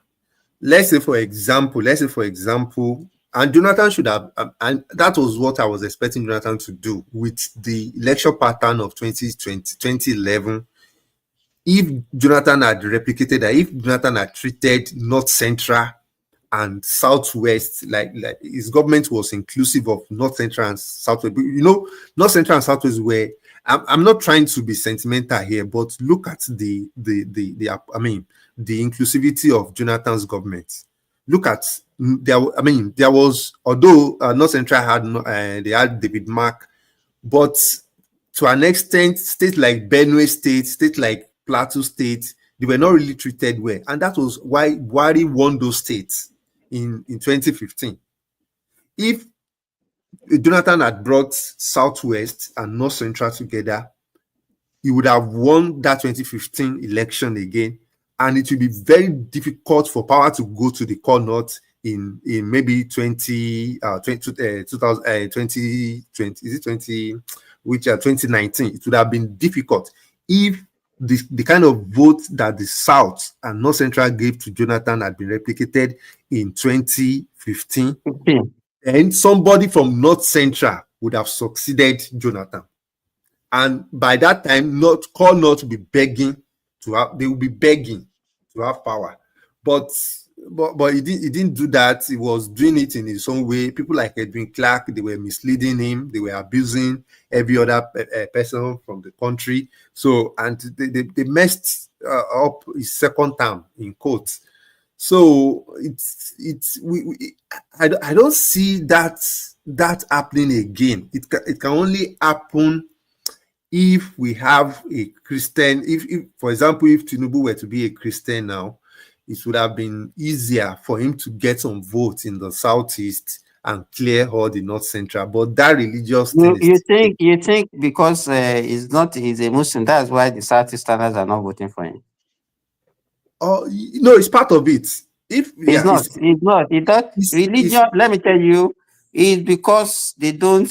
Is the southeastern apart from during Obasanjo when they were voting for PDP, they've never been voting for any southwesterner who has been contesting for presidency. No, it's not whether you are a Muslim. Even Abiola did not get vote from them. So it's not a matter of a religion. It's just a matter of the competition between those two ethnic groups. Yeah, Obi was not really at the forefront until Tinubu picked Shettima as the vice. That was when Christians now felt like, oh, what's going on? Then the propaganda Muslim, then everybody started guiding and protecting his religion. But that did not only work for him because he's from the southeast. Even Yorubas voted for Obi because of that. Yeah, some Christians, even churches in Lagos, they were and that was one of the reasons why Obi won in Lagos now. Mm-hmm. Yeah. So, but the thing is, if let's say it had been Osinbajo that emerged, although he wouldn't have won the general election, but he would have at least won some states in South, like he would have maybe not won, but probably gotten some significant amount of votes, more than Tinubu in South, and probably in some part of because I know some people, I know some Igbos, they really they trust Osinbajo, like they trust him to an extent, and probably they would have given him the vote based on merit, not on sentiment. But because of that Muslim ticket, then it was so clear. It was so clear that Obi's ambition was gaining. Let me ask you this: if Tinubu have chosen a Christian from the north as a running mate, do you think it will have favored him better? No, it would have lost the election because number one, Muslims are minority in the south, Christians are minority in the north. So it's a case of minority. It's not. He even said it that is from a minority. If you choose another Christian, it will be a minority also. Yeah, so it will be a minority. It's not going anywhere. It's not going anywhere. It wouldn't have gone anywhere rather. Yeah. But even and then if you now look at it, even so, what effect does not if we are looking at that now, we have a Muslim. What effect does it have on religion in the country? No, it doesn't. It doesn't have any effect, and that's why you will see the dynamics of 20. I'm not saying Tinubu has done exceptionally well. The cabinet of Tinubu, we even have more Christian than Muslim. So although even at that, based on the election, the result that was declared by INEC, Tinubu won a state like Benue State. I'm actually surprised that he won. But it was very close. I think it was not more than maybe 10,000 or 20,000 votes. Okay. So if you look at it, he won. They shared the North Central states. But state like Plateau states. Like Plateau, states like Nasarawa, was won by Obi because they are predominantly Christian. Yeah.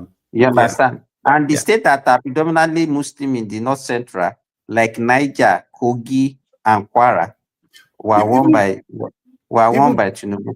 Yeah, even Kogi, because I am very close to Kogi. Yeah, I'm partly from Kogi State.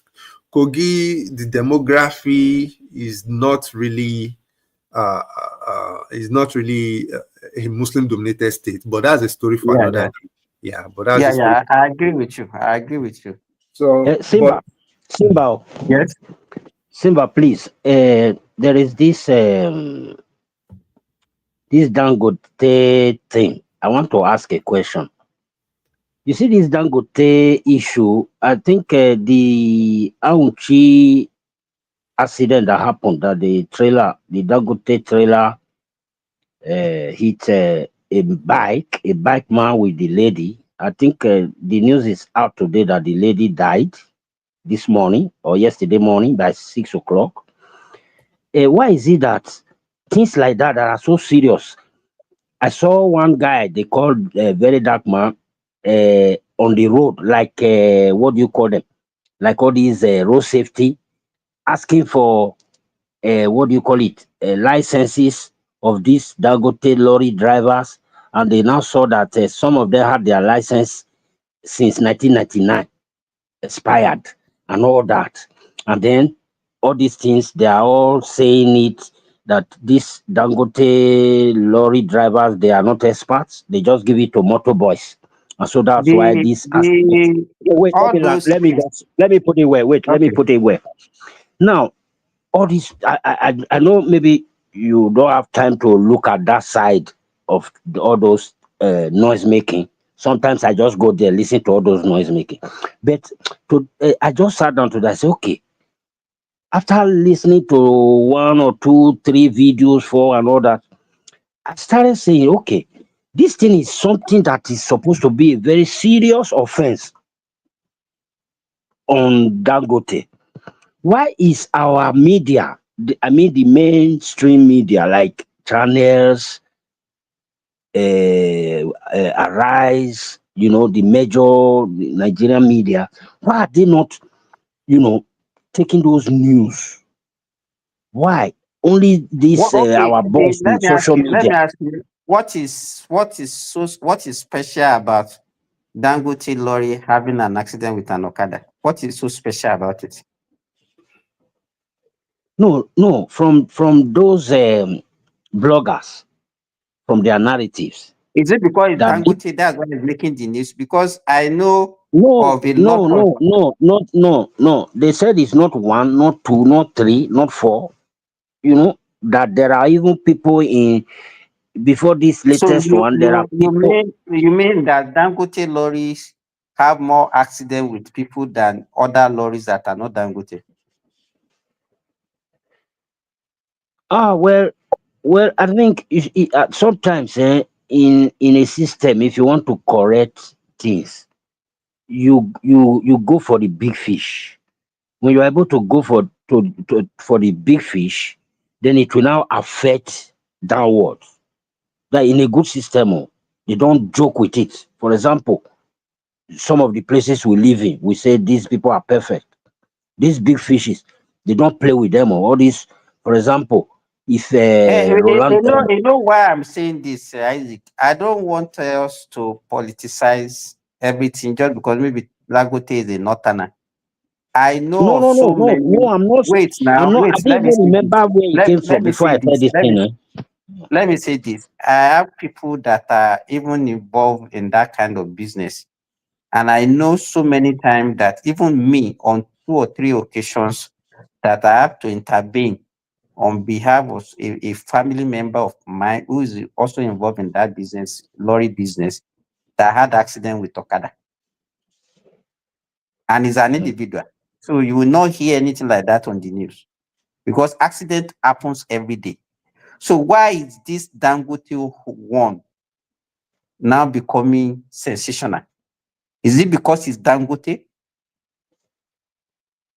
Because if you say, okay, they don't have license, if they have license at all, because I don't remember, even if you want to renew your license in Nigeria, it's not as if you go for another training. The only thing is that you just renew the paper. So if you have, if you have a license of 1999, does that mean that you have lost your skill of driving? And let me put it better. You see, you just made reference to some other ones that happen individual. You understand? Now, when a person of such caliber, they call him, they said he's the richest man in Africa, and things like that. His drivers, they are not, you know, up to date like professionals. Then this, I think we are find that? personalizing this thing. Dangote Exactly. is not. I mean, it's a conglomerate. Or what do they call He's it? not the one So driving the yeah, vehicle he's not now. the one driving. He's not the one employing drivers directly. Like you can imagine the number of people he has employed. So I think we just need to. And if you look at, and then even if we have more, even more of Dangote having accident, is bound to happen because he has more vehicle on the road than any other person in that country. Yeah.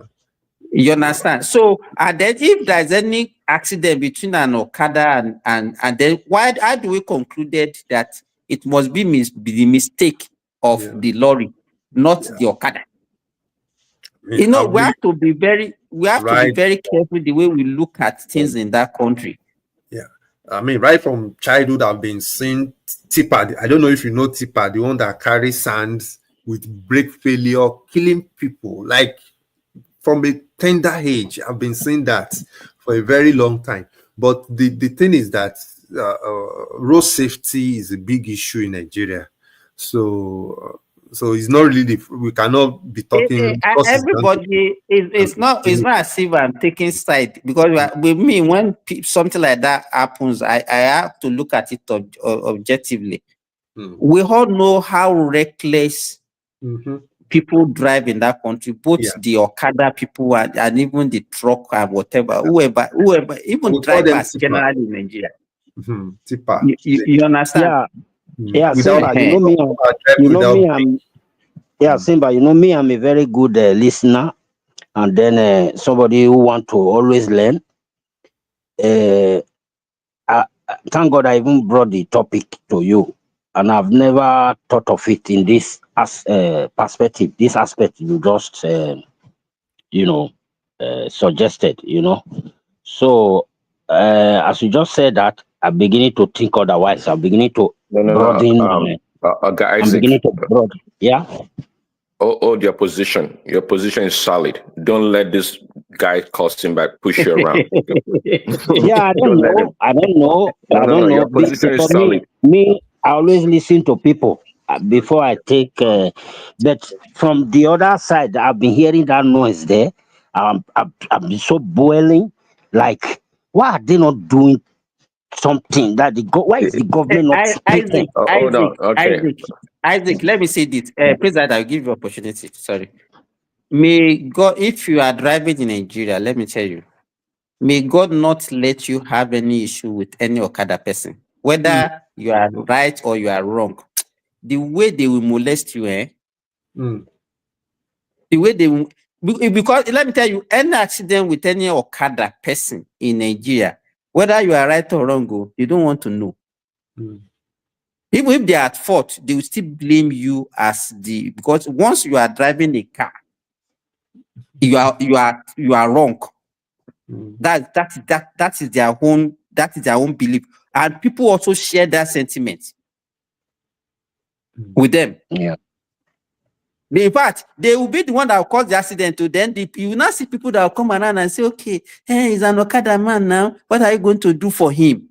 Because they will look at you as if you are richer. That's why you are driving a car.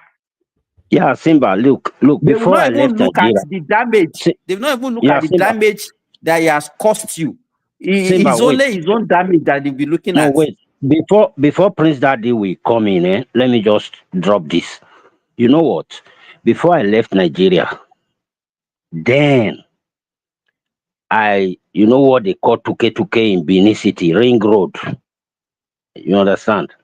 Before I left Nigeria, then I was involved in Tuke driving, Ugidasi Local Road, Sakmomba Road, New Benin Market. And I know how this motorcyclist, then Okada was just the the whatever of the day. You understand? Then you see them flying all around, pian, pian, pian, pian, pian.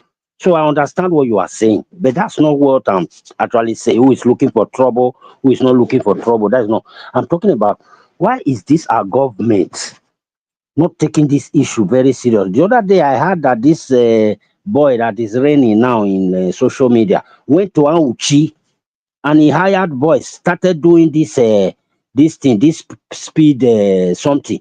You know, one of the Auchi road near the university, Abi, whatever, doing this speed things with concrete, hired boys urgently, so that these lorries can be having some breakdown to break down to break down to. So my concern is, why is the government paying deaf ears that ordinary small boy who's not even up to 30 years old? I don't think that boy is up to 30 years old right now. Showing the concern, going by himself now, hiring boys, and the governor of that state or whatever. Okay, fine. I'm from that state. Sorry, I'm from Edo State, and there is a governor in that state, and this thing is happening. You know, virtually all the states or whatever, wherever Dangote has or lorry drivers. I don't want to. I don't want to put So it in one. he started putting speed bumps. Is that what you are saying? Yes, yes. Why An should he be individual doing that? Why should he be doing that? Why should he be doing that in the first place? to avert accidents. Hey, but it's wrong now. So what is your government doing?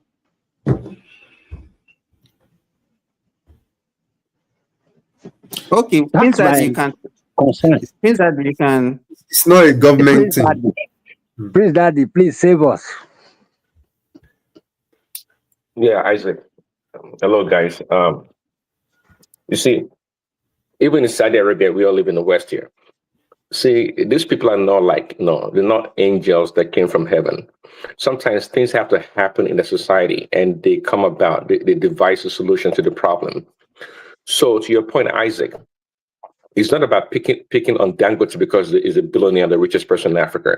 No, sometimes things have to go wrong in society. Then we see what is going on and we provide solution to it.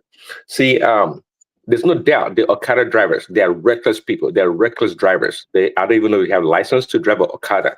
But nonetheless, Dangote is a conglomerate. It's a big business, okay?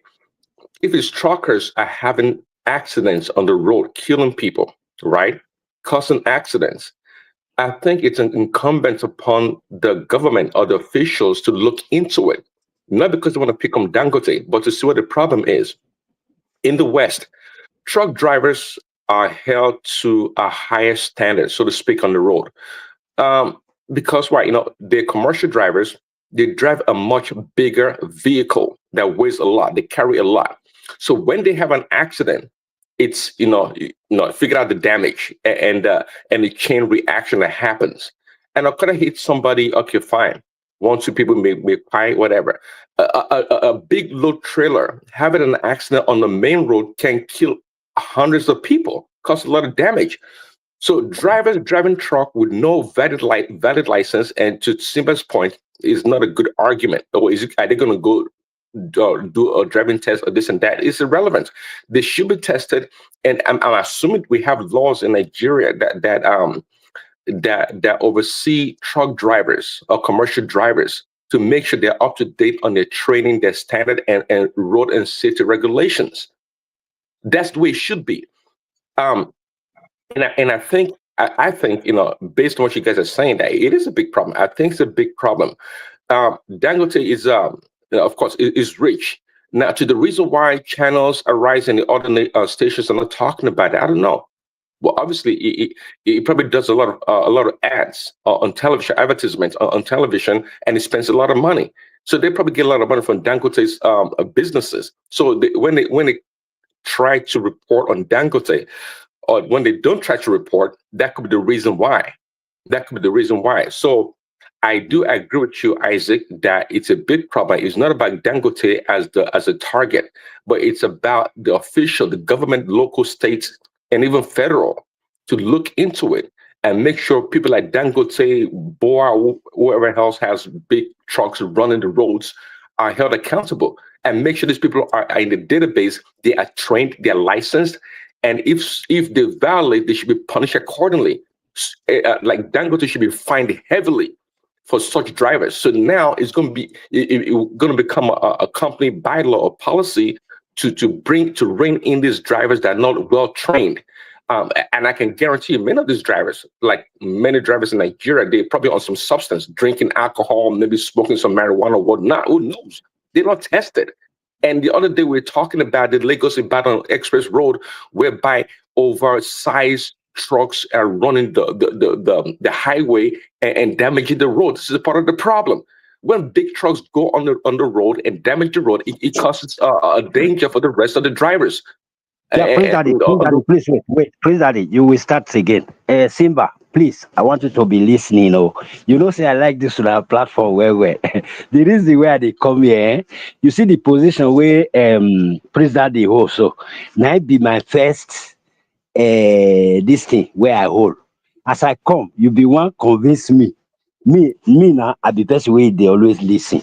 So whether you they talk the thing well or you they talk wrong, I go like to listen. So I think the one way Prince Daddy they talk so might be the best. May you help us push this narrative. May you help us. That one way you be one talk say they can drive. You don't know your Nigeria. They know they get license. No, I beg. I know say other times today where you they win Prince Daddy. Tambien. You will still win Prince Daddy, but today Prince Daddy don't win you. Prince Daddy, please continue. All right, Isaac. Yeah. So to wrap it up, No problem. You are not me and Prince that you are not doing competition now. We are just talking generally. So and sometimes it's better for people to have diverse opinion. You understand about certain things. Yeah. I also concur with him with that way he's looking at it. But the danger, what I wanted to avoid is sensationalism. You understand?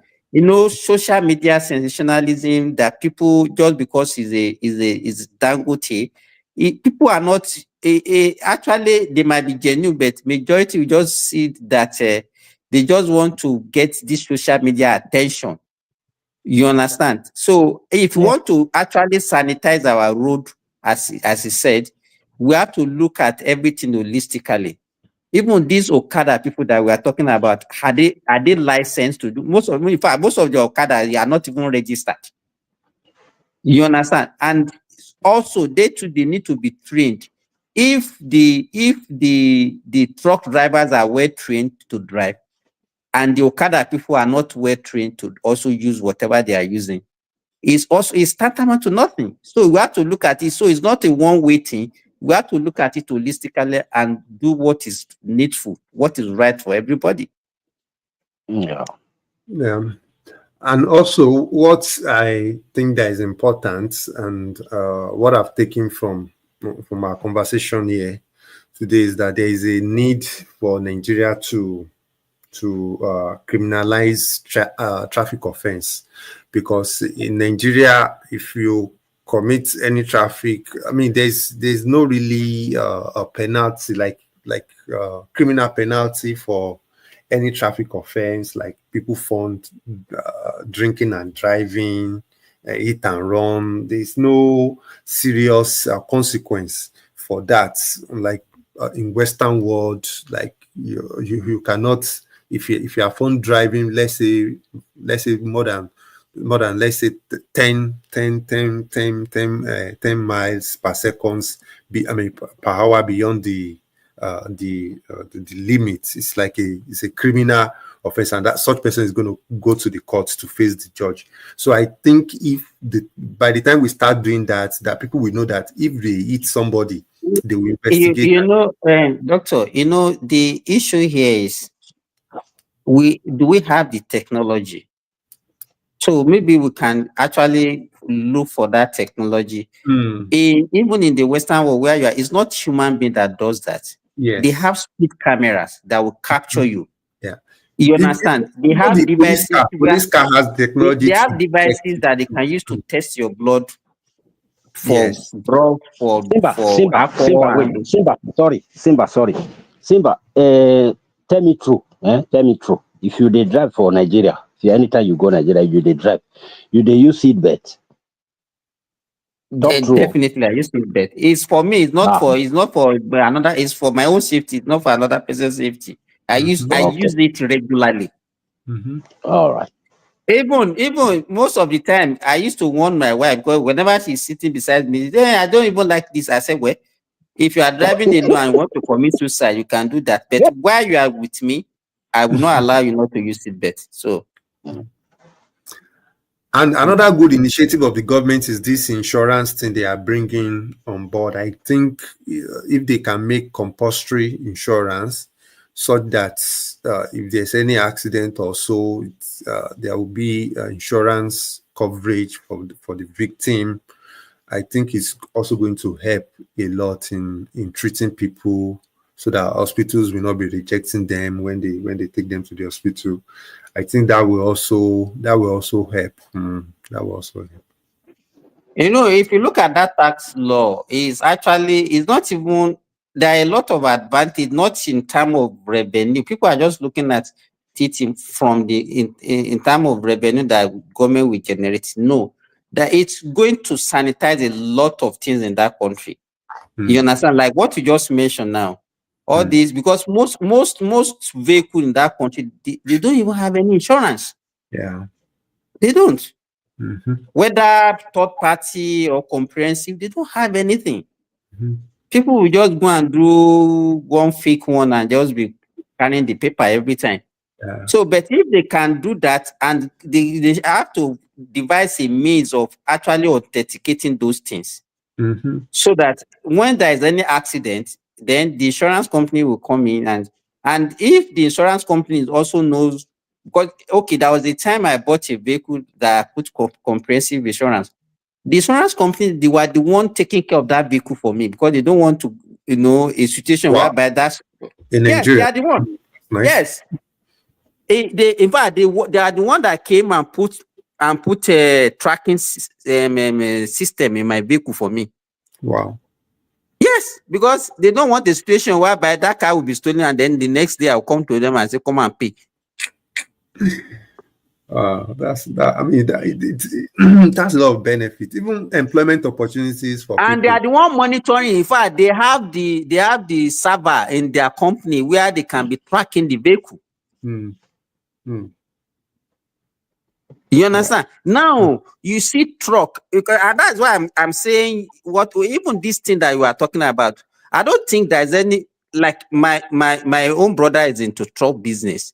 All his vehicles they have insurance, not only for the vehicle, they also have insurance for the goods that they are carrying. Yes. Yeah. Those, logistics, they do that. Yes. Yes, because they know that if there is any accident, the thing can bounce back on them, or even even in Nigeria, could you believe that the armed robbers, they can actually hijack a truck and go and offload whatever content is inside it? Yes, they do that. So I'm very sure that even these Dangote things that we are talking about, I don't think there's any truck of Dangote that Dangote will not insure. Yeah, I'm sure it will be insured. So even in this case that we are talking about, instead of going to the social media, what they should supposed to do is to go to court. If they know that is their fault, take Dangote, they take that people. I don't know why these people, they don't do that. They don't like these kind of things happen. The best place to go is the court. They won't go. I don't know why. They will not go. So instead of shouting on the social media, let them take him to court. If they don't put, if they have not put Dangote in the news, it's not going to be news. It's not going to make the front, headline. So Nigeria, even if you look at all, the people like Doctor, because let me give you a practical example. Sometime around 2014, 2015, my brother's truck had an accident, hit one Okada in Ilorin, and he called me that this is what happened to this, so what I need to do is In fact, before I got to the scene, those people have already called their lawyer. Wow. So all of us went to the police station. And right then in the police station, when we knew that it's our driver that was actually at fault, we took care of the medical expenses of that guy. Do you understand? We bought new Okada for him. Wow. So that is on individual this thing. So talk less of something that involves the company. That's all. That was how we settled it. That's how it's supposed to be. That's how it's supposed to be. But I mean, but typical Nigerians are not like that. But all this one that they are doing, that Isaac is seeing on the social media, is just for sensationalism. It's not for the benefit of the people involved. Those people that are doing all these very dark man, whoever you call them, they are just using it for that one to get patronage. Motide. I came in because you said, why can't Nigerians just sue him? God Almighty. Privilege. Too much privilege. As if that work in Nigeria.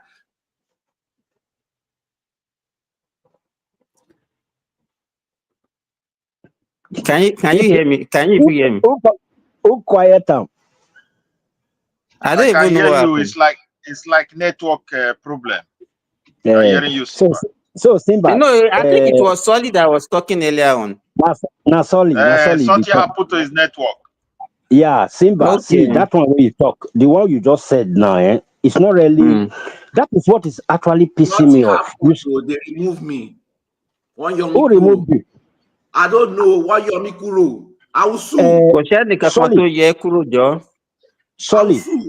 Nobody removed you. Let me say this one, then you speak, okay? Please. See, Simba, the one you said just now, that is what is actually pissing me off. You see that social media noise? I don't like it. That's why I was asking you, what is the government doing about it? Because all these kind of things where they happen. Now our government, now suppose before you go, if government take action, nobody go talk about that now because government don't they work on it.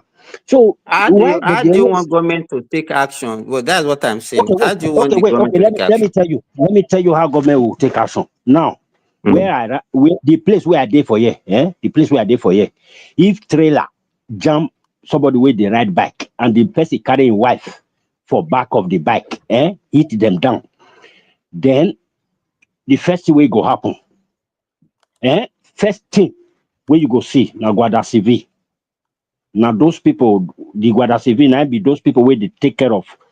But Nigeria is the police that will do that now. Nigeria is the police that will do that. No, you were the one who asked the question. Say, what will the government do? That's what they should do.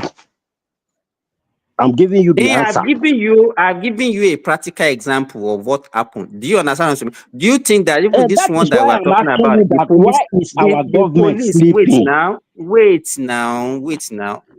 Do you know that? Do you know whether the I said it's the police that it will be there at the first scene before they will call ambulance. It is the police that will call ambulance. Let me tell you why government is not doing anything. They are not doing anything the same way. They are not the same reason they are not doing anything against Fulani headsman, because they have shares in Dangote companies. They have shares in even this airways that is this Igbo man that owns it. That is Festus Kiyamo going up and down. They don't care about Nigerian Airways because I'm sure they've bought shares into that guy's airline.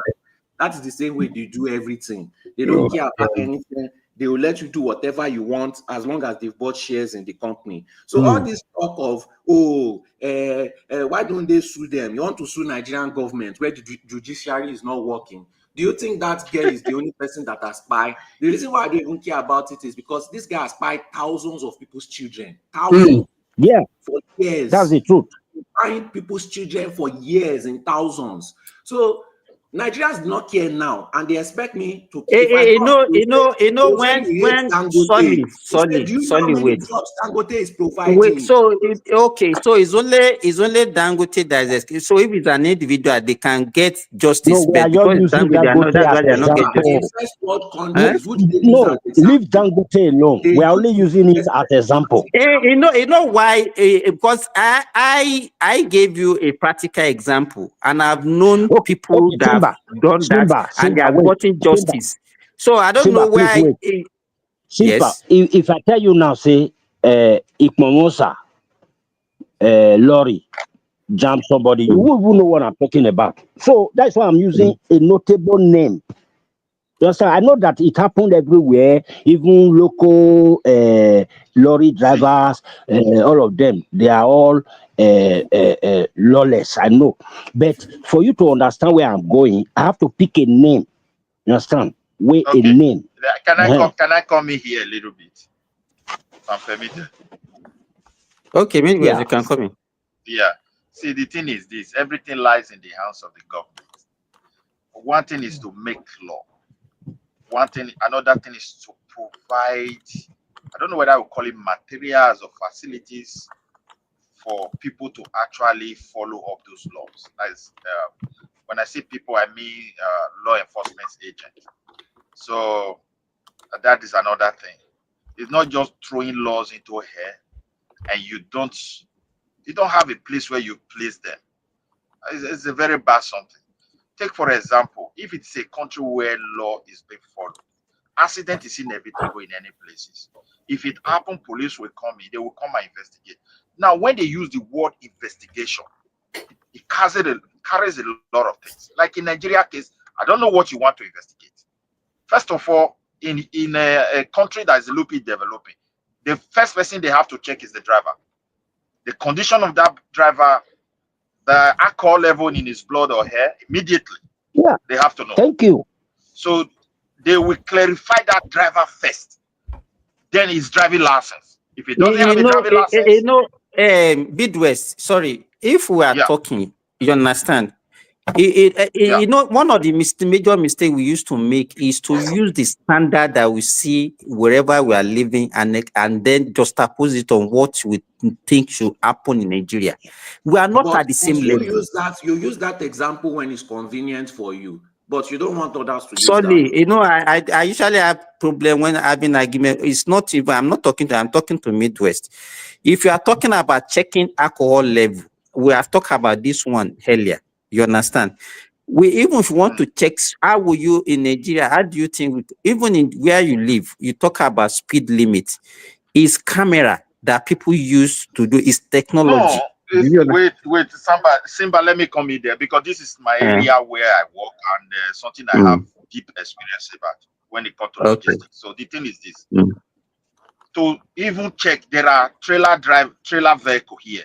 Inside your vehicle, if you don't blow air, there is a machine inside. They are very cheap. You just install them. They are all available in the market. Just like the government is not serious. You just blow some air. If it pass the level, the car will not start. So for police can stop you on the way.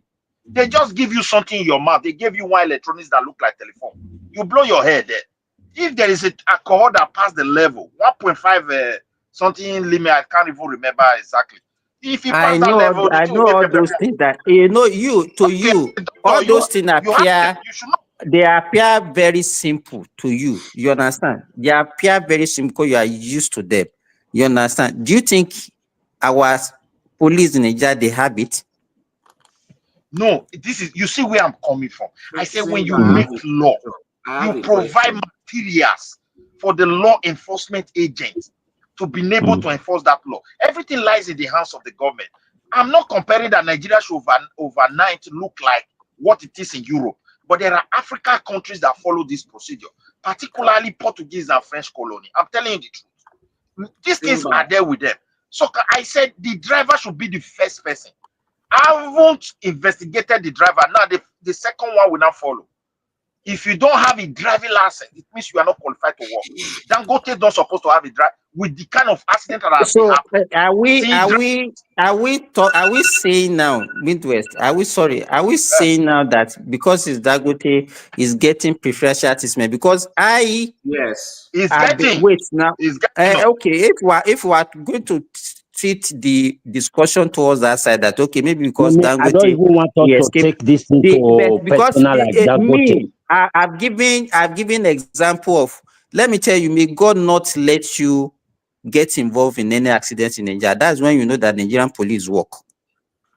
You understand? If as an individual, and you know that even the Nigerian law, the one that solely is saying that if you take anybody to court, you will not get justice, is not true.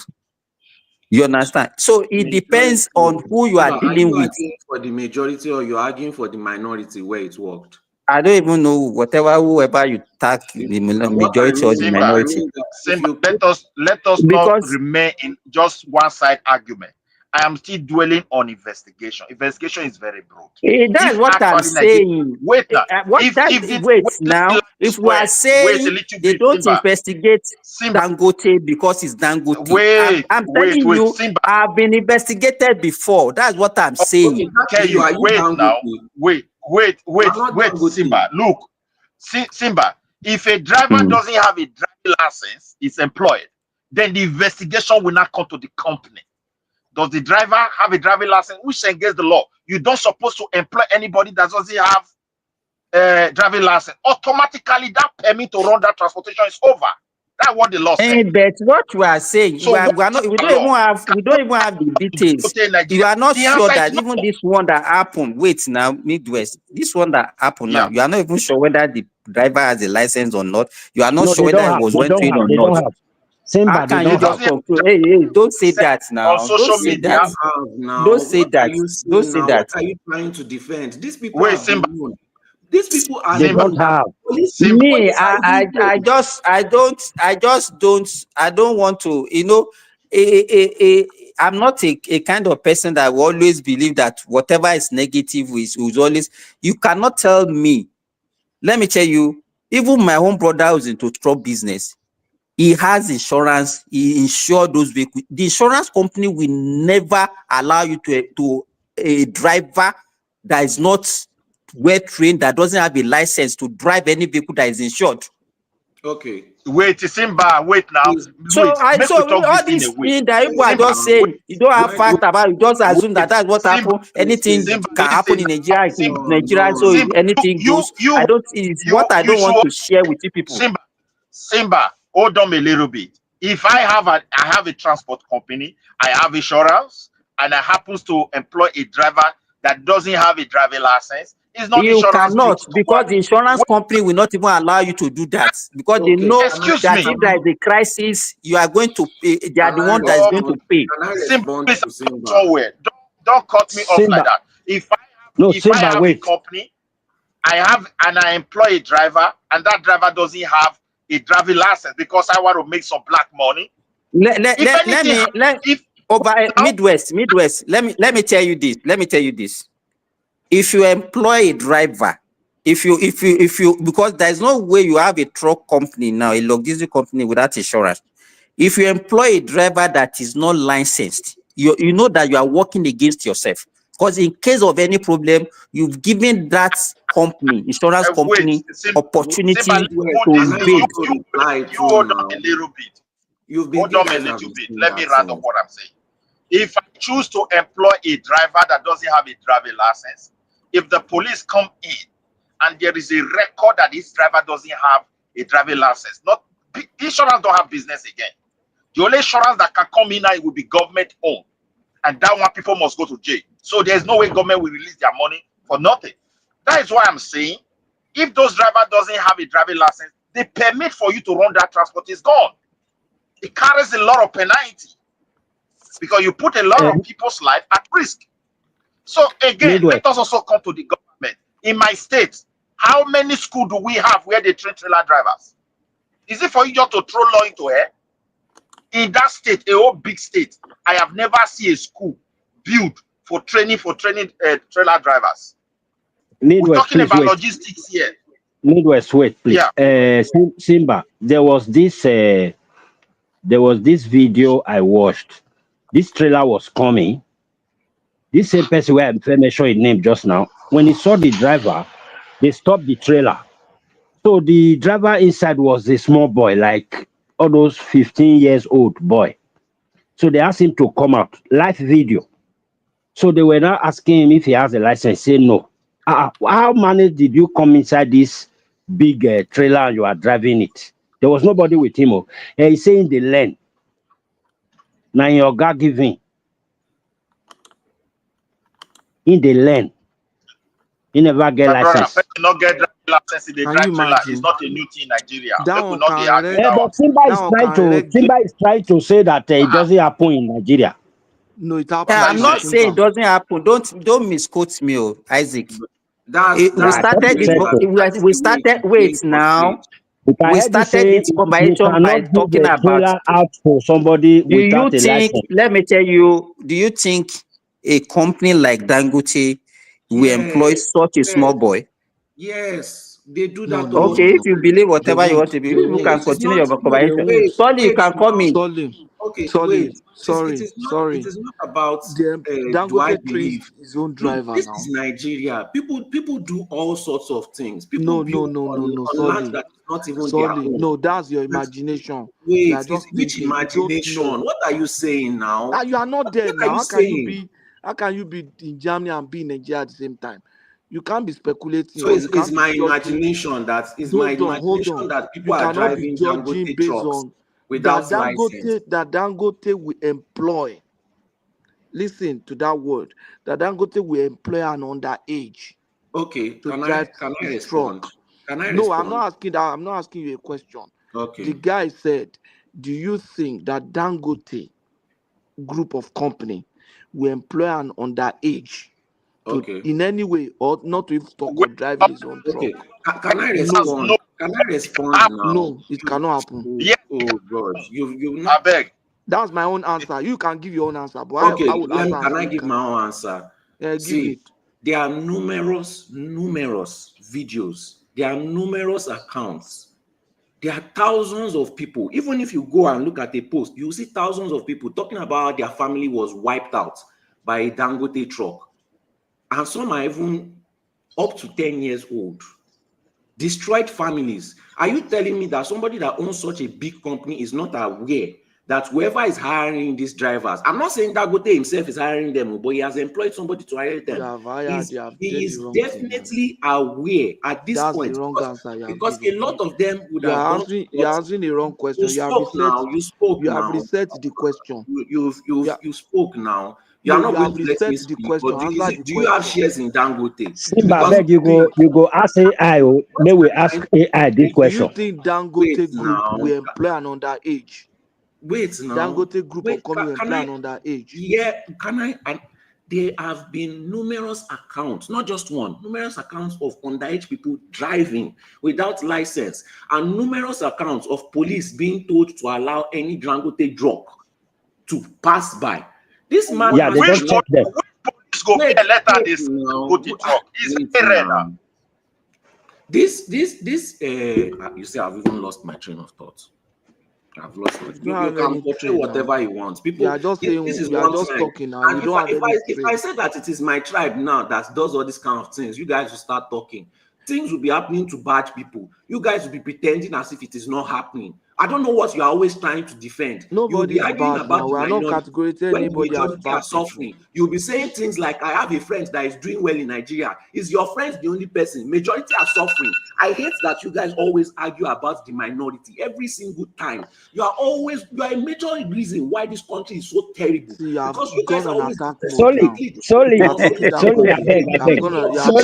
I beg. It's always my own Solely, tribe. Always my own tribe. You always come and fight. Always come and fight. Is that the way to put an argument by abusing people and Solely siren? is okay, Solely. Even in society, because you always Solely, now we there.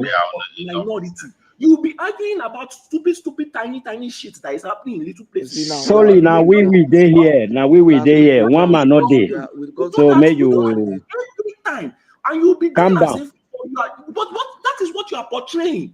You are Calm literally down, being calm down, calm down, calm down. Sorry. Now we there. One man don't come out. You now we now. So But if one man there let here now us we go yaba.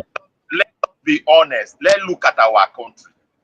In all these things, government is responsible for all of them. For bureaucracy, even Dangote, under normal circumstances, without huge business, in any place in the world, it cannot have transport problem to it. Because transport is very problematic. Even in a vast country where they still have what is it called, top-notch infrastructure. People don't, even companies where even they do the expedition don't want to buy vehicles. So it's because of poor regulation. Police cannot stop his vehicle on wheel anyhow. No school to train people. Even the whole thing is somehow no good road. You know what we have to Permit. do. We have to do. Let us go. Is there any written law? Is there any written law that says that his vehicle cannot be checked, or they cannot stop his Wait, driver? no. Same by your question, we answer like this. To be honest, I'm a Nigerian like you. When influence and personality is above the law, it's on certain circumstance, which is something that is almost like a normal thing in our country. And police themselves, some people, they can frame anything and drop them, sack them. Why did you talk to them? Well, Oga, it's under a structure of command. Why, Midwest, the reason why I'm trying to be like this, let me tell you this. I don't want to be talking based on assumption. Simba, sorry. You understand? These people, let them continue to argue. Go online. Simba is only talking because he's the moderator. He doesn't want to join us. Simba, listen.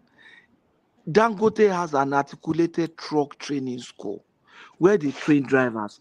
I remember when they wanted to, they were hiring graduates as Dangote truck driver. Even I had some ladies. They have a school where they train them. Go online and check. I know then I was in Nigeria then, and I've also just checked now. The school is still open, running. They have a training school in Abajana to train Dangote truck drivers. That somebody had an accident doesn't mean that he was not trained. Let me ask you a question. Wait, that school is it linked with the federal government that after the training? It doesn't have to be linked with federal government. It was that school was accredited by. Hold on, that school was accredited by road safety. That school was accredited by Road Safety Commission. In short, that Road Safety Commission go even commission the school. That school was commissioned I know by that company is big enough. Wait, that company is big enough to do that, which is very good normally. But the thing is this: how does the government itself regulate all these things? That's government. The initially Midwest. You know what we normally do. Initially you said, oh, there is no training school. They don't go to any training school. Now they told you that they have a training school and is accredited. Now you are saying it's government regulated. The problem. When we talk, let me say this. What I don't like is not being factual when people are talking. We talk a lot of things about what we don't know about. We just assume that that's what is happening, and I will be saying it categorically as if we know. That is a big problem. Your problem, Simba, you don't listen to people. For Dangote having a school is very good. I agree with you. Were you aware before? Because when you started your conversation, you said there was none. Now let me land my point. The driver that keep people in Edo State, when they brought that guy out of his vehicle, they asked him, "Where is your driving license?" He said, "I don't have." Driving for the sense Dangote. So I don't understand what you're talking about. People talking from reality now. Don't say Midwest. Let me ask you. Hold on. Not qualified. Dangote has a lot of drivers that are qualified. Can I ask you a question? Good experience. Even in a vast country, people can still take law to their hands. Yeah, let Patoski ask his question. Let's ask you a question now. Which people that ask that driver, "Where is your license?" Is it the crowd or police? The crowd. The video I I won't give saw my is crap. license to the crowd. I won't give my license to the crowd. Yes, as a driver, Wait. they have to be Patoski, that guy is caution. even lying. Patoski. That guy is Patoski. This If guy, the crowd Midwest, you are lying. Hey, Midwest, you are lying. The guy that they stopped is not the one that had the accident. You are lying. The guy, the very dark man, stopped is not the one that had the accident. That's another thing entirely. You people should say the truth here. you see this, you see Since now. you're lying. Midwest, You you people know, tell the guy Nobody they said stopped that is just another it is trailer the that one is that going on had its the own. accident. It's not the guy that has the accident. You people go and watch the tape. Nobody said so. Nobody talks saying that You the one said who you got just said accident. it's the one. No, Midwest said That's it what now, No, Patoski Isaac. is He just asking you said it here. now. no. Now. You just Midwest. said it Let now. me even Maybe you didn't listen to yourself. I'm Even making that a guy too. point. That guy too. Midwest, stay now. Wait. Please Midwest, wait. Let I'm me ask you making a something. point. I'm making a point. You see, if I'm the Okay, one Patoski, driving, continue. if I'm driving, a civilian stop me and say, "Show me your license." I will not give them. I can actually you, but who are you to be How asking me can for I? my Who are license? you? I will say I don't have. Wait, make a land my point. The I will thing say I is don't this: have. if we have a kind of confidence on the government to do their job, we will not be here arguing all these things. Accident No, happens government everywhere. has done its job now. Even in Midwest. United States of recently, an Indian citizen was turning a vehicle on the highway. A car ran into it and ran into it. 3 people died. And I saw it on TV. I don't live in United States. So how is It's that a very relevant to big the issue now. argument now? How is that relevant So to okay, the now argument? my argument is this: bad people are in everywhere. But if you have confidence in the system, as the police are doing their job, what is the essence of people going to How social is media? that relevant to So on this social media, argument? Now I'm asking the you. person who drove the Patoski, please. Patoski, I'm a new Yes, member I here. I know. Now just want people to just talk. come here and waste people's time. Okay, Remy, How is Kosh, that relevant to this argument now? Kosh. please. Let us give Kosh. He just come in. Let him talk. use my state where Midwest. I am from Midwest. as an How example. is that Midwest. relevant to this argument? You are just making Midwest. Hold case. on. Even in the Let us United have States. another opinion. Let us No, have no. another person talking, please. Yeah, Can we? thank you, Remy. Good morning, Thank Mr. you, Remy. Mr. D, you Remy. come after Kosh. Okay. Yeah, I mean, is please, that Remy. the way Let me to just pronounce your come in. name? Sorry. Yeah, my name is Kush. I just wanna say Kush. something. I'm not a new member. I just want to say something.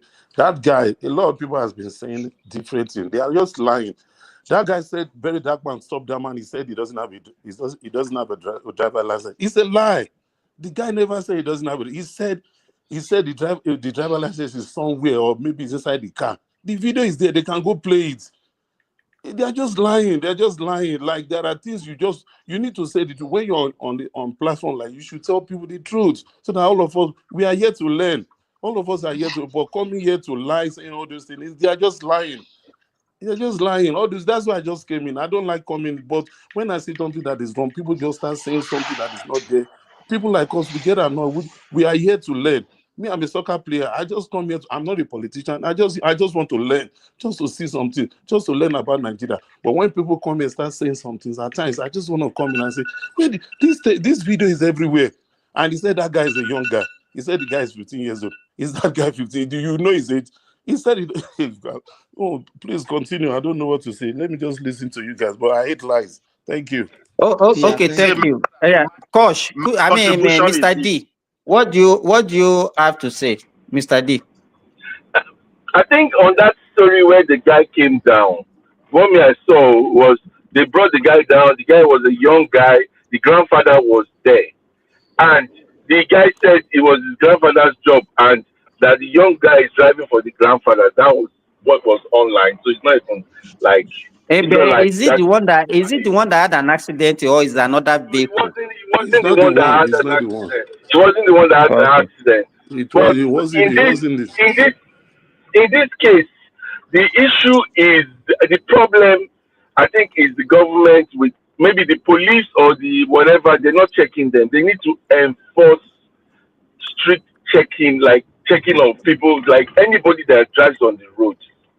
Anybody that has a motorable thing, they need to check it. They need to make sure. They need to make sure that all cars, all vans, all lorries or trucks are very much insured. You know, so I think the government needs to make sure those things are very insured before they Mr. move D, you know the problem. Let me tell you the problem. Because yeah. if you are driving on a Nigerian road, by the time if you have a police what's it called now? checkpoint. Checkpoint. most of these vehicles, by the time they get to this police checkpoint, they don't wait. And I think what we lack is, let me tell you, even most of them, do they even have an appropriate Registration. plate number? Yes. But You understand? they, Because let me tell you, where we are, all of us, we live in advanced country. They don't yeah, even need to follow you. You understand? Once they can capture your registration number, in number. fact, everything is done. They know you, they know your address, they know your company, they know everything about you, and whatever charges they want to levy against you, they can do it. But are we at that level in Nigeria? And that is why. I think, but I understand what you're saying, but I think we're not too far from that level. Because even like car recognition, anybody that drives on the motorway or things like federal road, they should just put a camera in the beginning of the place and put one police to follow the car. You will see the car. You don't need to even, it's not hard because they have to make sure the people are legal to drive on the road and nothing's going to affect the people or, because the cost is the same. So they have to make sure. And again, the government, most accidents, as I think, they're not even caused from being valid to drive. It is like tiredness and all those things. They need to make sure the company enforces laws so that they can manage tiredness. Tiredness is most of the killer of driving in like big trucks and all that. Not even alcohol. The tiredness, because if like in Europe, they're probably not going to drive more than 6 hours, or at the most 8 hours if you're driving that. But most Nigerian drivers they can drive 24 hours. That's why they sleep and do all those things. So I think it's learning curve where they can learn from those things, enforcing those what's it called? Anybody that comes on the roadside to be able to drive, whether you're driving bicycle or you're driving a trailer or private jet, anything that you come in and they should be like any driver. They should be like, oh, your Dangote, they don't stop Dangote truck. Every truck, and they should. First of all, there's too many checkpoints in Nigeria anyway. They're just collecting money. So they can stop all those ones. Put camera there. Somebody go down signal and say this car no get insurance, so I know that. I mean, that's what I think. Sorry, I don't know if my network is good. I'm driving. Yeah, network is. No, you are very clear. You are very clear. So Midwest, what I'm saying is Thank that you. The other one you say, we say they have a school, then you say is government not regulating them. The question is, will government set a separate regulation system for Dangote? Government is regulating now. That's why you have the Road Safety Commission. You wait. The Road Safety You see Commission is a regulatory wait body. now, wait. I want to come in there if I have chance. Look, the problem we have in Nigeria, you see, most of our institutions, they are not properly equipped. You're talking about road safety. The road safety is just to go there and only control humans. Why can't it tell government this road can keep? They show a center of a bridge road between Benin and Lagos Road. There is a very big pothole. Nobody can talking cross. something else now. We are talking of Is something else. Hold on now. We are talking of where I'm from. State where I'm from. Wait, you say hold on. We are not the only one from that state. We are also from that state, but we are talking of regulating school. And when they do their exam in your state, we are talking of regulating licenses and all that. So you are talking of regulation. What you cannot even tell people to go to school as a requirement. We are talking of. I don't understand what you mean by regulation. Wait now, okay, I don't understand that, but you don't even know say then get regulation. We are saying they have regulation. The word regulation is basic laws that you made. It depends where you are placing these laws. If you place the law on air, it remains on air. It doesn't affect the people. The people don't even know whether it's existing. What we are saying is that, and that's the situation we have in Nigeria. No, wait, we're talking about driving. We're talking about professional. Listen, my brother, graduate not get job, we not get job. With only logistics, you know number of graduates that will be working yearly if it is properly structured. We are talking about the Midwest. What you need to do, Midwest, hold on. When you're having conversation with people, you let us take it one after the other. But what you normally do is that by the time you say something and they say, okay, this thing is, you always shift goalpost, moving. You don't engage in a conversation like that now. Simba, How do you want to end? Simba, wait. my conversation is very clear. From my state, as I speak today, all the drivers learn through apprentice, and that same person that trained them, the government don't even know whether it's qualified, and they go to office, they apply, and All these things you are basing them on assumption. You are not even sure what you are talking about. How do you know the person that is training them is not qualified? How do you know? Because the person did not write exam. We don't have exam center. What they do is this. How do you know that you don't have exam center? How do you know? How do you know they don't have exam center? When you go to traffic office, when you go to what's it called, road safety now, because before it was traffic, they will not put road signs, things for grant for you, and it's not road safety that does that. It's the VIO that does what you are saying, talking about. They all work together. So they show are you not the road same. sign. They are not the same. Their work are different. Don't even know. Even the VIO you mentioned is one of the useless institutions in Nigeria. Do they have a place? You see, you are going to another place now. Moving to another one. You bring. Oh, everything they mention, you make them. So what? So to you now, everything is useless. There's nothing. There's nothing working. As far as you are concerned, even you can even say that me. Wait now. Wait. Even me, as a doctor trained in Nigeria now, you can even say that I'm not even properly trained. I don't even have certificates. Even in way school for Nigeria, that is not what we are talking about. Even Let me tell you because everything that we say, you say we say they have a school. You said the person that is training them was he well trained? Necessary argument. You don't let person to learn. You are the one that brought VIO. VIO means vehicle inspectors. You're supposed to take your vehicle to go and meet them. They will not look at the condition. The British that gave you that name, they will tell whether this vehicle should be whether Midwest. This one is qualified to be used on the road. That's why you have VIO. Long run. So okay, now in Nigeria, nobody investigate, nobody inspects your vehicle. Very entertaining. So what is the essence of VIO in Nigeria to stand on the road and be collecting money? You remain like that for almost 60 years of independence and be part of institutions that are dead naturally. What are you talking about? My brother, I don't want to argue again. You assume a lot. Let me tell you something. You understand? Let's start from this thing. Because I heard your argument, and honestly, that's one of the reasons that I even came here.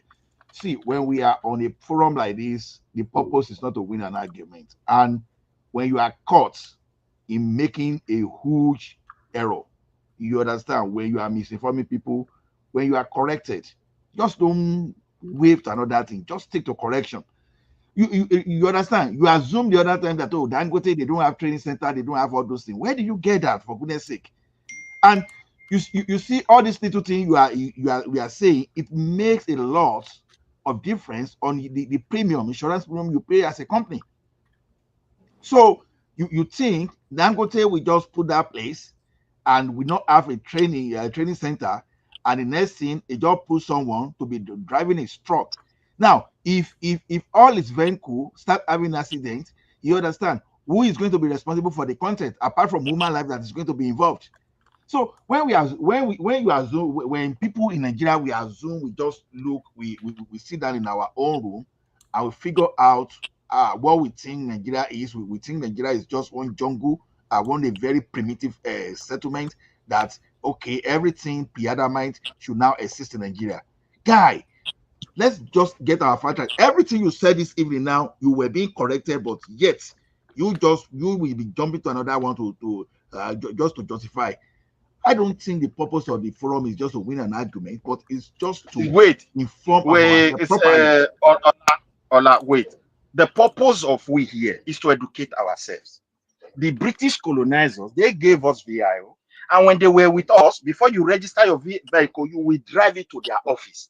They have well-trained technicians who will look at this vehicle to say whether this vehicle say something. I think I don't like the way you come to my point. Let me finish. Okay. They will tell you this vehicle have road worthiness, is qualified to be driven. They will give you a paper, and that is their duty across the whole globe. In Africa country, this is how they function. Now we go to a point in our history, we can't even build technical centers for this vehicle any longer. So even the vehicle, nobody tells them whether they have roadworthiness. And that institution is there. We are not acquainted to it that this institution, this is not the way it's supposed to be. Say You know, untraveled. even that one that Midwest. Let me tell you this. Let me tell you this. Even this one that you are talking about is not true, and I will tell you my own experience. Presently, now I got a message. Wait, now I registered my vehicle in Lagos, and I sent the document to my brother to renew for me, and they said that I cannot renew my roadworthiness until when they see the vehicle. In fact, they have sent Yeah. 40,000 naira Only penalty Lagos. to Yeah, me. I cannot argue that Lagos has been Only enforcing Lagos. it You since can see now almost the way you are 3 years. changing. Midwest, let people tell you what is happening. You don't know what is happening, but you are just guessing and you are misleading people. I'm Someone is telling you telling what you National happened to Express now, me. but You are you don't still get to the saying very it's top. only Lagos. Why are you like this? It's Why? only Because Lagos But that the is way you doing are it for saying know it, what is happening. you didn't say it's only Lagos before. Now I'm giving you an example. You are saying it's only Lagos. Does Let's Simba take it. tell you that he's Is living in Lagos? Oh God, dude. Is only Simba saying Lagos he's living in government? Lagos? Simba, it's better to Yes, leave Midwest to his argument. Because I know Lagos you are government for the committing, you are past years misinforming has been people and you are trying being his best. corrected, but you are just jumping. I just want to force what is not happening. You understand? Wait, Let me tell you one thing. The Midwest West, this is one of the reasons that all this cyber regulation is needed, because people just jump online and misinform people of what is not happening. All these things you are saying, you are just conjuring, you are You see, fabricating, and you are so people ignorant. You you are great too ignorant about problem what you we are have saying. in Nigeria. You are so We ignorant have and you are too we have a bold. very serious issue. Guys, We have a very can serious you issue in the wait country. now? You can't Wait, even point to it. Lagos can you State let has been doing it. somebody I cannot argue it is true just of please, recent. please wait. But Please, to be honest, Midwest. it is not still rampant across the country. Only Lagos. Maybe Abuja is trying. I don't know. For the past 3-4 years, as big Why? as Nigeria. Okay. Initially, Wait when you are now. saying this, Can you let me ask wait you, now? Midwest. Please. Wait now. No, you are Simba, not the please moderator. wait. You cannot be shouting me. Sorry, I But will give please you. wait I'm the now. moderator here. If you want, if you don't behave Person go yourself, point to problem. behave A yourself. problem that If is you so want me, obvious. if you want, When I person will point allow to you am, to I go dey talk. happy. Just VI please wait. for my state now. Road that they stay, they carry stick, they collect Please money. now. Just wait. You guys I'm the are. one that will give you opportunity to talk. It's not I you that am we. not You doing are a not in good job charge. as I'm a the moderator, moderator which is here. why I want to speak. How can The you key just people wait? Simba, is please that give him opportunity. we don't have Give him 2 we don't minutes. have problem. We I don't have cannot problem. give We him. don't Simba, have He please. will problem. not come and override whatever I I'm have not here. ignorant. It's Simba, everybody has please been give him 2 talking. For minutes. the past Oh for God. the past 5 Isaac, years, please the stop that. Lagos State, Yes, Isaac, stop the that. Lagos State, the Midwest is Lagos still State talking, government please. has been no, working. The Lagos State, Midwest has I been know talking for the now. past 5 years.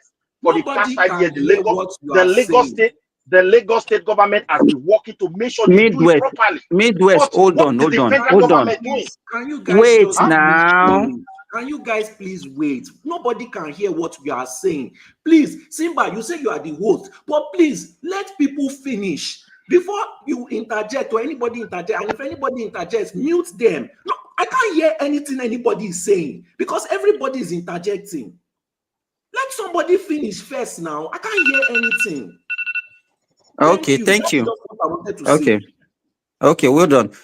Midwest, let us. When you started this argument about the roadworthiness of it, you didn't mention that. Oh, there are some states in Nigeria that they are doing it.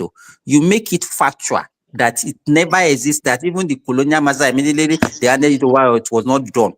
Now we now mention and I give you a practical example and what even happened to me, personal experience. You are not saying no, it's not all over the country, it's only in some few places. They don't make argument the way you are making it. You are You arguing don't make like an arguments like obedient. that. You are arguing like an obedient.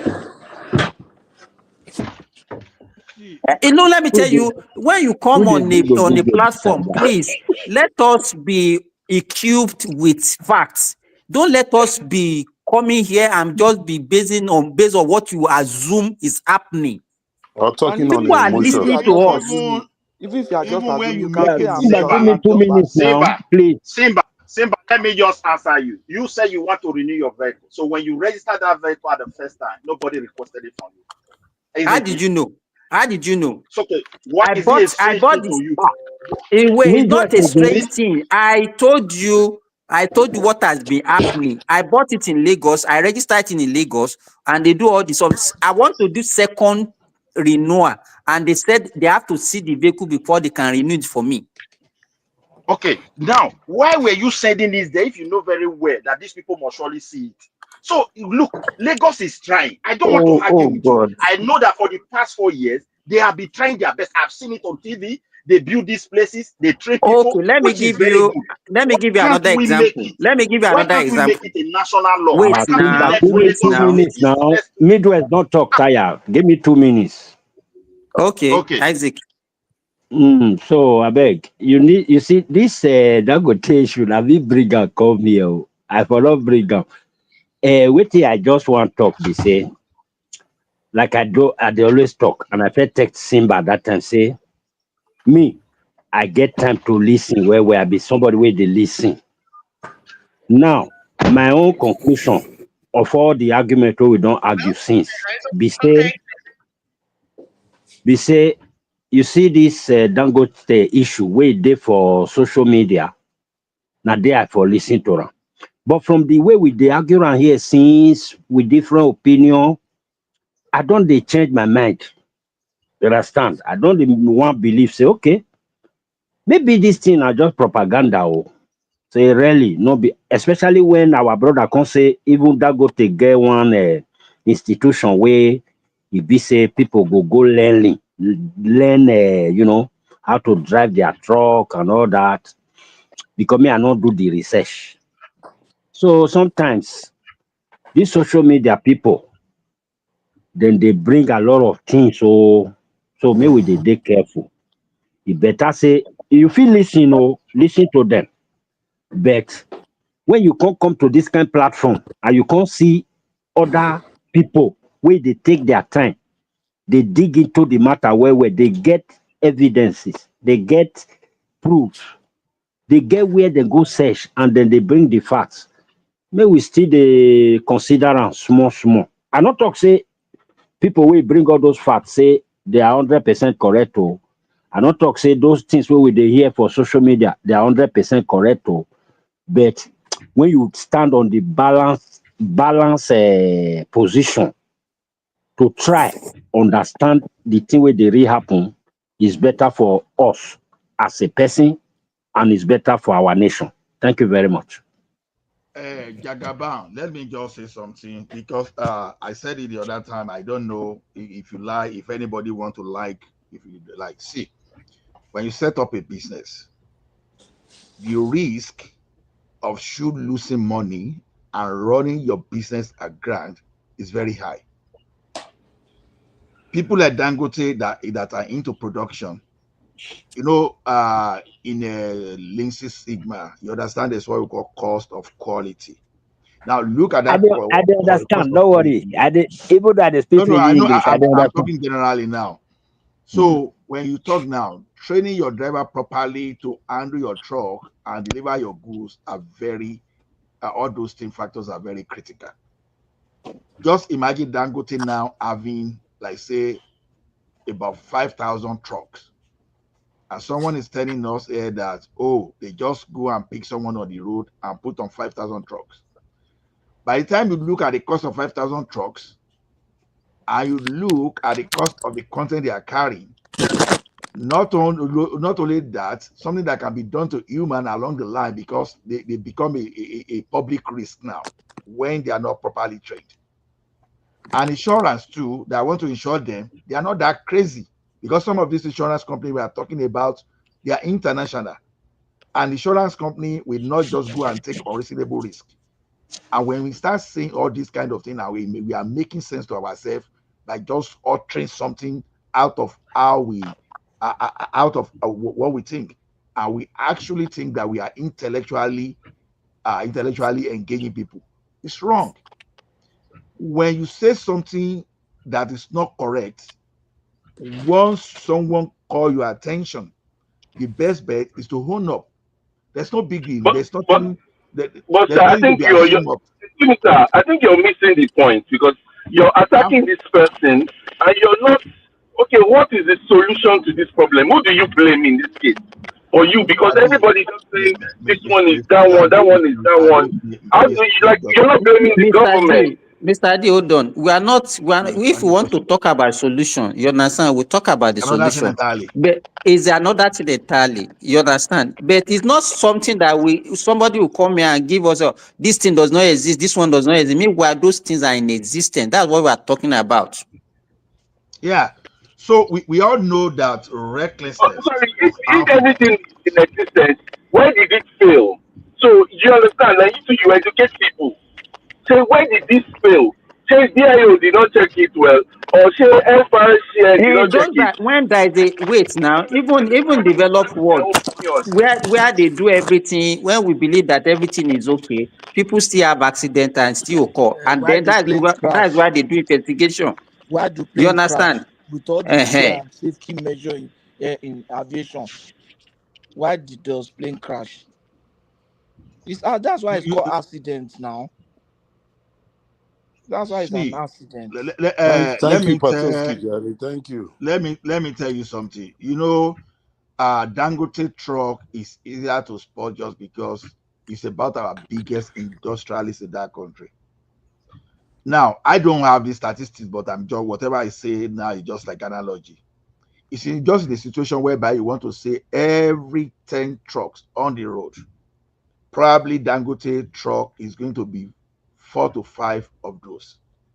So when you want to measure accident on the road, the likelihood that we find Dangote truck getting involved is higher than maybe you just have to a company that the company that has just like 5 trucks.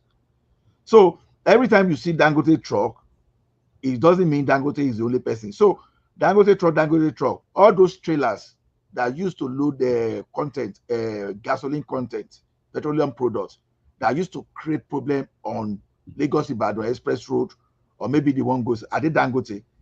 You understand? It's not as if other trucks are not getting problem on those roads. They are.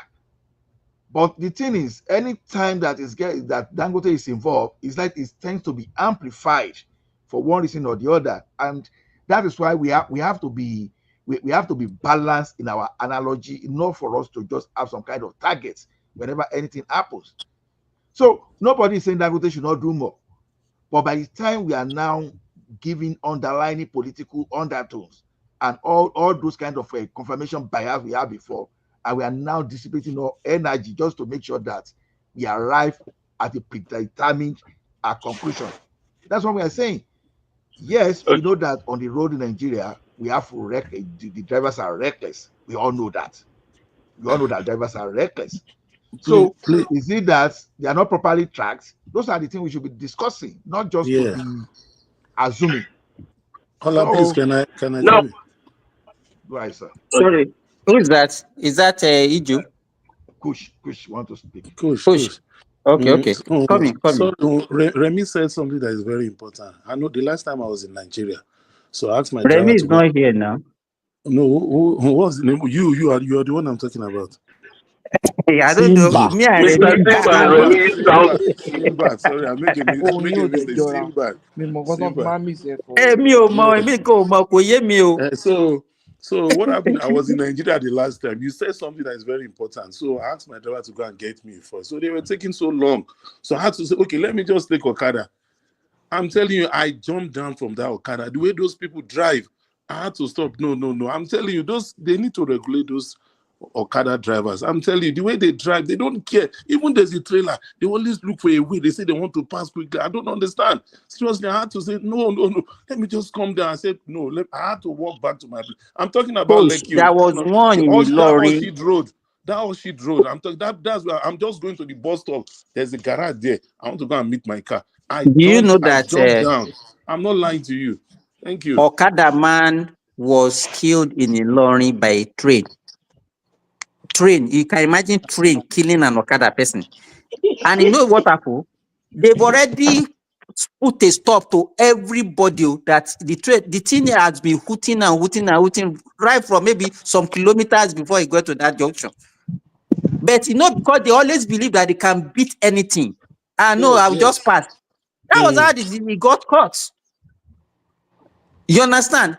What we need to do is we as people, we are very reckless. We have to even look at But ourselves. You understand? We have to check. Yes. Okay, we cannot say it's we as people. This solution is not a we as people thing. This is a government policy that has to be enforced. You understand? It's not we. You understand? It's not we as people that's going to check unlicensed drivers to be on the roads. It's a government effort that has to make sure that anybody that is not licensed can be on the roads. You understand? So it's not a we people kind of thing or You as know, our let me people. for the fact that you are licensed, they'll just remove recklessness from you. No, so and then your consequence as well. So when you put it like when if a driver now you drive reckless, you should be banned because you know nobody's banned in Nigeria. Some people will go be drinking and driving. They not Yes, you are. Mr. D. Yes, you are talking now. It's one of the solutions that okay, if you are as a registered driver, if you are found wanting, then there should be a punishment for you. exactly. Can I You speak? understand? Yes, yes, is that yes? I agree with you. Can I I agree with speak? you. People Because Can I this case should be is not a banned. Dangote case, so it's not a Dangote case. It's all truck drivers. You can know, I can I speak? My own yes. summary at the end of the day, whether it is Dangote, whether it is I don't care who you are trying to shield, people's lives are being destroyed by these trucks. The government knows about it. Dangote knows that they've known about it since. And nothing is happening because it is poor man's children, like I've always said. It is government's job to fix most of this society. Every time you try to say, must government do this? I always think if it is affecting a politician's child, right? Nobody needs to tell them twice before they fix that issue, right? But most of their children are abroad. So these things don't concern them. And they have citizens ready to always defend them that must government do this, must government do that. Okay, if you defend government, must government. So what is left for government to actually do if you want to blame the citizens for everything? What is government supposed to do? Please, somebody tell me. What is government supposed to do that they are actually doing? Sorry, can I go to Surulere today? There's no Okada. They are trying. The whole Surulere, I can bet you I was there. Coach, before you Continue, tell me something that they are doing that is affecting the majority. Please, because I'll be very honest with you. When I'm having a debate with people, I prefer you give me stats based on the majority. I hate stats on minority. When you tell me that, when you wait, please now, please, I will let you speak. I will let you speak after this. I just want your argument to be based on majority. If you are arguing anything based on minority, that means it's happening in only a tiny area. I don't take that as an argument. Please tell me majority that government is doing that is affecting. I won't tell you something I don't know. So I won't tell you what I don't know. I'm telling you. Then you don't have an argument. I don't want to know about push, please. Respectfully, I don't want to know anything about minority. I don't want to know what you are enjoying or your neighbor is enjoying or your friend is enjoying. I only want majority arguments. Surulere is not a neighbor. Okay, sorry. Can you? Okay, now we have a problem now. So, can you provide your own solution? Probably, maybe some people. Somebody's mic is touching. I don't know whose mic is it. I can't hear you properly. Something's making click. Yeah. Hello. Anyone hear me? Yeah. I can. Nijaman, turn on Nijaman. Yeah, Nijaman. Good morning. Okay, okay, sorry. So, what do you think we can do now to actually reduce to reduce? We can't say we can't stop it. It cannot be stopped completely. So, what do you think is the solution to this particular problem that we are talking about? The first solution, obviously, they will never do it. It is favorism. Just say it, whether they do it or not. Just say it. People will learn now. Okay, now see, Simba. Let me give an example. Right, there's Germany and there's Netherlands. Right, there are some things there that they do that they will never ever do in Netherlands. That when I go to Germany, it used to surprise me that they would do it. You know, just because of little change. They need to follow the rules. They need to follow the rules, whether it is do or die, whether it is family friend, whether it is big man, whether it is rich man. Everybody needs to be on the same level playing field. But that will never happen in Nigeria. That will never happen. The solutions, You cannot be providing solution and be saying that is not possible. Just say it. Don't say that it's not possible. They need to have proper driving tests. In Netherlands, when you want to have a driving test, you have driving test for bike, you have driving test for car, you have driving test for van, you have driving test for truck. You do practical and you do theory. I failed my driving test 3 times before they gave me a license. It took me 1 year to get it. You made the theory. You made the theory.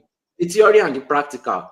So they need to make a system like that for everybody to pass. Then secondly, the road safety. They it is see Simba, they will not do it. So I don't want to give I say just say it. Just they say will not it. do it. Don't be surprised. Some people might be listening to us. Just say it. They need to give people fines. For example, when I was driving a road, right, and I wanted to pass another car, I only drove past the person by 20 kilometers. They charged me 10 euros per the kilometer that I oversped. You know, they need to start fining people in different ways. For overspeeding, they need the tools for it. If it is affecting their family, they'll get those tools. They need to get those tools. Then, secondly, they need to have punishment. When you do this, they reduce You think Solida is not affecting their family? We have a lot of them who have died on the road. Politicians' children. Even politicians themselves. Can you name them? Okay. Where did this man in Ilorin, Abdul Karim Adisa died? He died on the road. He had an accident and died. So how many? And that's how many percent of the politicians? And so many senators. There are so many senators that have died. They died on the road. They have accidents also. It's not only the poor people that died. How many percent of politicians? Is like it that who? Until all of them die on the road? Like who? You Like want to ask me What's all of them to fire? Can you give their names? Can you give their no? Because if it is affecting majority I of gave them, you a name now. It's not enough for you, Abi. Look, I gave him my example point, too. My point said is it that my point is that if it is affecting the majority, right, they would have made a change already. But it's not. Erufai's son died on the road in the autocrat in Abuja. Even Buhari's son had an accident on the road. Buhari's son. Was it because of truck? How many was because of truck? No, why? Accident is an accident now. Why are you limiting it to truck now? Buhari's son had an accident. What are you saying? Wait now. Is it not truck that we're talking about and now you are moving it to road accident? But everything is accident now. It's road accident. No. That is must being wait for truck disingenuous. first. Throughout so the solution that you are giving us now is only for truck. Can you please let me speak? For hours you have been speaking on trucks, but suddenly I give solutions and now we are talking about accidents in general. There's accidents everywhere in the world in general. But the solution that you are giving is a general solution. Now you are not giving. It's not in general. When I spoke, I said they give licenses for different kinds. I was just giving that as an example, and I spoke about trucks. You mentioned bicycle. You mentioned bicycle. You mentioned motorcycle. You mentioned. When you started, you mentioned bicycle. As examples, we are talking about. Okay, trucks. just continue. Okay, continue. wait now, please let me just finish. Okay, now I'm correcting and I'm saying that what I spoke about was trucks. Now, please let's focus back on trucks. Let's not move this to general. Let's focus on trucks. Like we're focusing on trucks for the past few hours. Let's not try and that is being okay. So when was the last time we had a truck accident in Nigeria? When was the last time we had an accident truck? When? Tell us the last time before this one. When was the last time we had a truck accident before this Let one? me even add Tell this. us when. Let me even add this to you. Solly, can you give us estimate how many people Dangote truck has killed in Nigeria? Let me give you estimates. Let's see. Not the notable ones. Let's see. Thanks to ChatGPT. I'll give you now. Because your argument tries to say that it is not something that is happening widespread, which I'm not sure. That is a form of defense, by the way. First quarter of 2025 alone, let's look.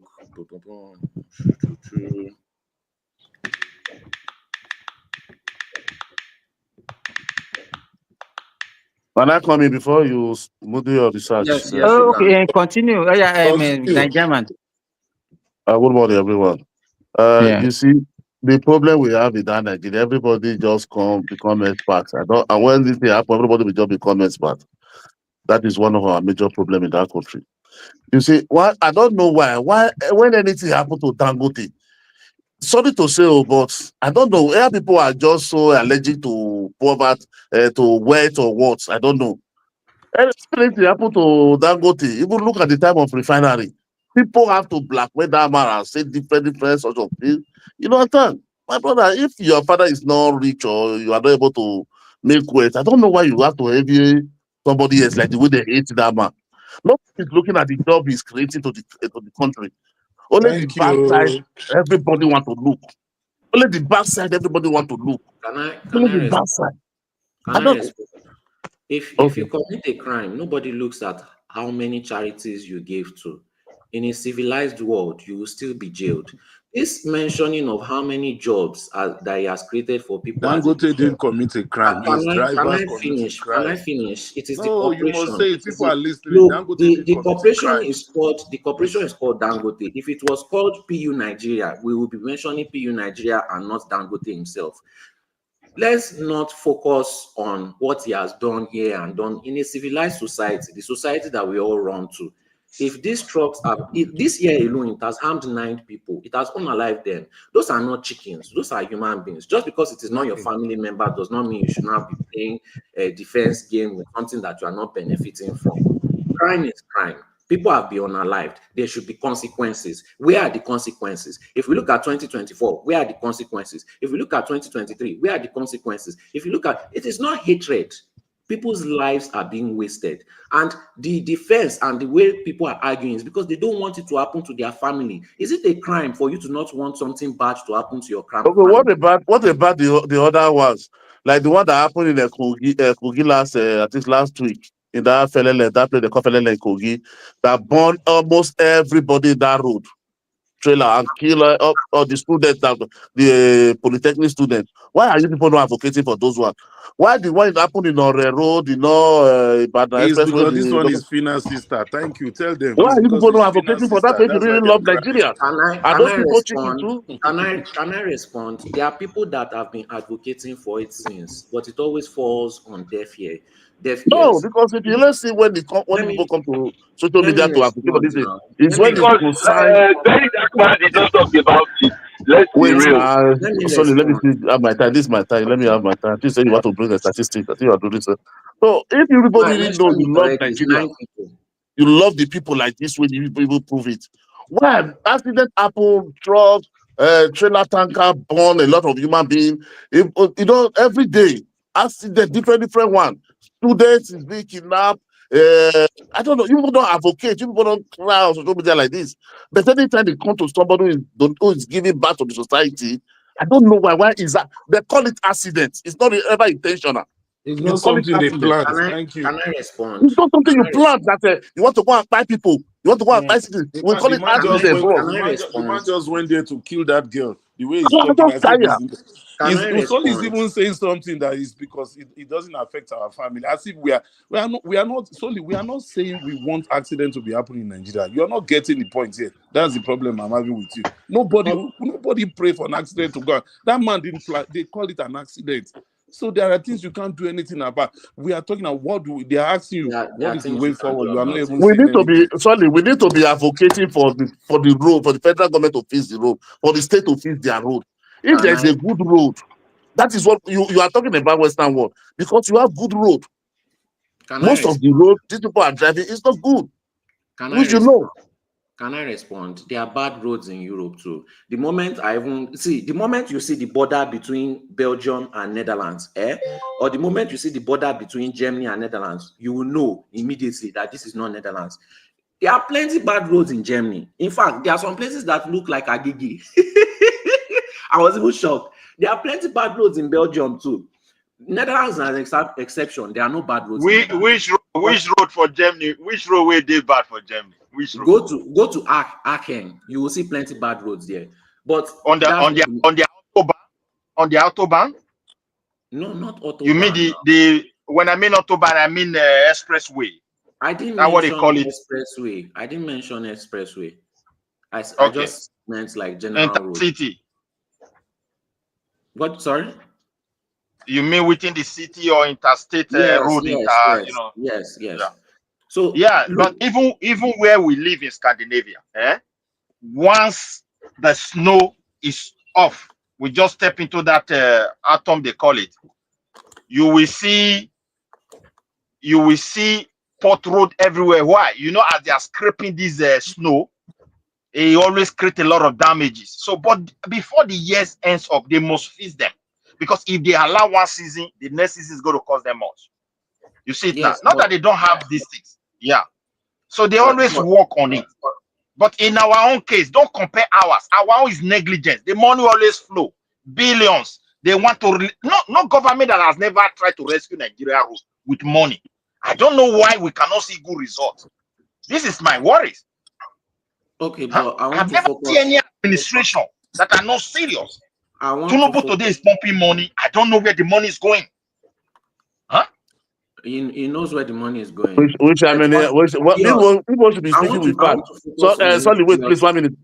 Please, you guys should be speaking with facts sometimes. You say they are pumping money. Pumping money. Are you even looking at the record? Using the 1 trillion, build the road.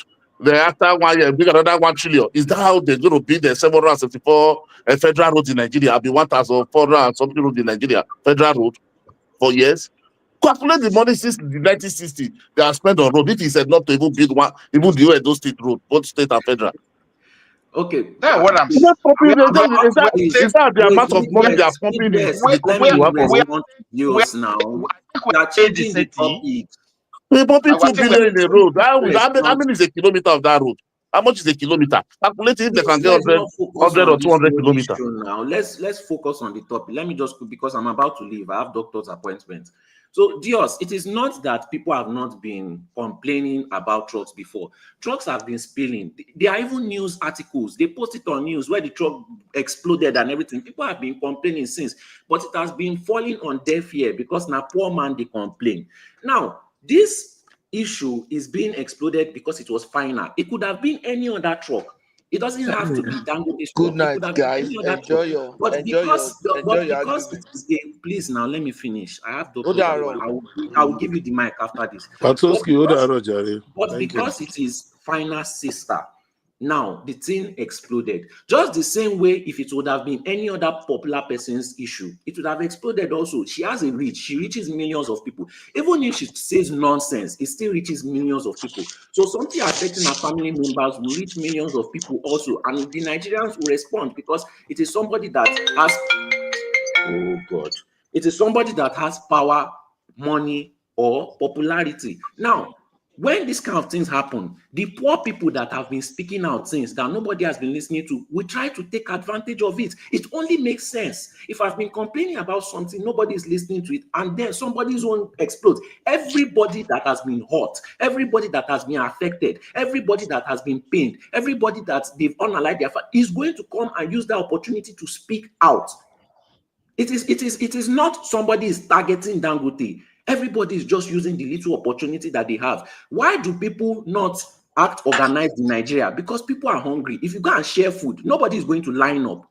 They've been suffering and they've been hungry since. You cannot just say, oh, Nigerians are uncivilized and act like that is their natural behavior. These people are impoverished. These people are in poverty, so they cannot act organized. Even if you share food in America, people will come acting out of desperation. That is just the simple reason. I don't know, maybe you don't understand it because you have never been in their situation. Maybe you don't understand it because maybe you don't know anybody that is in that situation. Solly, you always talk. Solly, wait, let me ask you something. You always talk as if all of us here. Solly, I was born in Ajegule. If you don't know, you don't even know Sofa. Whiskey was born in Ajegule too. Who? You are privileged. You just like. So what are you saying? You said I don't know Sofa. I was raised in Ajegule. So you are because we are here doesn't mean I'm suffered. I'm just giving you an example. Don't say no because we are here. You think we know Sofa. In your bank account. Do you know anywhere in Ajegule?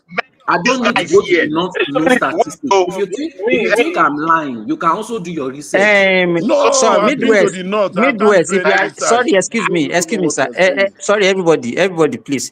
Sorry, I mean Midwest. If you are hearing us, your mic is not properly. We are not hearing you. You are breaking. So I don't know what is wrong. Simba, please let me Okay, talk it's to better Soli, now. It's please. Let better me now. just answer Soli. Yeah, it's okay. Please, Simba. Ask one question, Okay, go my ahead. brother Simba. Simba, Wait, Midwest. Simba, Wait, most of us here. Wait now. Are you not listening? Simba, you can allow him. Kush is talking. Okay. Let him finish. After Kush, Midwest, you talk. Midwest, I just want to say something for 2 minutes. Soli, go to the north. They are allergies. They always cook for them. They see all these things. They are just like we've been to the north. I told you I'm an Ajegule, but if I tell you my experience, this thing you're saying suffering, I've been there. You don't know nothing. This guy, you just think you think anything you see in this chat GPT, you know. Just go there, go to north. They are just using this as a propaganda to lie to you people. There's always an allergy that will cook for all of them. They will come, they will eat and go. They will even come later in the evening. I'm telling you, don't let anybody lie to you. I'm not saying there's no suffering there. I'm not saying there's no suffering, but there if I is. go to America and I go to Miami, does it mean that, and I see everybody is enjoying life, does it mean that there are no homeless people in America? Okay, no problem. Midwest, can you come in now? Not your used experience. Only you are just it's not those pictures you are seeing from all those Igbo, the way they portray Africa. That is what you need to Africa. That's what that guy is saying. Nigerian, please. Sorry, hold on. Midwest. I understand solely. He always talks from the point of the common man. Most of us here, we attended public schools. Go back to those schools today, they don't have roof. Are we improving? So, my brother, let us be honest. We cannot come to this platform and always be painting things that, oh, things are good. Indeed, there are good people, but it's unfortunate. I don't know why they don't patronize them. You know, some states will be doing something. This thing is good for the whole nation. Why can't you make this person a prime minister to handle it? So we need to point to them that these things, they need to work on them. The school I attended, I went there, I was crying with what I saw. So let us be honest, if you are not improving, if you have money to take care, most of us that are here, let me ask a question. How many of us that have children in the public school you attended today? We that are privileged, because a lot of professionals come here, and I'm okay, even knowing their family. Midwest, let me ask you. You are right. You say we are here. So should I take my child from here to Nigeria and go to school? Niger, we agree that there are a lot of deficiencies from our government. But I think another thing that we're supposed to be asking ourselves is what can we do also as people to actually wait now. Let me finish what I'm saying now. Let me finish what I'm saying. Like me, as I am now, as I'm talking to you now, the secondary school I attended, I have 2 teachers that I employ that I'm paying every month. Thank you, to help brother. the pupils in So those schools. So that school that you said you attended and you weep, what contribution? At least you have escaped poverty now and you are living well. What is your contribution? In my own point, my own contribution at the moment is not to that school, but I have people in the university that are not from my family that I'm sponsoring. I think I've done No. Those are your immediate family. That is not a public thing. In blood, listen, in blood, we are not related. I'm just telling you. I'm responsible for a school. It's in University of Benin. If you need this contact, I can give it to you. You one day maybe if that I just advise the issue here, let me tell you, there is no doubt. Wait now. There is no doubt. There is no doubt that there are a lot of infrastructure. We have a lot of infrastructural deficit in that country. And, you know, the way I used to think, our expectation to me is more than the resources that is available to that country. Let me give you, for example, where I live now, I checked, there was a day I have to check. I said, okay, with just less than 30 million people, how much is their budget in a year?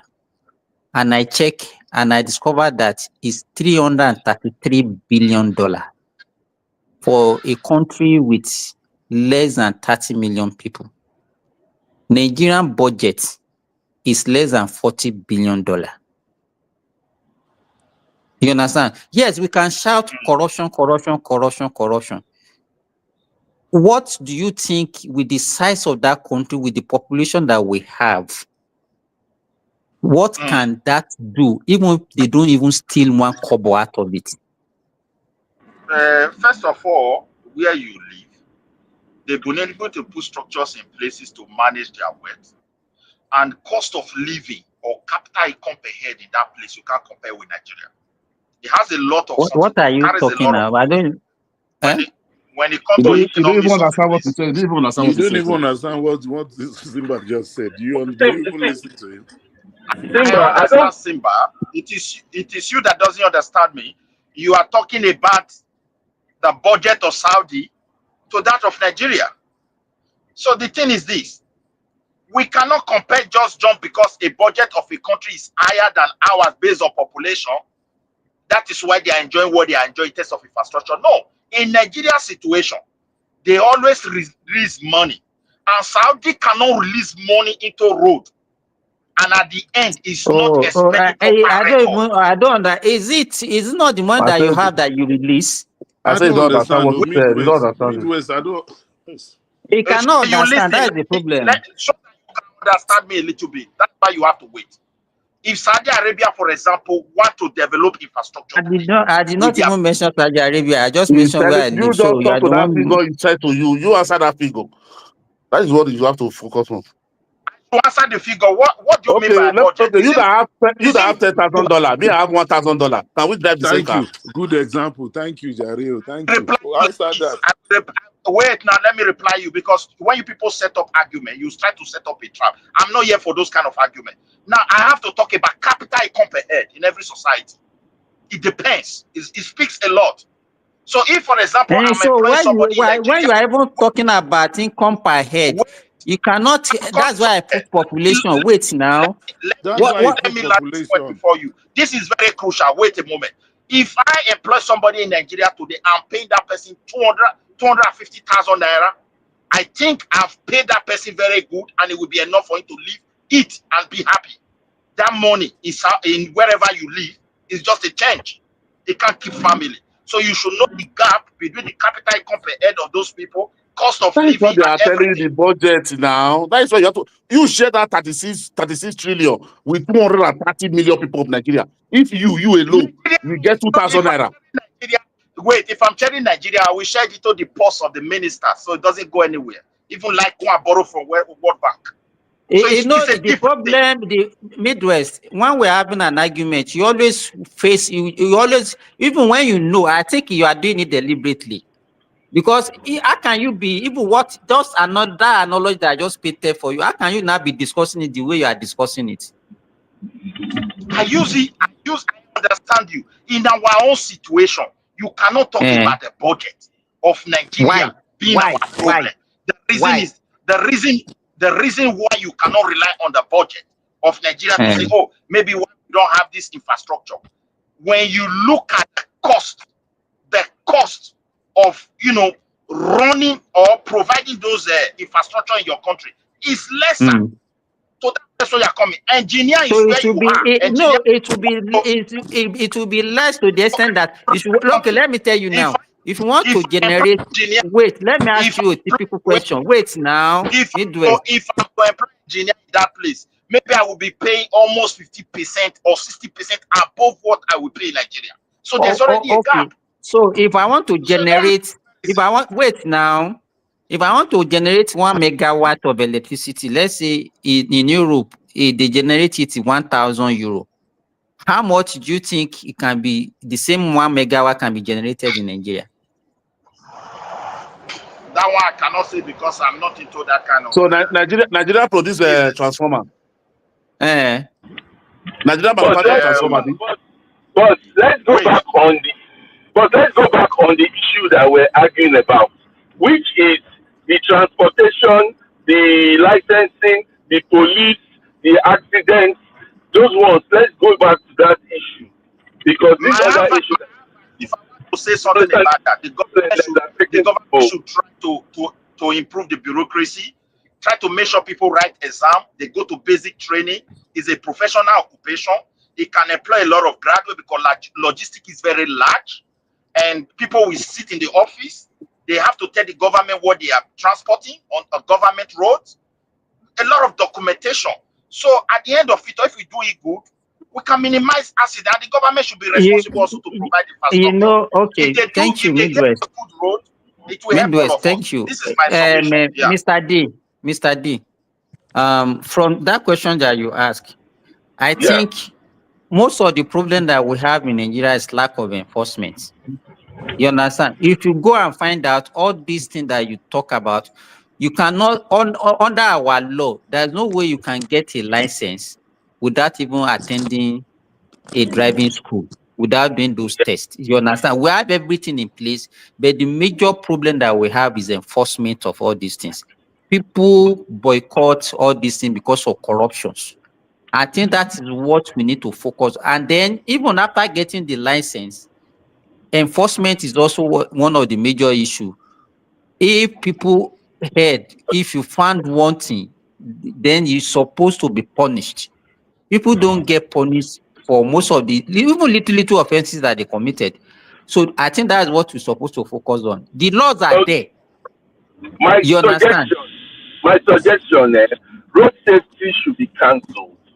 It's a fit for, it's a no fit. How do you call it? It's not fit for purpose because these things are happening. It's supposed to be under road safety, and there's still problems there. Then what's the point? Besides, this road so safety. If they cancel it, how would they? So who will not be in charge? It's police. Because in fact, if you put that, it was everything was under police before. You understand? Even up to now, traffic, they still have that. Wait, now the police were not doing it well before. It was Babangida that started road safety. Now, you understand? It was when it was not effective under police that they now carved it out. So if we are saying, hey, this one is not good for purpose, you scrap it. This one is not. So who is now going to be in charge? Look, to be honest, it is the traffic that's in charge of all these things globally. Nothing like road safety. I don't know if America anyway.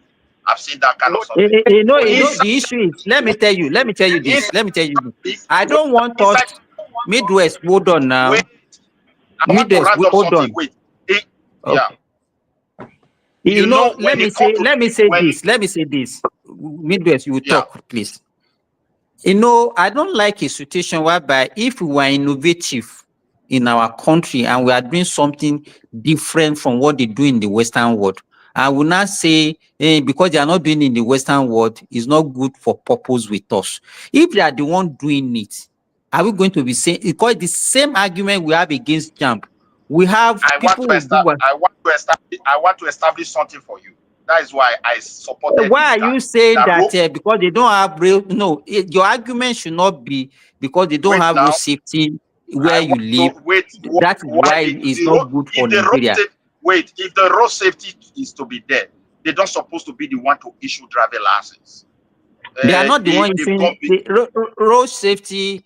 They are not the one issuing driving license because they are not even the one that will do the test and everything for you. They are not. It's not their role. Who is issuing Nigeria driving license? I think because if you want to do driver license, I think there is a driving school. We have a lot of driving schools around. No, what I understand. No, what Midwest is saying, yes, what he's saying, then you get who should have the license. Yeah, it's road safety. It's road safety. Because the office is the road safety that is giving license. The one I know. I don't know whether they have changed. What is wrong? Wait now, Midwest. Tell you what. If we decided on our own, if we decided that is the organization or the body that should be doing it for ourselves, what is wrong with that? Yeah, no, even if we choose that, even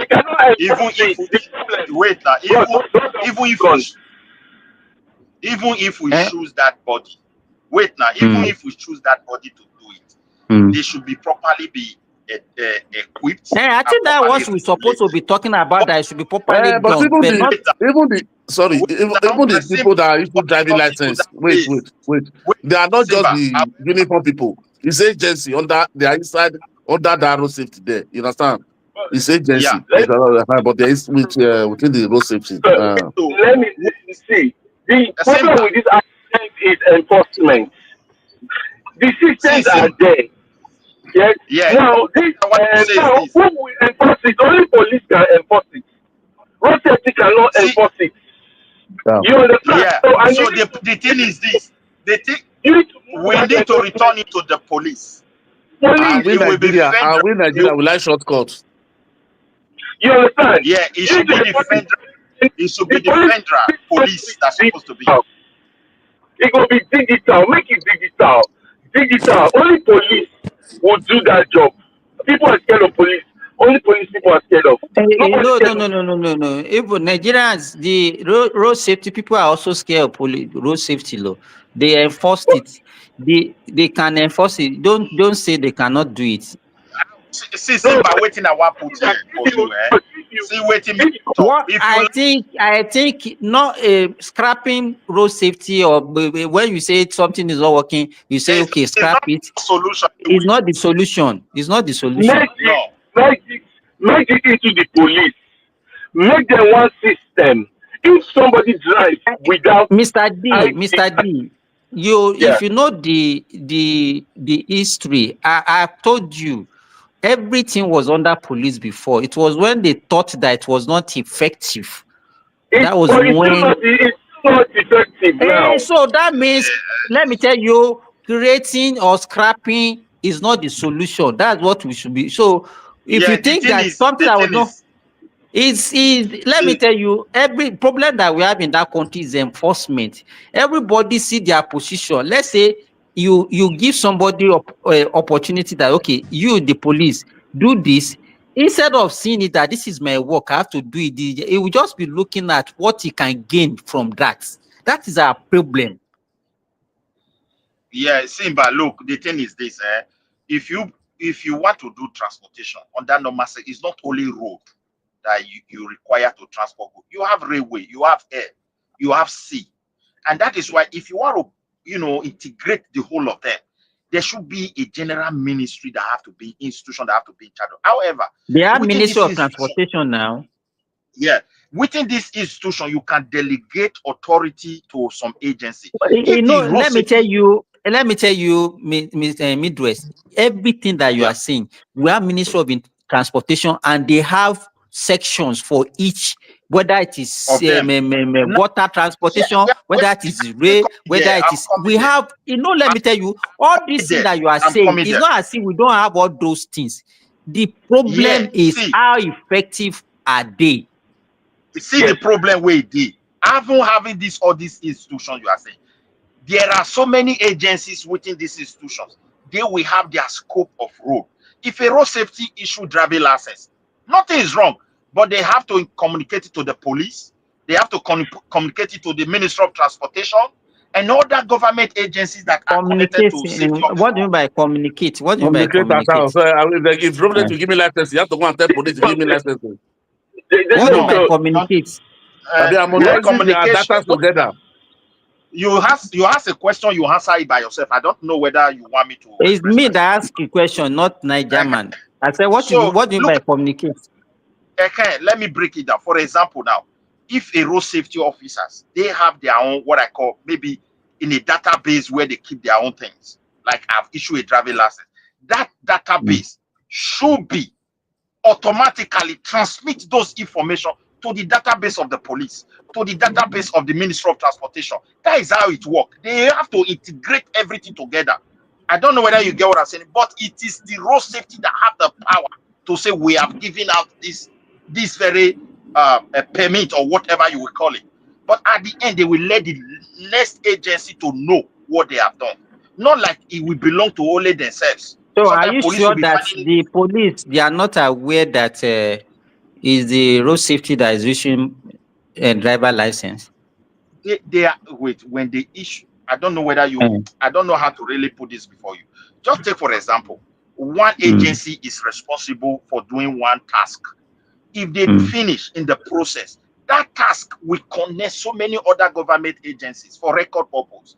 And at the end, when the police themselves want to check a driving license issued by the road safety, they don't need to call road safety again. They have what it takes to check it immediately, to know who is inside. Let's say they are let me ask you, let me tell you now, Midwest. Do you know that is an application? Wait, Wait Simba, now. please 1 minute. That one doesn't happen in any country, both abroad. If the police stop you, they collect your license. They will radio traffic. The traffic, that's what we tell them. This license is valid or no. It's not there by themselves. Police will check it there and no. That doesn't happen anymore.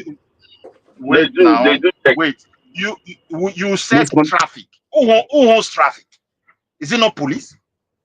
It's not police department is different. Police department is different for crime. Every agency is different. They have their duty to play. You understand? So when police control you, even in Finland or in the UK or in Spain or in Italy or in Germany, they rate you. You understand? Even if police stop you, they will tell you, I am for traffic. If you tell him about me, they will say, no, this is my duty. So I don't know why we are arguing what is there. Okay, wait. See the way it works where I live. Even I don't know Finland. Even European Union, their driving license is a digital one. The police will just carry it near one of his telephone. Everything will come out. What do you mean by digital? What do you mean by digital? There is a device. What do you mean by the digital There one? is a chip. There is a chip attached to it. My driving license. And that chip, if police stop me, they collected it from me in my present. They get one small telephone where they carry forward, but they just carry a nearer. It's like scanning. If it is fake, everything will just appear there. So there's no need of it. They own everything. They have the data. When they are calling, they're not calling another. Okay,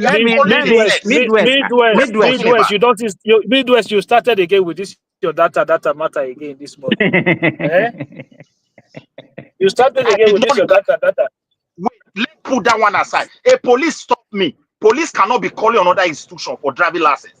They have it in their database. Okay, Midwest. They are not calling Midwest. They are not calling. Where you there for abroad? Why are you saying something that is not existing? Midwest, they are not calling. They just have a synchronized data system. So you see that chip that they are reading now, they have access. They have access to the central system.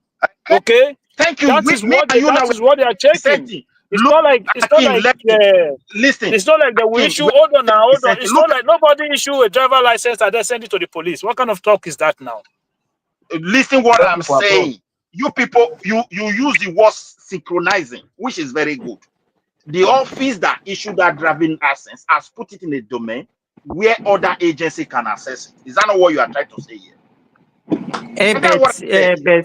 Midwest, I want to tell you something. Do you know that let me tell you this. Are you aware that phone calling? I'm not saying communication of telephone ringing.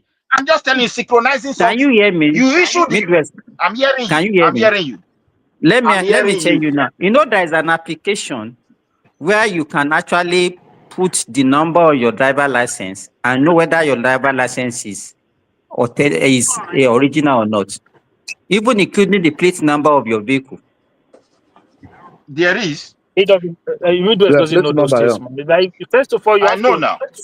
Plate number. Okay, so if that one, what else do you need? If that one exists, where you can check, is an application that you can even put on your phone. So how is it different from what you are talking about?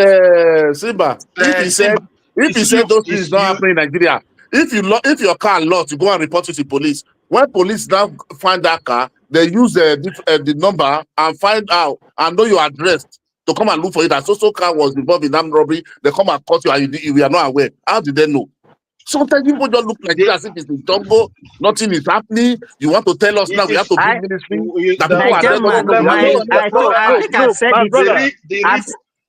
I've said it on this platform before. My brother's car, Midwest, wait. My brother's car was stolen inside my compound. Wait now. And 6 months after, we were called from Abuja that did we sell the car? We said no, that the car was stolen. and they call us to come to Abuja. That was how we cover the vehicle because they want to re-register it. You see, where the topic where we were coming from, somebody said we should remove it from. Okay, you said what? Wait, now let me go back. We should remove it from road safety and give it to police. I said, if they like, they remove it, but they need more equipment, and that equipment is, integrating the entire information together for all these agencies to access, and that is why I use the word communication. For example, if they finish issuing it, at least everyone that is involved in regulating transport laws, they should have access to all these things so easily, like the way it is in abroad here. A police officer cannot stop me. But that application that I mentioned to you, is that not an access? Well, the application you are talking about, the one I have or the one we have in our country, I can check my vehicle. I'm not talking about the one you have in your country. I'm talking about the one we have in Nigeria. Yes, it's good. You can get some information for you.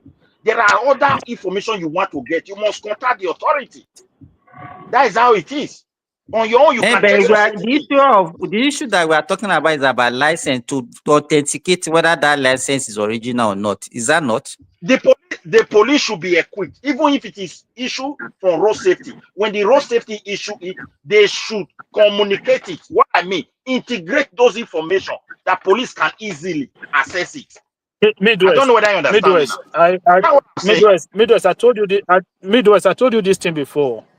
Like, maybe we need to check. We need to ask you to send us the last ticket you used to go to Nigeria, so that we can just stop all this argument sometimes. Because a lot of the things that you say, it's almost like you still have this mindset that the country is still like it's a village.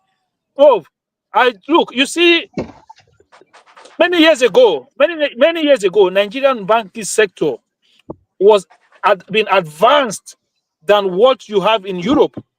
I was we are not talking about banking sector here now. No, because when you look Nigeria, it's like you have lived Nigeria for more than 30 years. You left Nigeria.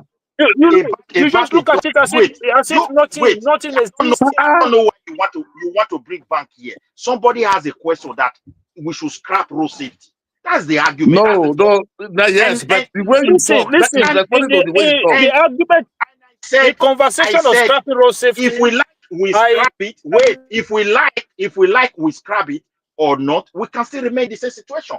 If those facilities are not there for them to work. Now, if we have the basic facilities, if the road safety finally issue a driving license, there is the need for him to circulate this information to various government agencies. The Ministry of Transportation should have it.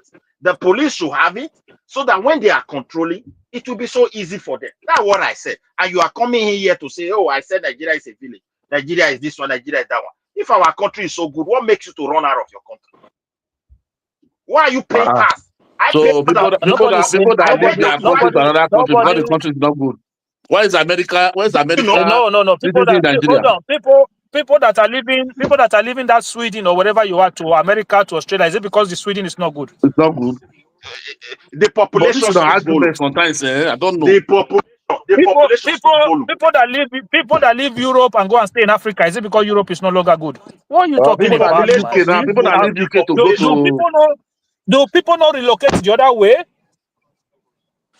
Do people not relocate the other way? Midwest, have you not seen people who left USA, who left Europe and go back to Nigeria? Have you not seen them? Is it because those countries are no longer good? What kind of conversation are we having here, man? It's only Nigeria. As if it's only Nigeria that travel in this world.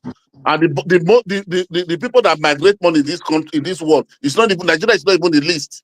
I don't know. In Africa, we are not the highest people that migrate in Africa. Egypt is ahead of us. Yes. People are not crying. I don't know why everybody just look Nigeria. You see, last year was the first time in many years, we're talking about decades, where you have positive immigration into Ireland, into the Republic of Ireland.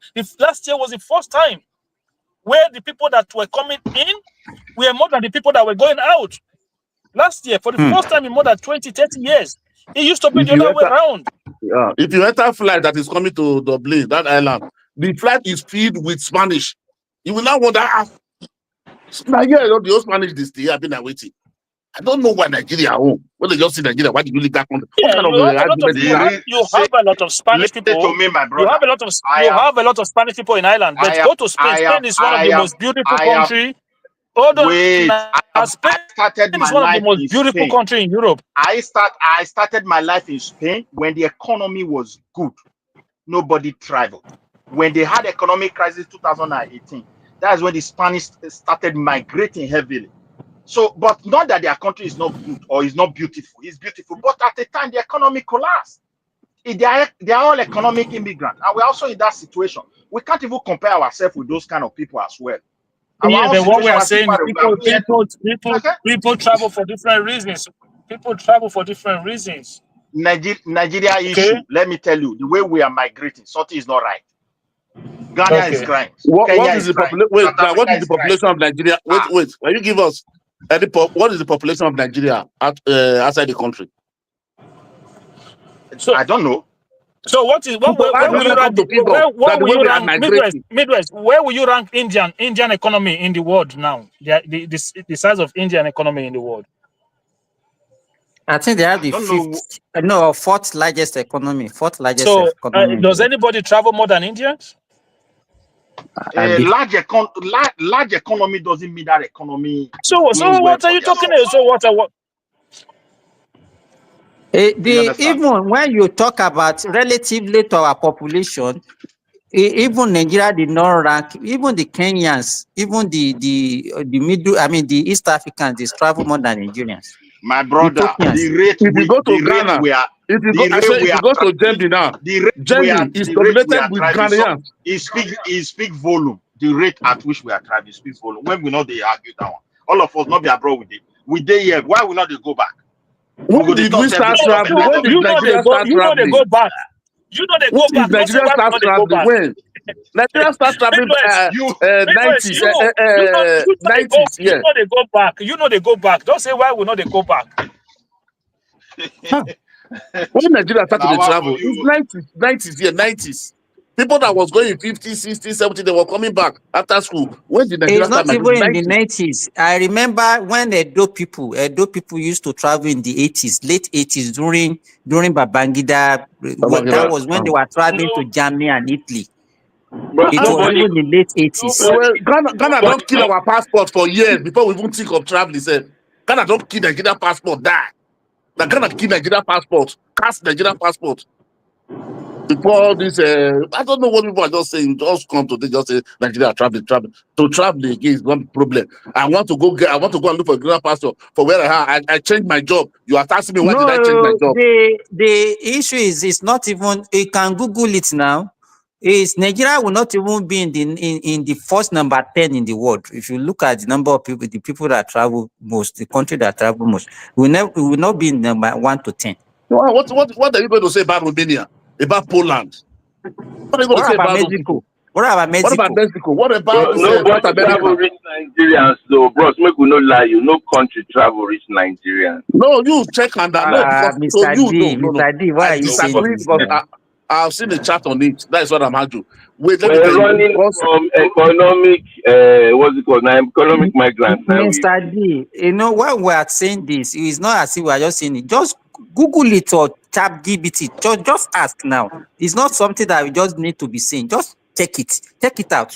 Don't just say because you want to count all the people in Libya, in Ghana, in Sudan. I said check it now. Don't just base it on that. Just check now. Why are you allergic to checking? Just check it. I can't check right now. But I don't check GPT because they're not putting those African countries among. Do you understand? Nigerians are moving everywhere. Well, let me tell you, everybody, it's not only Nigeria that goes to Libya. Every other African country goes to Libya. All those countries that you have mentioned, it's not only Nigeria that goes there. Go to Libya, go to this Morocco, go and see all this Francophone country. Nigeria is not even, you can't even mention Nigeria with all those here, Nigerians are not, we are not even many here. You see more Kenyans, the Ugandans here. Those are the people that you see here. In fact, when you go to Italy, if you go to a country and you don't see Nigeria, man, don't go there, just come out to. They are there, we are here, we are not many. That's what you are saying. Forget about those things. That in their own country. No, I'm coming, please. It is not Nigeria that said it.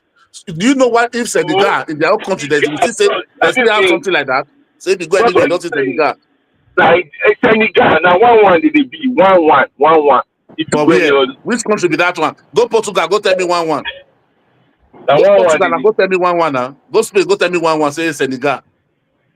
Francophone. What do Why they talk? Senegal people not enter Go Spain? France. No, Go France. Go tell me say 1-1. I be Senegal.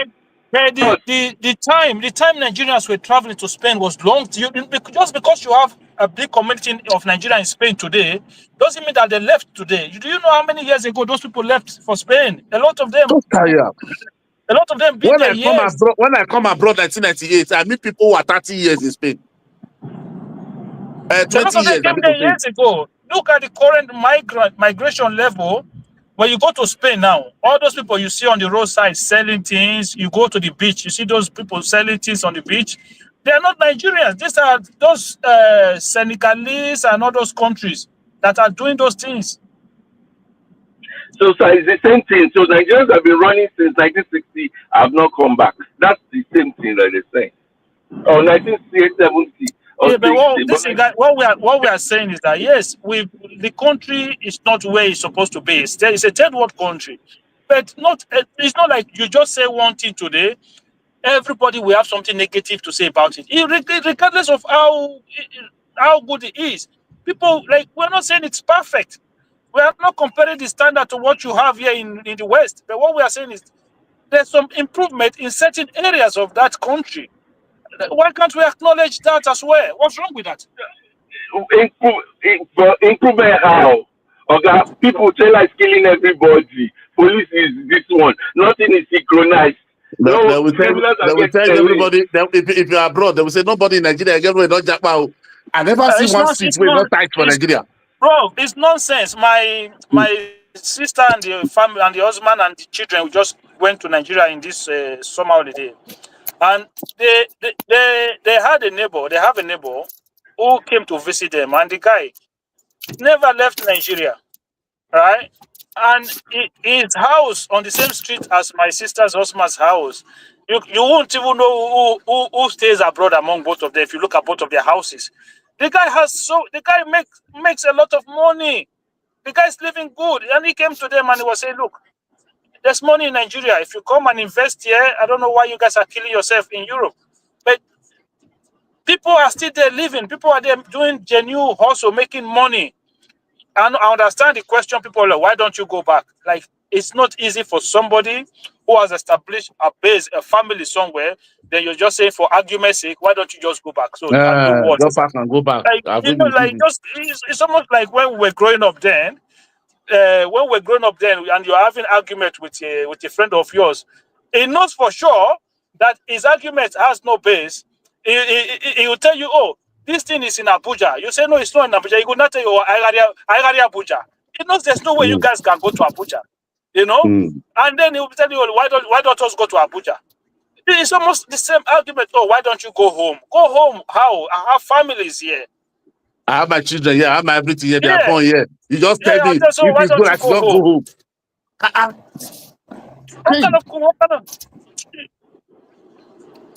don't know the kind. Sometimes what Nigeria says, it baffles me. The kind of argument we argue. I don't know. People from America, they are in Nigeria doing their No, business, doing everything.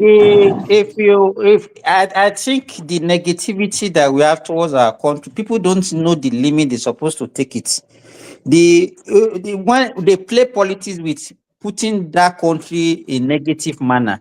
So if you put that same country that you wanted your candidate to rule is the same country that you're putting in a negative manner just because of politics. It's not good now. I'm trying to you see them on TikTok, you will run.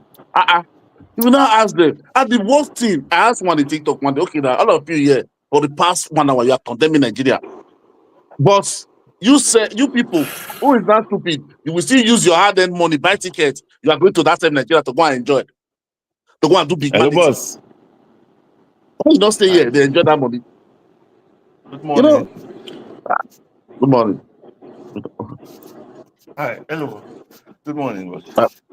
Yeah, and okay, let me mute D. D is the one talking. Okay, because I thought you want to report it. You know, so that's the most negativity of we Nigeria. I don't understand. But if you go to Nigeria, people are in Nigeria there. We are seeing all those people. All those people who say they are comedians, they are skilled. They are buying baby cars there. They are buying baby car. People, my friend, my schoolmate, and when is in Nigeria, he bought a car, 50 million naira. Is in Nigeria. He never come to You abroad. know, Mr. Nigerman, sometimes when you visit Nigeria, you get ashamed of yourself that people that are at home, you understand, you will not be They are looking at better than what's you. exactly. You will not even be able to. You feel it. You feel it yourself. Say, No, these you know people they are say, not bad. Mr. Simba, you know they say have excuse for that one. When you not be telling them, yeah, they say no, everybody must be criminal. We will in Nigeria. You where you there abroad, what you they do? You they sell powder. You they do human this one. Not be bad thing you they do. Make your money. Leave the way you do bad or you don't do bad. You go and do the bad if you succeed. No, for Nigeria they have excuse for everything. Have excuse for failure. Have excuse for failure. They are doing what they are stealing government money. Which kind of talk is that one? So everybody there just stealing government that make it in Nigeria. Many people you will see them, you will be ashamed that this You know. Let me even tell you this, Nigerman. You know the people living abroad. I remember what this would be like 2010. I went to London that time and I visited my friend. And if I want to buy this thing, you say, let us go to where this thing is cheap. I say, but this one that I want to buy is my money now. Now UK you understand? I mean, I did Nigeria, they spend. When You they where they not there, they they look for hold it something. for you, go kill you. I beg this abroad people better go come on their man, go outside. I beg. Come here, be telling you abroad, you're living where? Who they live And where? you Some see can even people you that can't are in buy life. Nigeria, they can travel maybe twice or 3 times in a year, go to UK, go to US and come back. The people there, they will be looking at the tickets. They will not be able to come home once in 10 years. Simba. I was saying the other day, I said, how many people in this Europe that are working minimum wage hours and doing minimum wage, working minimum wage hours that can easily afford to live in a 2-bedroom apartment in this Europe? How many people? Who bonded? It's impossible. Impossible. They Anybody have that to share tells the room now. you that they do it, they are lying to you. It's absolutely lie. No, in this I Europe. think what is your question? Wait, make Akwi do something. Make you talk that question, man. I they come. Make we do something. So we have 3 children. That is Europe. What you see in Europe, let me tell you something. What you see in Europe is funny. Somebody will have 3 kids in 3 bedroom. If we see rent 1 or 2 bedroom out, even with the 3 kids and wife, we sleeping in 1 room because of money. Are you living where? And you will not be talking. You're living abroad. I'm saying to You're living abroad. you cannot People rent. are You suffering in cannot live Africa. as a single person on a minimum wage and you say you want rent. If I say 1-bedroom apartment, can you afford it? How much So we say people are minimum suffering in wage in Africa. most of this You Europe suffer and country? you How much is suffer minimum wage? fast. The only thing you can say you get here is that 24 hours electricity, good road, good education, good healthcare, but that electricity you still pay Security. for it. Akim, which question you ask? You say how many people pay for a 2-bedroom flat? I say how many people are on minimum wage salary and they can comfortably live in a 2-bedroom apartment in Europe? Tell me. 2-bedroom apartment. Europe Yes. big, now different country. So different country, different law. I'm telling you now, the whole of Europe. No, let's whole of not Western Europe. No, we made a mistake like that. If we base it on the whole Europe, there will be mistake because there are some benefits you may be receiving in your country. Another No, person we not are going to talking receive. about minimum wage. Wait, Leave that one. I'm talking about your Not job. social Let house. me. Not social I'm house. talking Not about government house. living from your job. I'm talking about living from your job.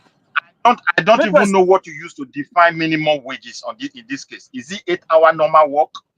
Is it what is minimum? Any country you have now, you are now. It's nice when you use any country. Say any Is country where 8 you have, you hours know your normal minimum work wage. now? Is 8 hours normal work? Yes. 8 hours normal work now. I'm talking minimum wage hours. Minimum wage hours. 40 hours a week. To come in here, you can't compare all countries in Europe. There are countries where people you tell me now.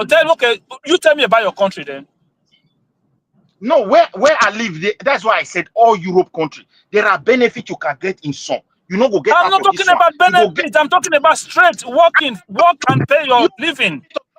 You allow me to talk and answer your question in a very broad manner. You will benefit, I will benefit. Where you live, housing can be so problematic. And other place, it is not like that. Like someone living in UK now, the most challenging, and also within the country itself, it gets some state or region you live. House is very expensive. You live in some region, it is cheap. That's why I say you can't just generalize the whole Europe. Yeah, but because Midwest.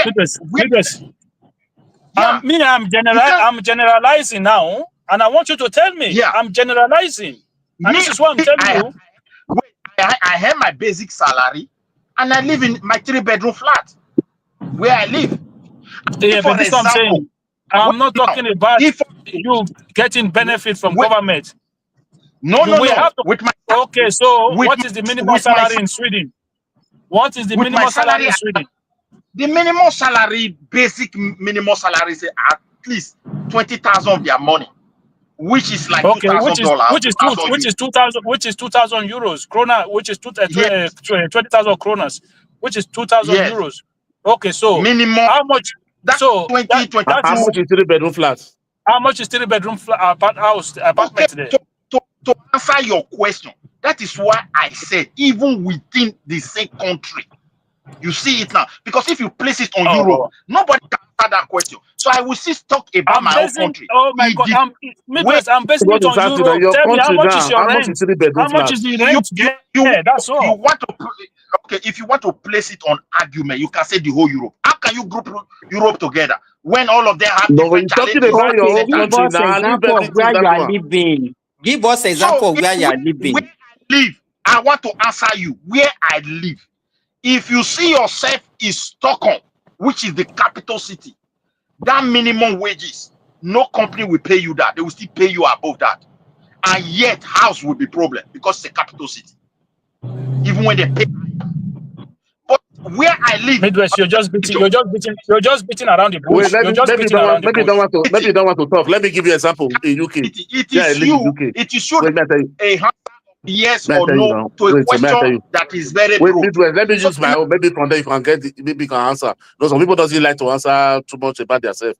See, like here now in UK, you have 36 hours. That is Europe, like all this plane, you have 40 hours, but here it's 36 hours because it's 12 hours job more for many people. It's 12-hour shift. But if you want to work overtime, you can make it 4 days. You understand? But the number hour, you understand, is 36. You understand? So at the end of the month, maybe that 36 now, maybe you are working in a normal work, non-professional work. Maybe you earn like something like 14,000 pounds, 13,000 pounds. You understand? So that you want to take 2-bedroom flats. If you are, let's say, let me put a cheaper area so that it's more easier. Maybe like you are the Northern Ireland now. You can get 2-bedroom flat now. Maybe you get 650 pounds there. But in London, no, that 2-bedroom will be 1,500. But here, let's say in the Northern Ireland, let's say cheaper side, you get 650 now. In 3-bedroom flat. Okay, remove that 650 from your 1,400 because you are single. You understand?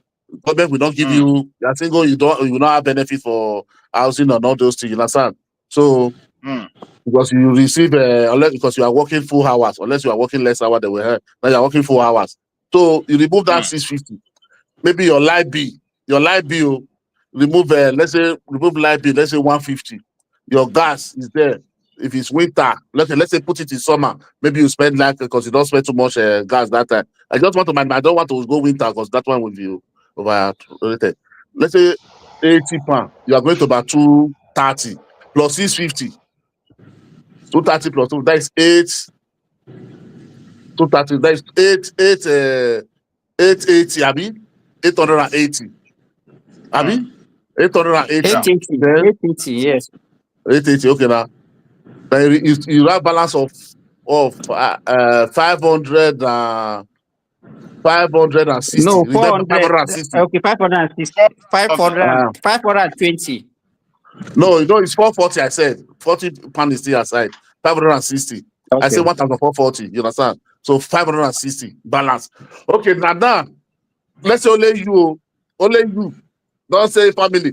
Now tell me how only you now. Okay, internet and all those, this will be there, £50. You have 510.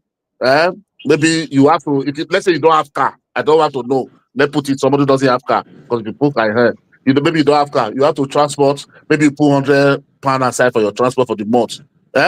Okay, now you have 410. Though I ask me now, you want to clothe yourself, you want to eat. How 400 will not make you give you a better life? Now, maybe the question he asked, if he's talking about general expenses, I will agree that we are just working to pay bills. But if you said because of minimum wages somebody cannot afford 3-bedroom flat, then he raised a lot of questions. Like whatever you are saying, since I agree. What you cannot afford it, Midwest. I'm not saying raising this general question. What do you mean? Do you understand the point of affordability? Bush, I mean, you go and go sleep street when you don't need the work, you must pay for it. Your money is gone. I don't know what you meant. What I'm saying to you, what I'm trying to explain to you is that a lot of people that are in Europe, a lot of people that are in Europe, you have to rent the house. They are sharing house. They are sharing house. See, this is what I'm trying to explain to you. Akim, wait. Really, if people never get, in some places in Europe, that is why I told you, Europe as a whole, now different things, now different law, different law. I'm telling you, and different challenge. Now every government they get at a particular time, they get government within Europe now. Housing is their problem. So there is a way, and even within a country, there are cities that has already been congested. Most of the capital city in Europe, if you live there, you can't avoid those houses. You cannot afford it. I'm just except you are a businessman, your business is doing good. I don't know which is always challenging. This is my finding. Can I come in? Yeah. So I just came back in because of this minimum wage, Europe and Nigeria and all that. Then secondly, another thing that drew my attention. You see, somebody was doing a comparison and he was saying generalizing or not generalizing. I see that when some people are arguing Europe, arguing on that maybe the part of Europe, you like to do some selection. But I see some people when they argue at the part of Nigeria, they generalize everything. They don't talk about those people that are making it in Nigeria. They only talk about those that are not making it. Yes. So and they say that is how Nigeria is. That is number one. Then the second point I want to contribute. You see, when I came to Spain, I live in Spain all my life. When I came to Spain, 3-bedroom flat. When I came to Spain, it was €250 a month for rent. But now, anywhere here I live in Valencia, 50,000% are there. 50,000% are there. Yeah. €250. Now, where I live in Valencia, go anywhere, even though that house don't rotty. As long but that was 10 in the year. You have to say that was 99, 2000, 2000. Not now. We are now in 2025. Now, go anywhere in Valencia here, whether the house don't rotty or not, as long as it's 3-bedroom flat, you are going to pay 1,100 because there are no houses. And if you see, you will be happy. There are no houses. And minimum wage is saying it's like 1,040 euros. Yeah. Spending more wages is about 1,900 and something like you're working direct. Unless you are 980. The minimum wage here is lower than the house rent. For me, wait. You know why? Akin say you have to rent the other room. No, Midwest. The earlier on, we are talking about Nigeria. You are using all your energy to bring down Nigeria. They are talking about Europe now. You are trying to now bring up Europe. I say all those things that they are talking is not true. No, if we are why are you defending what is not there? Let us be honest about something. I started my life in Valencia before I left that place, and what he said is true. Currently, housing is very expensive, and that is why I said you cannot use authority of Spanish is the one in charge of Spain, but the money is in Europe. The one in Dublin, they are the one. And every country have challenges. It's not that they don't have houses. They have houses. Of what recently, the people now discover one thing, that tourists are coming. So those tourist people who run tourist business are now renting this flat, and they are now using it for the business for tourism. So it has made the, like, people don't want to sell again. They now see they can, through this business, they are living good. You understand me? So Midwest is the same tourist that is buying houses is the same tourist that is causing house rent to go up in Ireland as well. Come on now, no. what are you talking about? These people are not tired, Jerry. They will tell you you are receiving 70,000, you are paying tax in 1.5 million in Nigeria. Now, So these people, eh? I am Simba, I want to say, when people take side, you don't listen to another person. Simba, go to DAPT. Hold on, this guy Simba, said, go to DAPT.ie. DAPT.ie is one of those websites where if you want to rent house or buy house in Ireland, that you go to. Just type DAFT, DAFT.ie, right? And don't put Dublin, don't put County Meath, don't put County Dublin, don't put anything Dublin, don't put anything County Meath or even County Cork. Just look for some of the remote counties like Cavan, like some Monaghan, some dead village counties, and see the prices of houses. You'll be surprised. You'll be surprised. This one I know for a fact. Europe have what you call housing crisis. It's not just particular to one country in Europe right now. All of Western Europe is having what you call housing crisis. There's crisis. And you're talking about it's tourist. No, I'm telling you, go everywhere. Brother, this thing started when this Ukraine war and Russia Ukraine. After Akim, that war, Akim, see where I'm coming from. You see, when there is, wait, make I put this on. When there is a housing challenge, the intellectuals are back. My network is okay. Is it good now? Yeah. Yes. I was just saying the reason I just contributed to that Valencia immersion. You can't even compare that cost with Madrid. Valencia is still cheaper when they tell you what's happening in Madrid. Valencia is even cheaper.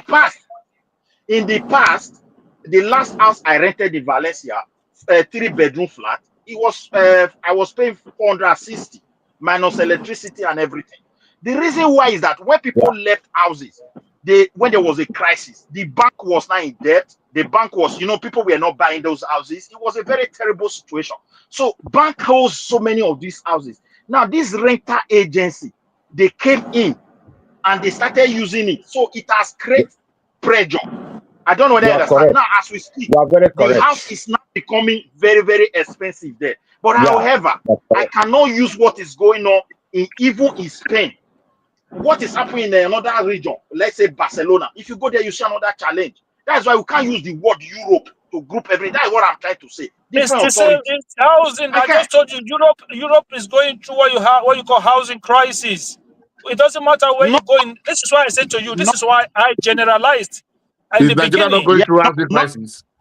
This is what I'm saying. This is why I generalized in the beginning. Everywhere. Not everywhere in Europe. Listen, like somebody, we were using your own place to do example. You refuse to continue the conversation, and you say it's not everywhere. For my own place, we have housing problem, but the government is not going to allow you to die because of house. Somebody no government allows you to die because of housing. We are saying we're not talking about this.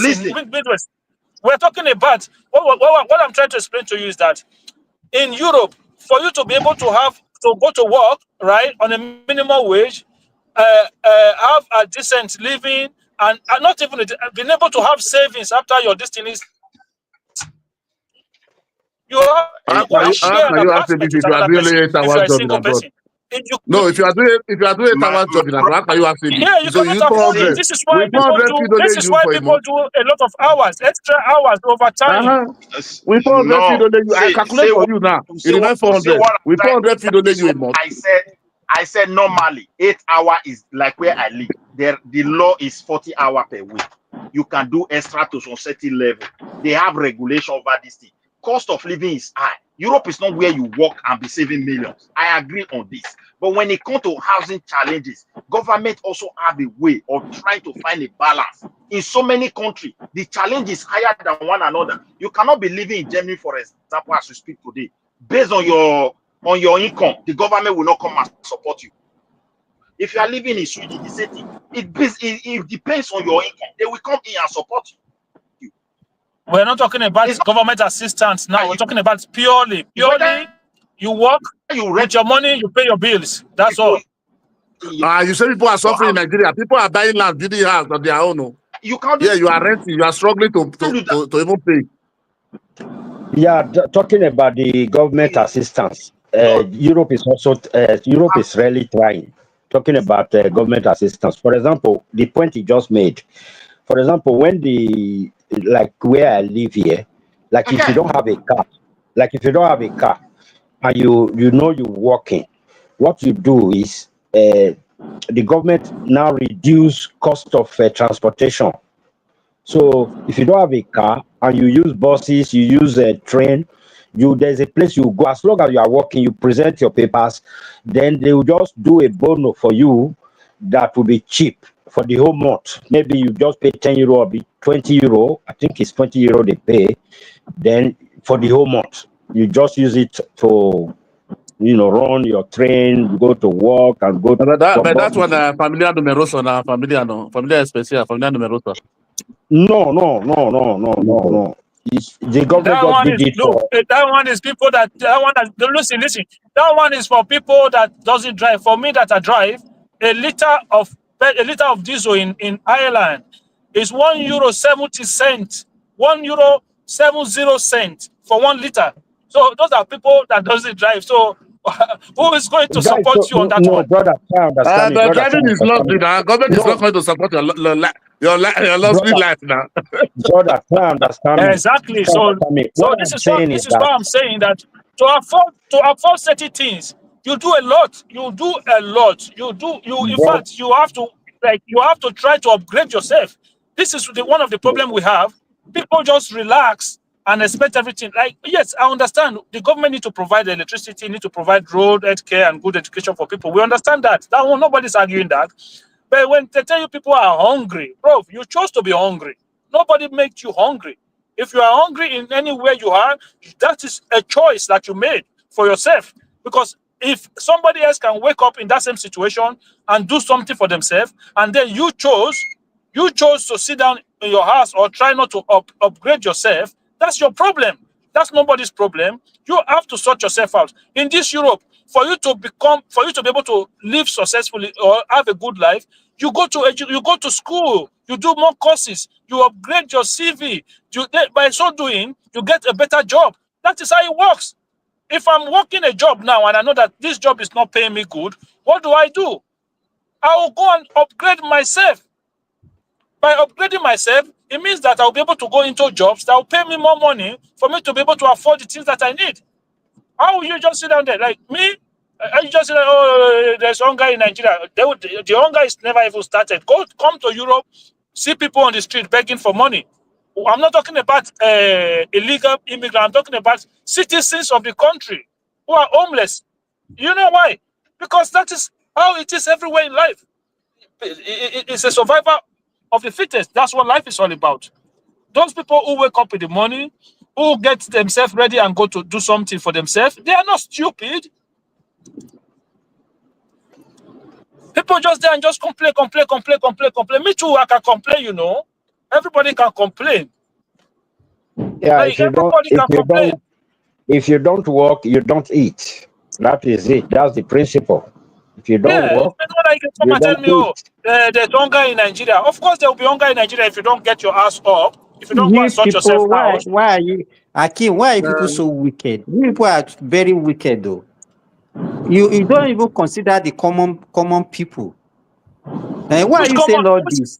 Which who are the common people? Can I speak for the Simba, you don't start.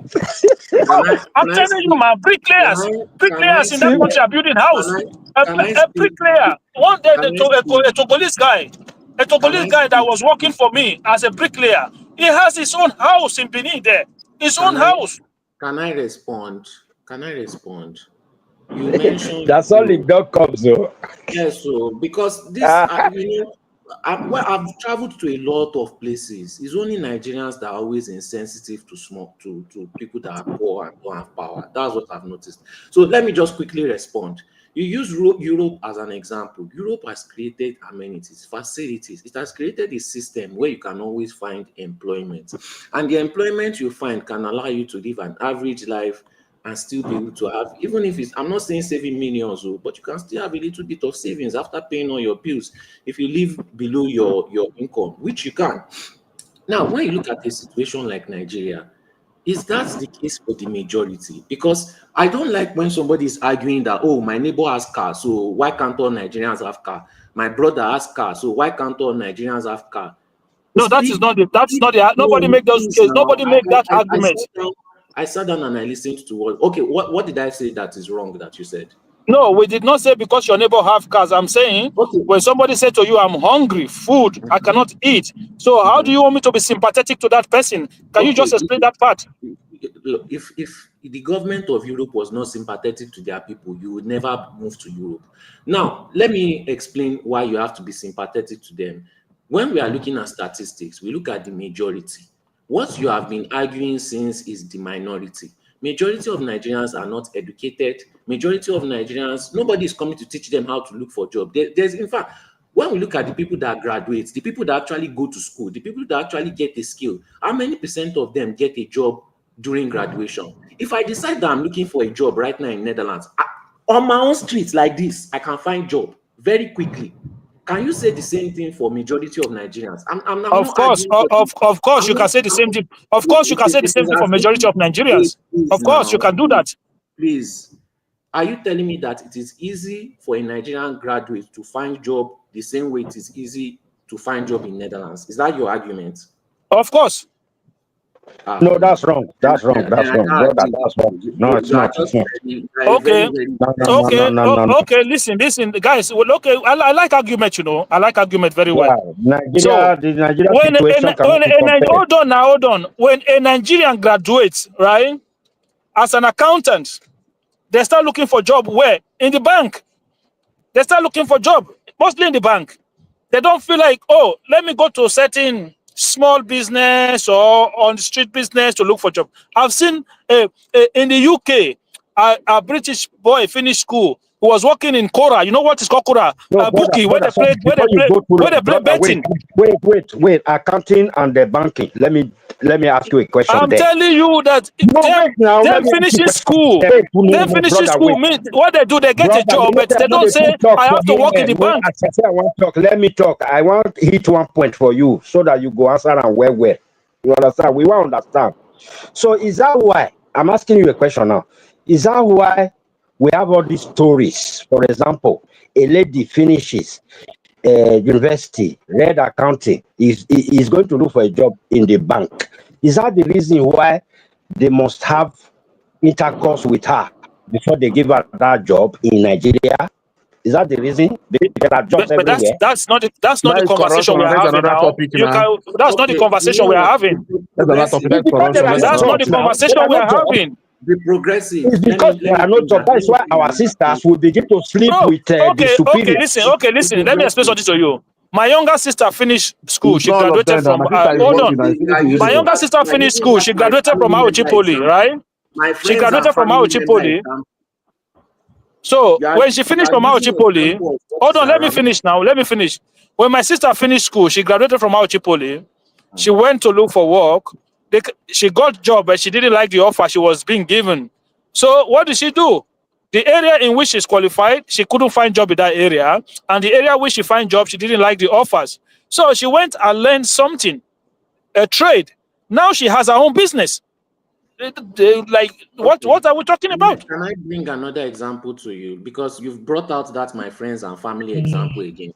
Let me use this example in your situation. You live in Europe.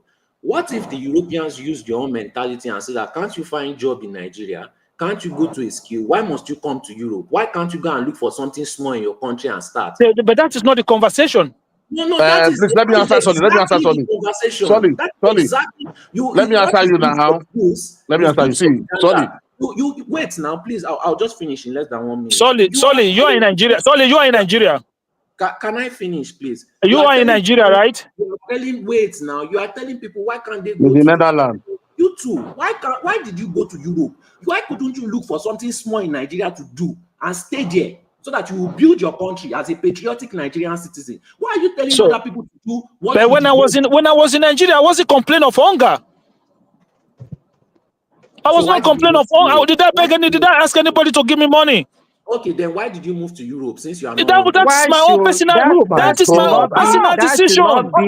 That is my own personal decision. Look, you see, this is the problem. If somebody relocates, that should not be that is my personal decision. Exactly, it should not be an argument at all. No, it's my personal decision. Did I tell you I was hungry when I was in Nigeria? Did I tell you I beg people for food? No. What you are doing is you don't want to put yourself in other people's situation. For yourself, you have so many excuses. You say that is my personal decision. Do you believe it is not their personal decision too? Why can't you respect their own personal decision? Why are you defending yourself? To beg for food. Wait now, you don't want them to defend their own self. Your own is me. No, personal decision is to complain. Their decision is to be complaining, yeah? Yeah, to beg for food. Their personal decision is to be crying of hunger. Okay, Solly, let me say something to you today, right? Let me explain something to you. Solly, hold on now, one second. Let me explain something to you. Solly, hold on now. Solly, are you listening? Solly, please, let me explain something to you, right? I am very unsympathetic to black people. Because Solly, that is sympathetic. Now, hold on, guys. I want to explain something. I want to explain something to Solly today. When you say people are not sympathetic, I want to explain something to you. Let me Solly, hold on now. Are you going to listen? Let me tell you something. This European country that you are staying in, if they were not sympathetic to you, you would never be in their country. That is what I'm saying. Now, you that is sympathetic to people now, that is to the poor. Solly, hold on now. How many people are you feeding in Nigeria now? Hold on. This is what I want to say to Solly. Solly, hold on 1 second. Solly, how many people are you feeding in Nigeria? It takes too much time. Let me come in also more. Sorry, I have it. Solly, wait, first. Solly, please wait. Solly, please wait. I have a sister. No, Solly, wait now.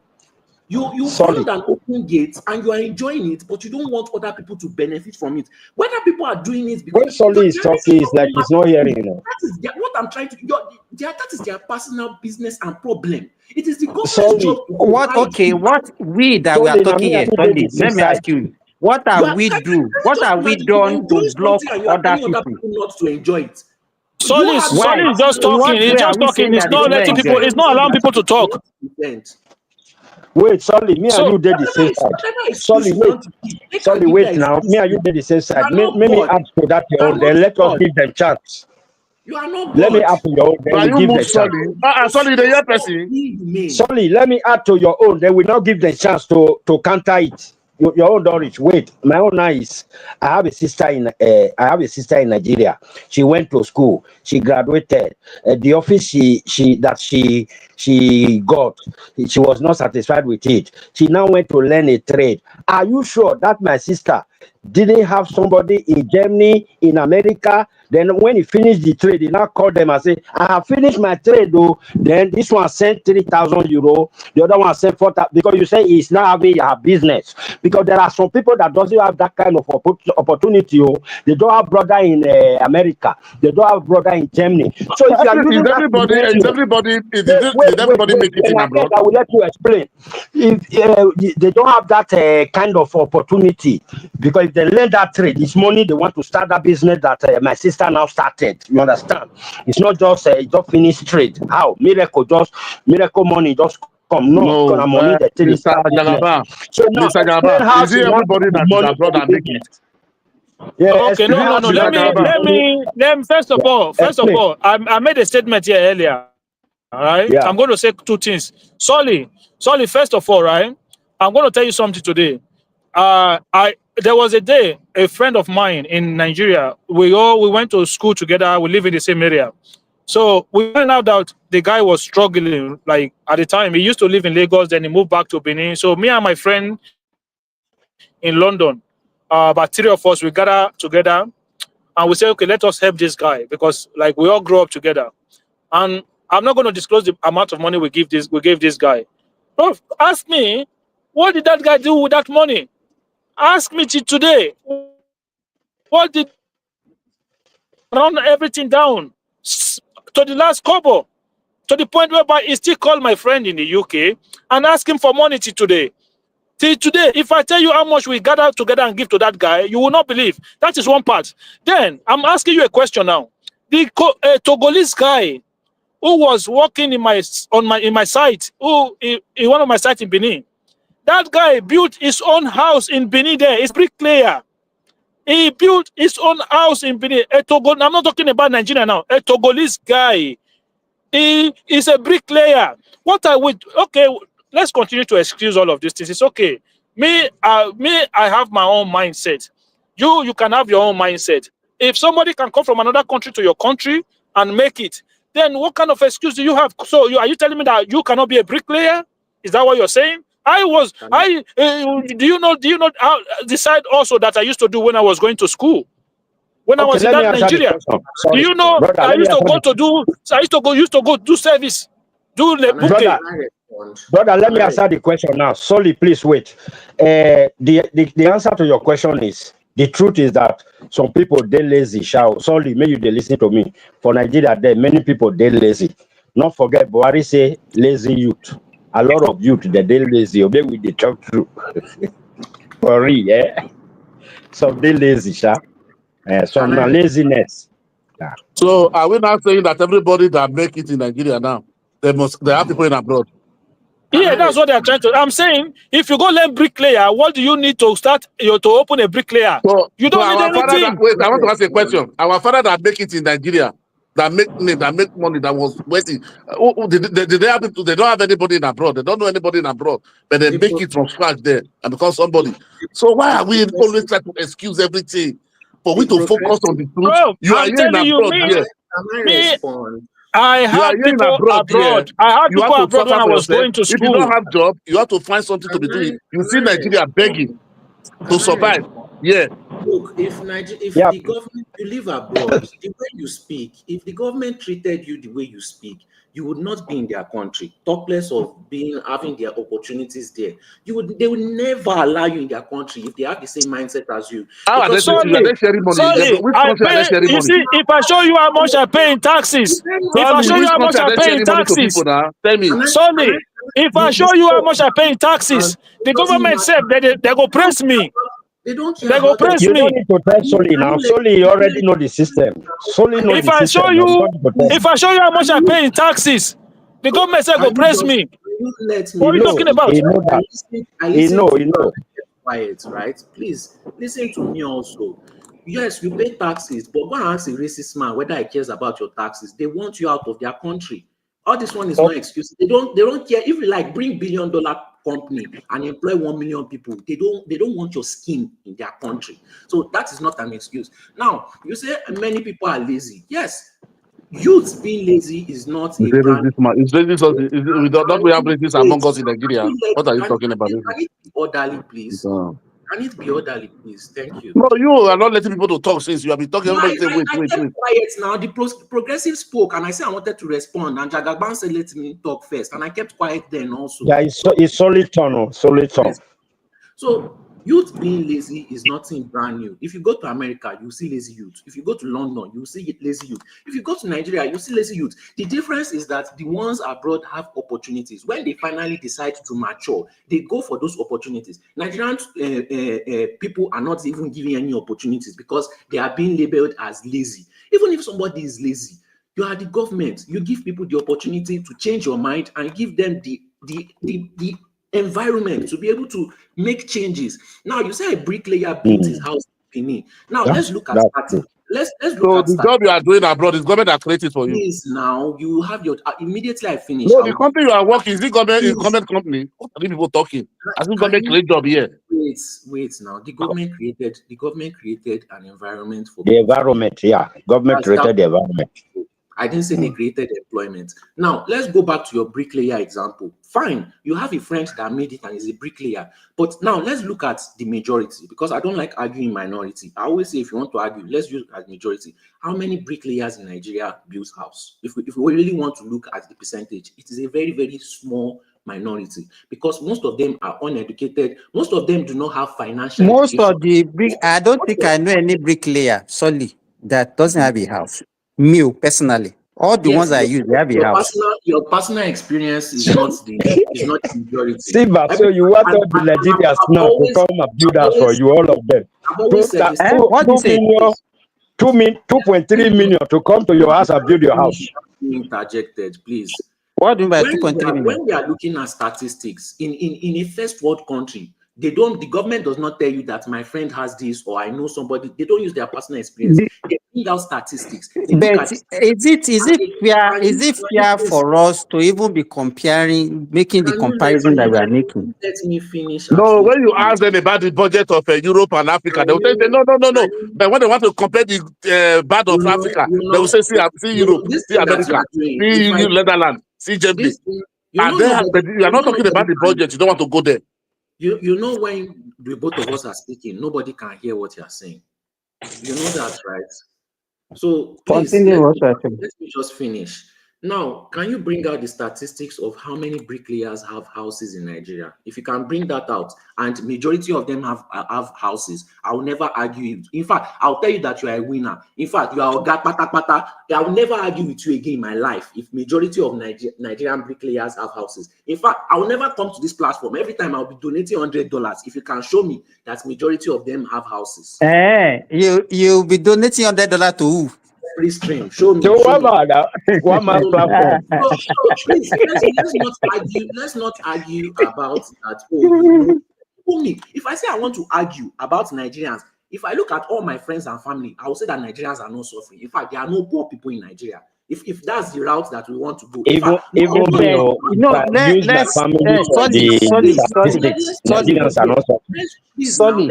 in fact, I would say that trucks are not even hitting anybody in Nigeria because I've never. Let's look at it this way. A truck hit anybody I've never seen any accidents. Let's Sorry, let somebody else talk now. Just talk. It's okay. We have heard you. Let's look at it this way. Let us look at it this way. 2 minutes. Now, okay. 2 minutes. I can also say that there's nobody doing ritual unalive in Nigeria because I've never seen it. If that is the way we want to argue, then we can argue that way. But we know that that is not true. When we argue, we look at the majority. You cannot be bringing my friends and family and my experience as example every single time. The countries that you live in do not argue based on that. They argue based on the majority. Whenever you look at statistics are based on the majority. If they want to profile somebody, they will look at the majority of what the person is doing. So because somebody gathered money, you gathered money for somebody and they squandered it. Don't people win millions in lottery? Don't they squander it also? That is something that's human beings. You do try to talk beyond this one. Wait now. It is, first of all, if the government was working, you and your friends would not need to gather money in the first place to be giving that your friend money. Because the person squandered it, you have now taken it upon yourself to hate the whole of Nigerians. For something that if government was working, you shouldn't have done. We are very good in blackmailing, eh? Who's trying to talk this one? I don't hate the whole of Nigeria. Wait, I'm the one who is telling me Trust Republic. I'm the one that's been telling me Trust Republic that there are things, that there are good things in that country. It's not my experience that we used to talk. Please wait, just give me. We're just talking about. It's okay, sorry, let somebody else talk. Sorry, you are the one that always tell us the country is not good. Now you're saying I hate. I will give you the mic. Let me round up. My point is, I'm not trying to blackmail you, but please, when you are arguing, at least with me, make sure that you are arguing with the majority. Please don't tell me this, my friend, my experience, my family. Please bring stats and let it be the majority. Thank you. If you continue to do, I will not argue with you because this is not a fair argument. Let us be. Okay. Thank you, Solly. Thank you to Solly. Niger people, you can say what you want to say. You see, Solly, this you repeat one thing every time since morning, repeat. give solution the last time, you didn't able to give solution. The next thing you turn it rowdy and you get angry. This is the problem. If I want to give an experience, I will give an experience of what people close to me, what I know. You are in Nigeria. I don't know how you are saying you get majority. You get majority. If you're in Nigeria, you're only in your area, your community, your street there. You are where you are right, and that is where you know. You don't know what is happening in other states. You don't know what even that same state. You don't know what is happening in the next one or the next local government. It's only where you are. You can only talk about. I don't know how you now you are coming majority. No, that Who is is a lie. majority? That is a You have lie. never told us now. You have Wait access now. to the internet. You try to let you talk now. I let you talk. I But still you keep have quiet. Let me access to the internet. You can check. All this excuse of is only my. You have access If to you the are the internet. one that they are talking like this, when you are targeting, you be shouting, they are not allowing you to talk. Oh, let him talk now. Oh yeah, I'm not talking. Sorry. Okay. So now you are giving an excuse, but since you are not able to give us any statistic, you say statistic. But when they tell you, when they was giving you a statistics the last time, you said no. This is that you disagree with it. See, let me tell you, Nigeria. Nobody is saying Nigeria is Eldorado. Nigeria is everywhere is good. Everywhere is Dubai or Dubai, London. Nobody is saying that. You have to understand, people in Nigeria, we see this suffering. When people talk about suffering, sometimes I wonder, maybe because majority of you, I don't know your age, maybe because you experience, but majority of you only know Jonathan or Buhari. None of you even know Obasanjo when he was the president, no Yaradua, know all those things. Because like we, as experienced military all my life, I lived Nigeria before democracy came. You understand? We know when you say suffer, you will know if like for me, I will tell you Nigeria is better. To me, my experience, because we cook with sundos. You know sundos? I don't even know what it is. You understand? But today people are cooking with gas. That by then we eat rice, maybe in Christmas or chicken in Christmas Day, or people eat rice every Sunday. And that rice is not this foreign rice. So that rice that you want to eat on Sunday, they'll start picking it on Friday. We call You it rice understand? takpa rice, the one You with understand? sand. So you understand? People gari then. People eat. There's what they call bobo gari. I don't know what it's not smooth. You understand? So I don't know when people you say today poverty. Then people are eating chicken today, eating rice. People are rejecting rice in Nigeria. They don't want to eat rice. They are eating pounded yam. They are eating. Who go and buy yam and feed a family of 7, 10 and do pounded yam for them? I don't know why people say they are suffering. They are suffering. Things are changed, fine, but we are not there yet. The government is still bad. And number two, if we want to be sincere to ourselves, look at the budget of a country of 230. The money only Nigeria budget, you in no land, maybe in only your own region. That is what they use for security. That is what they use for only security. Both, you understand? And they want that country to become like Holland or like America or like this thing. How much are they budgeting? Budgeting 29 billion. 29 billion for a whole 230 million people. Even they say, okay, for 1 year, even they say, let's share that money that is 230. 1,000 will never get to one person, and we want that country to develop. They are not even advocating. We have to have, look at South Africa, go and look at their budget. Well, Nigeria have to be budgeting at least something like $120 billion, at least for like 20 years before we expect development in that country. Let's be realistic. 36 billion, and they will thief half of the money. At the end of the day, we want a development in Nigeria. No, we have to be Nigeria, you know, with ourselves. another thing I want to say that Soli has to realize, it's not as if we hate the poor people and we are not also considering the You don't suffering. care about them. Wait, now No, let me you finish guys what I are want to say. Keep quiet. insensitive. You're insensitive. That's the word. It's not hate. Okay, forget about it. Whatever you want to use. Mr. D, let me say what I want to say. When we are saying, we are mentioning our experiences, let me tell you, all of us cannot be here, be talking about doom, negativity. When there is a failure somewhere, then you have to look for solution. If we say, okay, we don't have a government, then what can we do as an individual to liberate our people? Now, if we are not selling them that, okay, this is what people can do, we are giving people idea of what they can do to succeed, what other people are doing, I don't think there's anything wrong in it. You cannot now be labeling people as being insensitive or for telling them that, okay, this is the way out of the predicament that you are now. I don't think there's anything wrong in that. But that's the way you people view it, because you always come with blackmail, because we talk and then people will think that, okay, you are sensitive to the plight of people that you cannot even help. The only thing you do is just to shout, they are hungry, they are hungry. You cannot even provide solution to their problem for them. Can I respond? Look, let me finish. I'm a medical doctor by profession. I was in Nigeria when things got tough for me. I had to go to farm to go and do farming. You understand? So, Mr. Siba, the worst thing about these people, they will come, as if they care about Nigeria. How them? They don't have any business. Me, I have business in Nigeria, paying people salary. Contributing to that Nigeria. But they don't have one thing that they contribute to that country. All they want to come, want to form their good. I don't know how that become. Make that people to feel irrelevant. They are hungry. You, what are you contributing to the people who are hungry in your area? Nothing. Sensitizing people, letting them know that they are hungry. You tell them their power. You tell them you have to. You are conscientizing them. You have to tell them their power. You have to tell them their power in the election. Why can't you also sensitize them about what they can do to liberate themselves also? We have to put pressure on you guys. Mr. Simba, you're supposed to be all of us cannot be the same. Me, I'm contributing.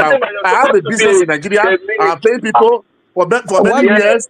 You understand? You have to be for many years. I just came back from Nigeria. Every time I go to Nigeria, I come back. You understand? My family is here. I go to Nigeria. This I've been doing it for about 15 years. I contribute to that country. Please, can you let Mr. G talk? Or who is next? You know. Okay, wait now. Who, Mr. D? Mr. D, you have to finish. Please say what you want. You, Mr. Simba, you're someone like you're supposed to be the minister for in health. You know, because again, sometimes you have these people that the leaders that don't have a clue on the best way for some of all those things to run. And people would call them out. Maybe the person doing police and doing this, they don't have no clue or no experience on the way to lead.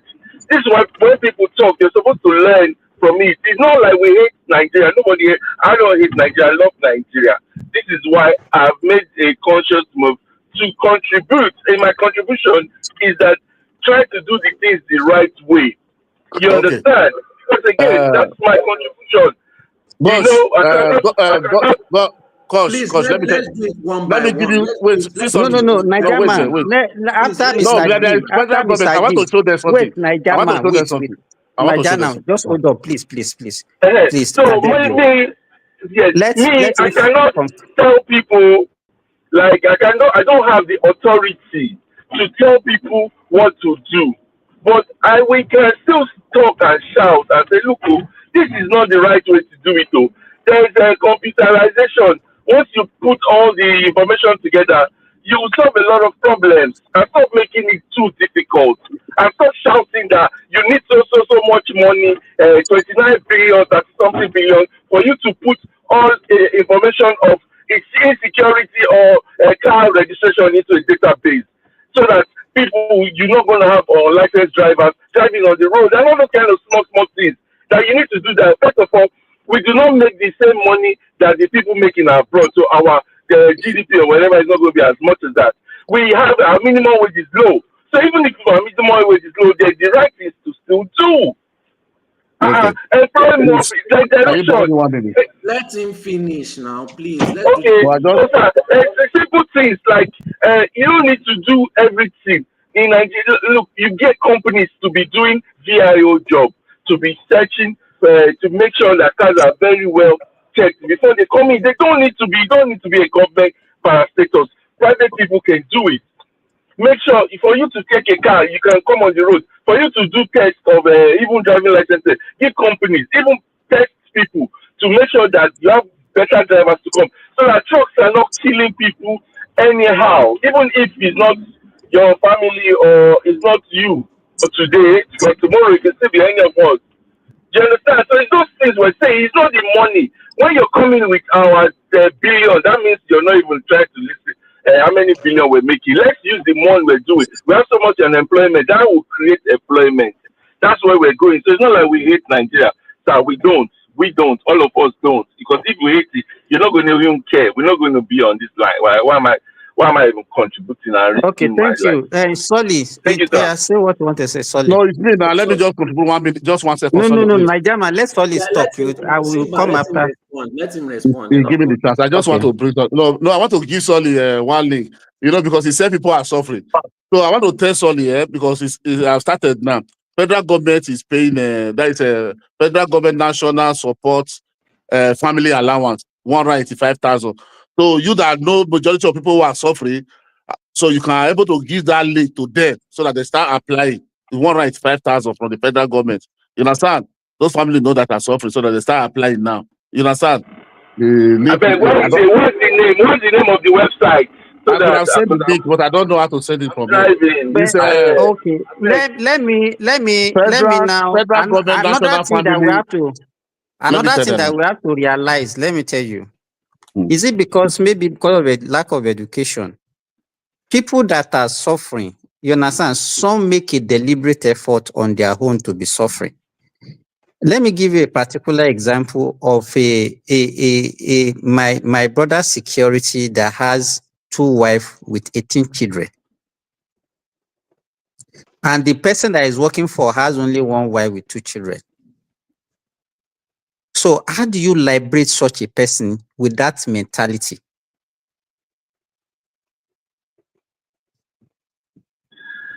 Look after his children for him. But everybody must not be equal now. Everybody must not get it now. It is my turn now. I've kept quiet for everybody. All right. Now, me too. Let me follow up from what Mr. D said. I do not hate Nigeria. If they told me to choose one place, that would be the number 1 place I prefer to stay. That is why I am complaining. Let me now use lived example or lived experience example. I never used to complain before. Never ever. I learned complaining when I lived in a neighborhood that was filled with British people. All they do is complain. And you know what happens? Things get fixed because they are so annoying about their complaining that the people just say, you know what? It's better to just fix this thing than for it to be annoying. As a Nigerian, I was just experiencing life. Oh, if something happens, this one, I will not complain. I will just let it happen. I was in university. Our lecturer was targeting African students. If I did not have that, if I did not learn complaining from British people, I would have accepted it that, okay, this is how the lecturer is. I will suffer. I'll repeat this class. No, I went and I gathered people and we started complaining. Next class, things change. These societies that you are living in that is good, the people complained way more than Nigerians. If you want to check it, you can check all their history.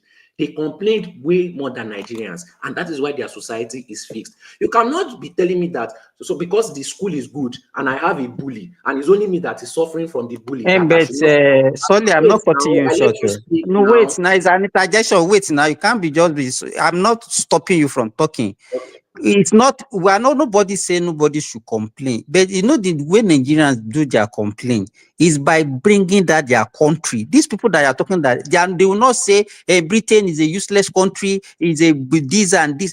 That is what we are talking about. Nobody says that, nobody can keep anybody right now short. they're saying it, though. They say Britain is Afghanistan, a big Afghanistan. People are coming to take their job. This one, that one. People say different things. How many British are laying cost? How many British are laying cost on their country? Can I continue what you are saying? I'll just do one very short response. This has been years of neglect. You cannot tell me that when Nigerians started having problems, they were complaining like this. I'm sure they started complaining in a civilized manner. Then it got to this level. If you are complaining and the army is being sent to push you back, they are throwing tear gas at you, they are coming to your house, they are fine. What do you think people are just going to act civilized and the complaints will not get worse and worse? See, Nigeria is so ripe that if they distribute weapons in that country, these people are going to go after their politicians first. They are going to go after their leaders first. That is the point of years of neglect. You cannot just say, "Oh, Sorry, wait now. It's a conversation. Don't be resistant. You are talking. I will give you. Let me say. if we say people will take, wait now, I'm not cutting you short. Wait now, be relaxed. We are not fighting. What is your issue? We are not fighting now. If you say they will take, they will take gun against these people that you talk about as politicians, as their leader, they are their brothers, their sisters, their uncles everywhere. So it's not what you are saying is not going to possible. It's not going to be possible. Simba, yes. It is their brothers and their sisters. Are you arguing about the majority of the people? Or are you arguing about the minority again? The so-called leaders, they are part of them. They are part of Nigerians. They come from them. They know them. They know where they are. So it's one way or the other, they are related. One way or the other, they are related. Let's use your example. I'll be very honest. Let me not mention the people, but these people, there are certain people in Europe. I've not gone to any party where they are not snorting cocaine. I've not gone to any place where they are not taking. I will tell you, I believe that majority of them take drugs. Now, do their government behave like that? If that is the excuse you want to use, that because the majority are behaving wayward, then the government is a product of their. So are you telling me that the government does not? No, you don't get my argument. What I'm saying, you said they will take gun. You said they will take gun to go and be killing these people. And I said what you are saying is not possible. Because the people that you said they are going to kill are their brothers and their sisters and their uncle, their father, everything. What I'm trying to point out is, yes, they may be their brothers, their fathers, their sisters, but that's just to a minority of Nigerians. When I give the example, I said they should give everyone in Nigeria, everyone. Well, okay, you can be the brother to a sister, but how many percent of you are definitely not up to 5%. If we add everybody that is a politician's brother, sister, they are not. We keep forgetting that Nigeria is 200, let's say 220 million minimum. Are you telling me that all of them it cannot even up to 1 million people that are their brothers and sisters? So imagine now the 199 million. Are you talking about the people that are there presently or people that have been there one way or the other before? There presently. No, you cannot be present. Now, if you want to clean Nigeria, you can't say the people that are there presently, because the people that have done it in the past, they are still alive and they are still living in the community. Let's not dwell too much on it. It was just an example. It was hypothetical. But let's focus on the topic. Now, you say we are not even contributing to the country. Let me tell you, anybody that is not a Nigerian, that has worked hard for their money, we never look at Nigeria as their number one space to invest. The only reason why people invest in Nigeria is sentimental ties. Because I have sentimental ties does not mean that I'll have 50,000 euros and I'll be stupid enough to go and invest it in Nigeria. If I really care about my life and I'm not a Nigerian, I will invest it in a sane country that will allow me to get use for my investment even after I'm gone from this life, so that my family will continue to enjoy the investment. Apart from sentimental ties, the only other people that it's not if you are talking and somebody want to actually interject you will be resistant because you just want to put your fat out there. Okay, let me people that are more successful. That are more successful. Let me mention the second type of people and you can respond. The second type of people that invest in Nigeria are people that want to exploit Nigerians. Okay, you can respond. Hey, that is your own sentiment. That's the way you look at it. But you are not. It might not be true, because a lot of people that believes in that country and they believe that that country will give them a lot of return on their investment. They are doing it. It's not sentimental. Even we have foreigners that comes to that country to come and invest. So talk less of the Nigerians. How can you say the Nigerians that goes to Nigeria to invest is only sentimental? What kind of statement is that? Simba, and this is the same story that is crying that people are suffering. Simba, let me ask and then you said that Nigerians are investing in Nigeria because they want to exploit Nigeria. That's why they are investing in Nigeria. What kind of thing is that? You see mentality, you go invest in Nigeria because you want to exploit Nigeria. So I invest in business. Is it to gain or to lose? You are a Nigerian. Please focus. I said Nigerians invest because majority of the time it is sentimental ties. Okay, give us the statistic, Mr. Statistic. You say we should dwell on statistics. Give us statistics now. Give us name. Simba, let's pull up the chat GPT, please. The ChatGPT will not tell you Nigeria invested in Nigeria because of sentiment. ChatGPT will tell you that. Simba, let's pull up the ChatGPT, please. Because I don't like all this. Let's argue. Nigeria that are investing in Nigeria, exploiting Nigeria. And it will ChatGPT will tell you that they are investing in Nigeria because they want to exploit Nigeria. I knew you were going to say this. Now, let me use an example where you use ChatGPT to win. We're arguing about Adeleke versus Alex Oti, and you use Okay, you still remember? You use that, and you use ChatGPT to win the argument. Now that I said that we should bring it up, it is a problem. Okay, bring it up now, because I don't think you cannot will say tell go you to that now. ChatGPT. You're supposed to have your facts before you make that statement. Then when they not ask you don't say So the how facts. will you? What question are you going? What question are you going to ask ChatGPT that is Nigeria that are investing in Nigeria?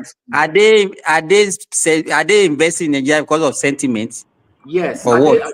Majority of the people. Yeah, because it's their country. Wait now, please now, because the reason why I'm saying so is that Simba, what country are you in? If you don't want to tell me, it's okay. I'll just use another example.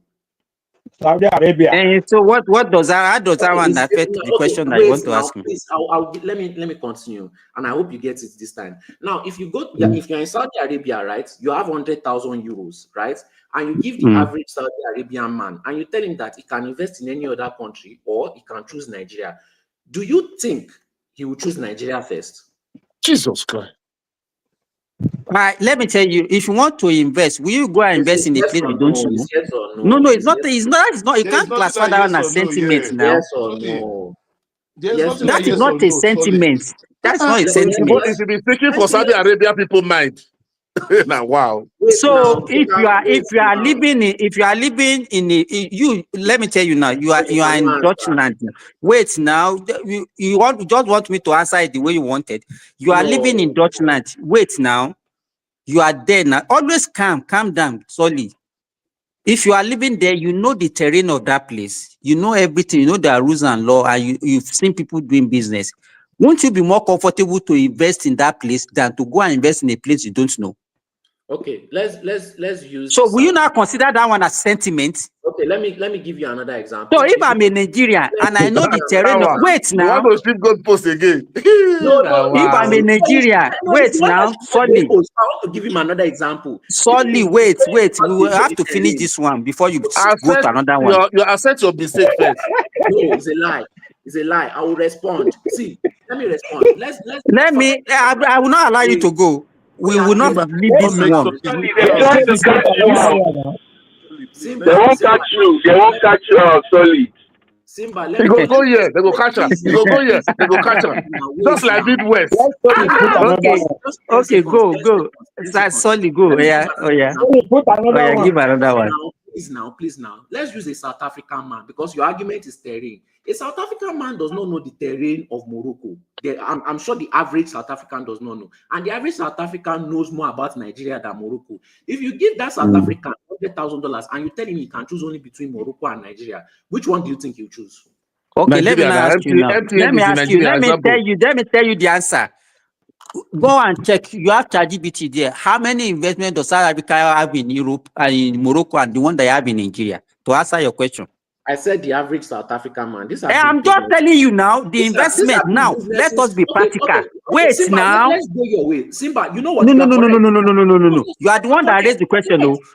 You wait now. You want to give you another one? I want to give you another one. Let me bring another one. You want to give you another one? You mentioned South Africa, Nigeria, and Morocco. I'm not asking you. Check how many investments did the South Africans have in Morocco, and how many investments did they have in Nigeria? Just to answer your question.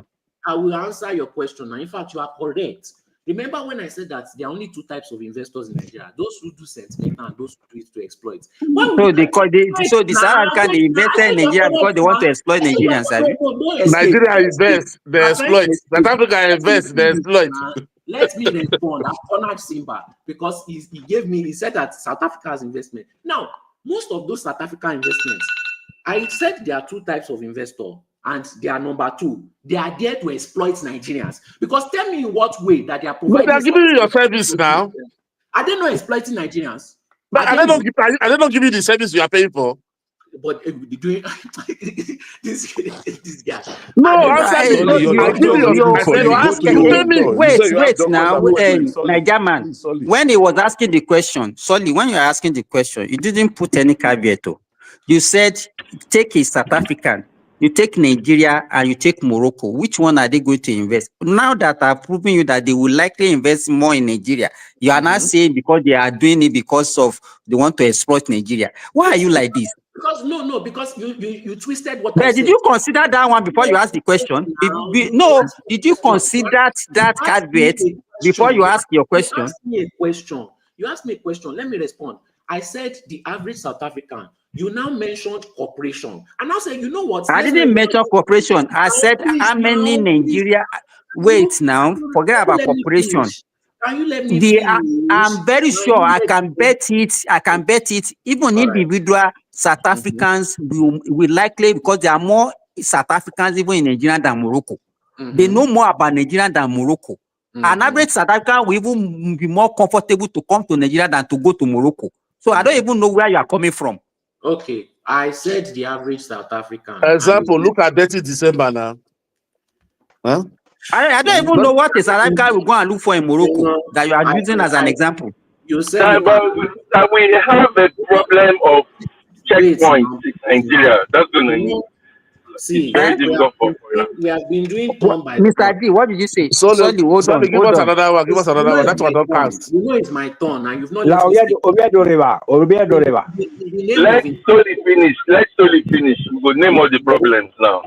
Sorry, give us another one. That's what I don't cast now. Son of God.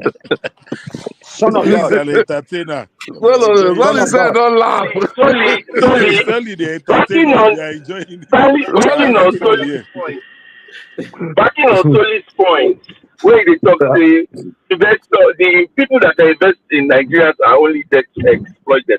There's a possibility because real investors will not come to an economy where you have so much checkpoints on the road. But they are coming. They are coming and say they are not real. How do you determine the one that are real and one that are not real? If I have a company or as a foreigner and I want to say take my load from Lagos to Benin, then you not give we have big corporation from South Africa that are investing. Mr. D, wait now. I will not say. Mr. D, it's you that are seeing that. They don't see that. It's about what their business, and they are running their business and they are making profits. Exploiting. It's you that you are filled with negativity and also giving excuses. All those excuses that you are giving, they don't see it. They come and they do their business and they go with their profits. I'm just saying, listen, I'm not saying, okay, my truck and deliver these boxes of what I've manufactured. All those things that you are saying, they put everything into consideration. Wait now. Wait. All these things that you are mentioning, when they are bankrupt, people doesn't sympathize with them. All the road, they put everything in place. I think the security from here to the security from here to Benin. Let's not go the other side. I'm not saying, okay, my truck driver, take 10,000 naira, give 200 naira to each police checkpoint. Where you go? How do you what kind of economy go? How do you? They still make profits and they get return on their investment. So what is wrong with that? What do you have to say about that? Wait, let me just please. This is my. So you want to tell them that you have more problem in your country that they can see? No, wait. Sorry, you are not the moderator, please. Now I've been waiting. Wait, I said be calm now. Be calm. Why are you always like this? Sorry, now. I've given you more than enough time, and you still. You cannot be the one that be giving me time. You are not the one that be giving me time. You are not the one to be giving me time. Please now, but this is my session now. This is my turn. It's not your session. Who gave you the session that you have? But today don't give us another one. Don't take another one to give us. Now, sorry, session be this, so I beg. Now, sorry, so go and leave back for now. You know, make you educate us. Let me tell you, Sonny, you are saying all this because we are giving you response. If you are talking to yourself, you get tired of yourself. If you want us to respond, let me get tired. You asked for interjection. I gave you interjection, and since then I did not talk again. I have to fight back. I had to fight. Okay. Please, if you want to interject, you can. I'm not saying you cannot interject too, but if you interject, let me continue. Please, I will respond to you. Oh yeah, give us. Solid, it's fine. Give us. Now. With the wait, Solid. Somebody's calling me. Sorry. Oh, He's your You see doctor. now. Now in doctor, there's a man come taking tablet. Mr. D, Mr. D, pending when he will be free, he's still making call. Now let us continue what we are saying, Mr. D. Bro Simba. You said, okay. Bro Simba, I want to leave, eh? Okay, Jagaban. Okay, I'll see you guys. Now. Ciao. Okay. Yeah, okay.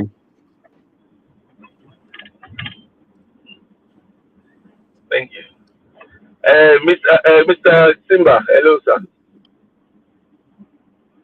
Mr. Simba. Hello? Bro, can you hear me? Yeah, we are hearing you now. They hear you.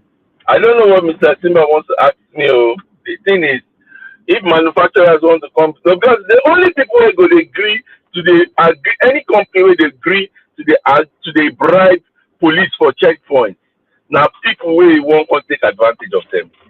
This thing where this guy said just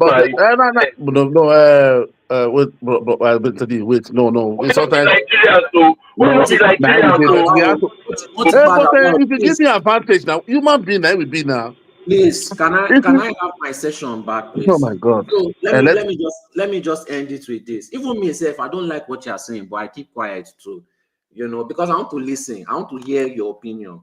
So now, how does the government work? We have resources. At least every state in Nigeria has at least 5 resources. We can do public-private partnership. What people are doing in Burkina Faso, these people come, they build industries, they mine this thing, they give people jobs. Not only that, they can do that for the next 20, 30 years and be paying their tax or whatever, which can benefit the community. They can also be responsible for building schools, giving amenities to the hospital, not just giving jobs. They can do that also. If you tell people all over the world, we have resources, come and do this, you may even be tax-free for the next 30 years. And at the end of, and during that period, you educate the people, the citizens, so that they can take over when they leave. Not that you will just go away and we need you forever. Every state in Nigeria can do that. Now, especially when you're in Rotterdam, you look at Rotterdam, and Rotterdam looks exactly like Lagos.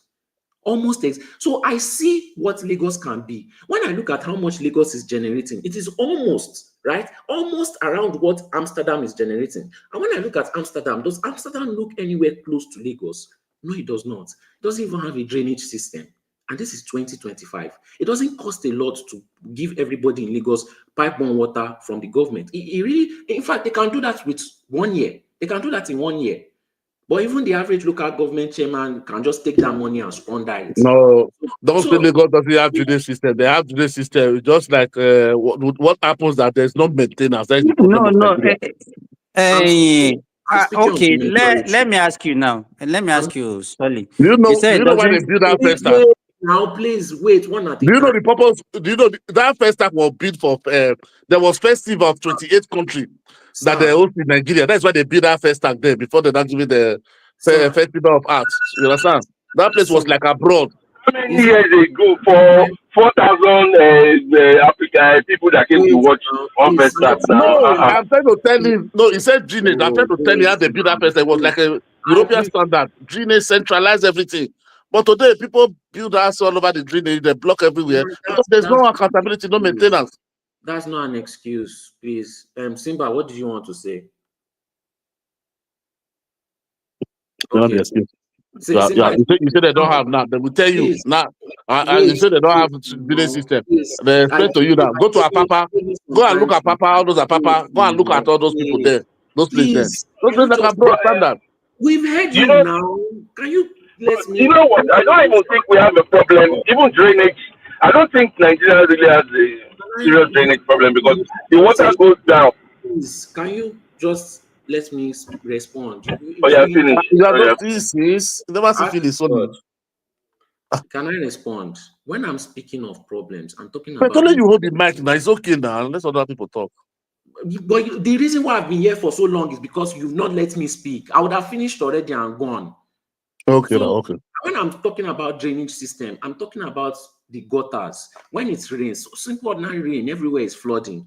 I'm talking about sheets. When all these things that you say people have already built house, that's not an excuse. This is simple architecture. I studied architecture. I studied urban planning also. It doesn't matter if the place has been 3,000 years old. If they want to do drainage system, there's a way they can do it without destroying the houses. These are not excuses. These are the kind of things that I say that you are giving, that government doesn't need to be responsible for anything, because when people complain, they have people ready to defend them.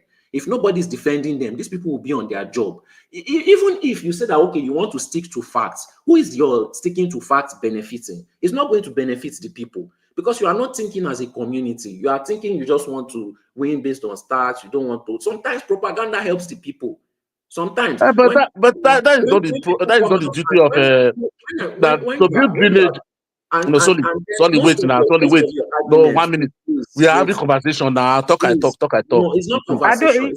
Sorry, when you are talking, let people have conversation with you. Why are you so resistant to it? You just want to talk down. It's not a conversation. You said interjection. Interjection is what we do. You are trying to. If I'm having conversation with you, then I'm ignoring everybody, and I'll never finish my session, because you always want to argue back. Okay, you know what, Najama, just leave him. Let him do the monologue that he wanted to do, and leave him alone. I've almost finished anyway. So my argument is,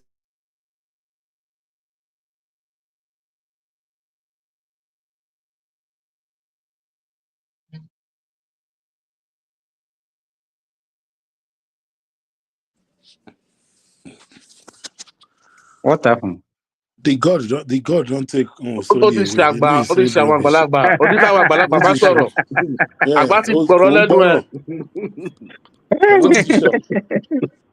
Sorry, you have to be careful around here. Sorry. Hey, good.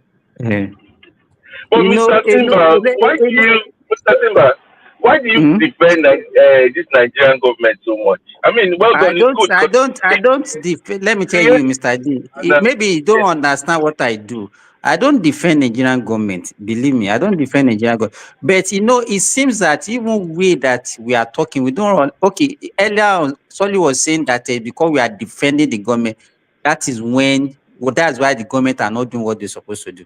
Tell me, when do we start talking on social media? You understand?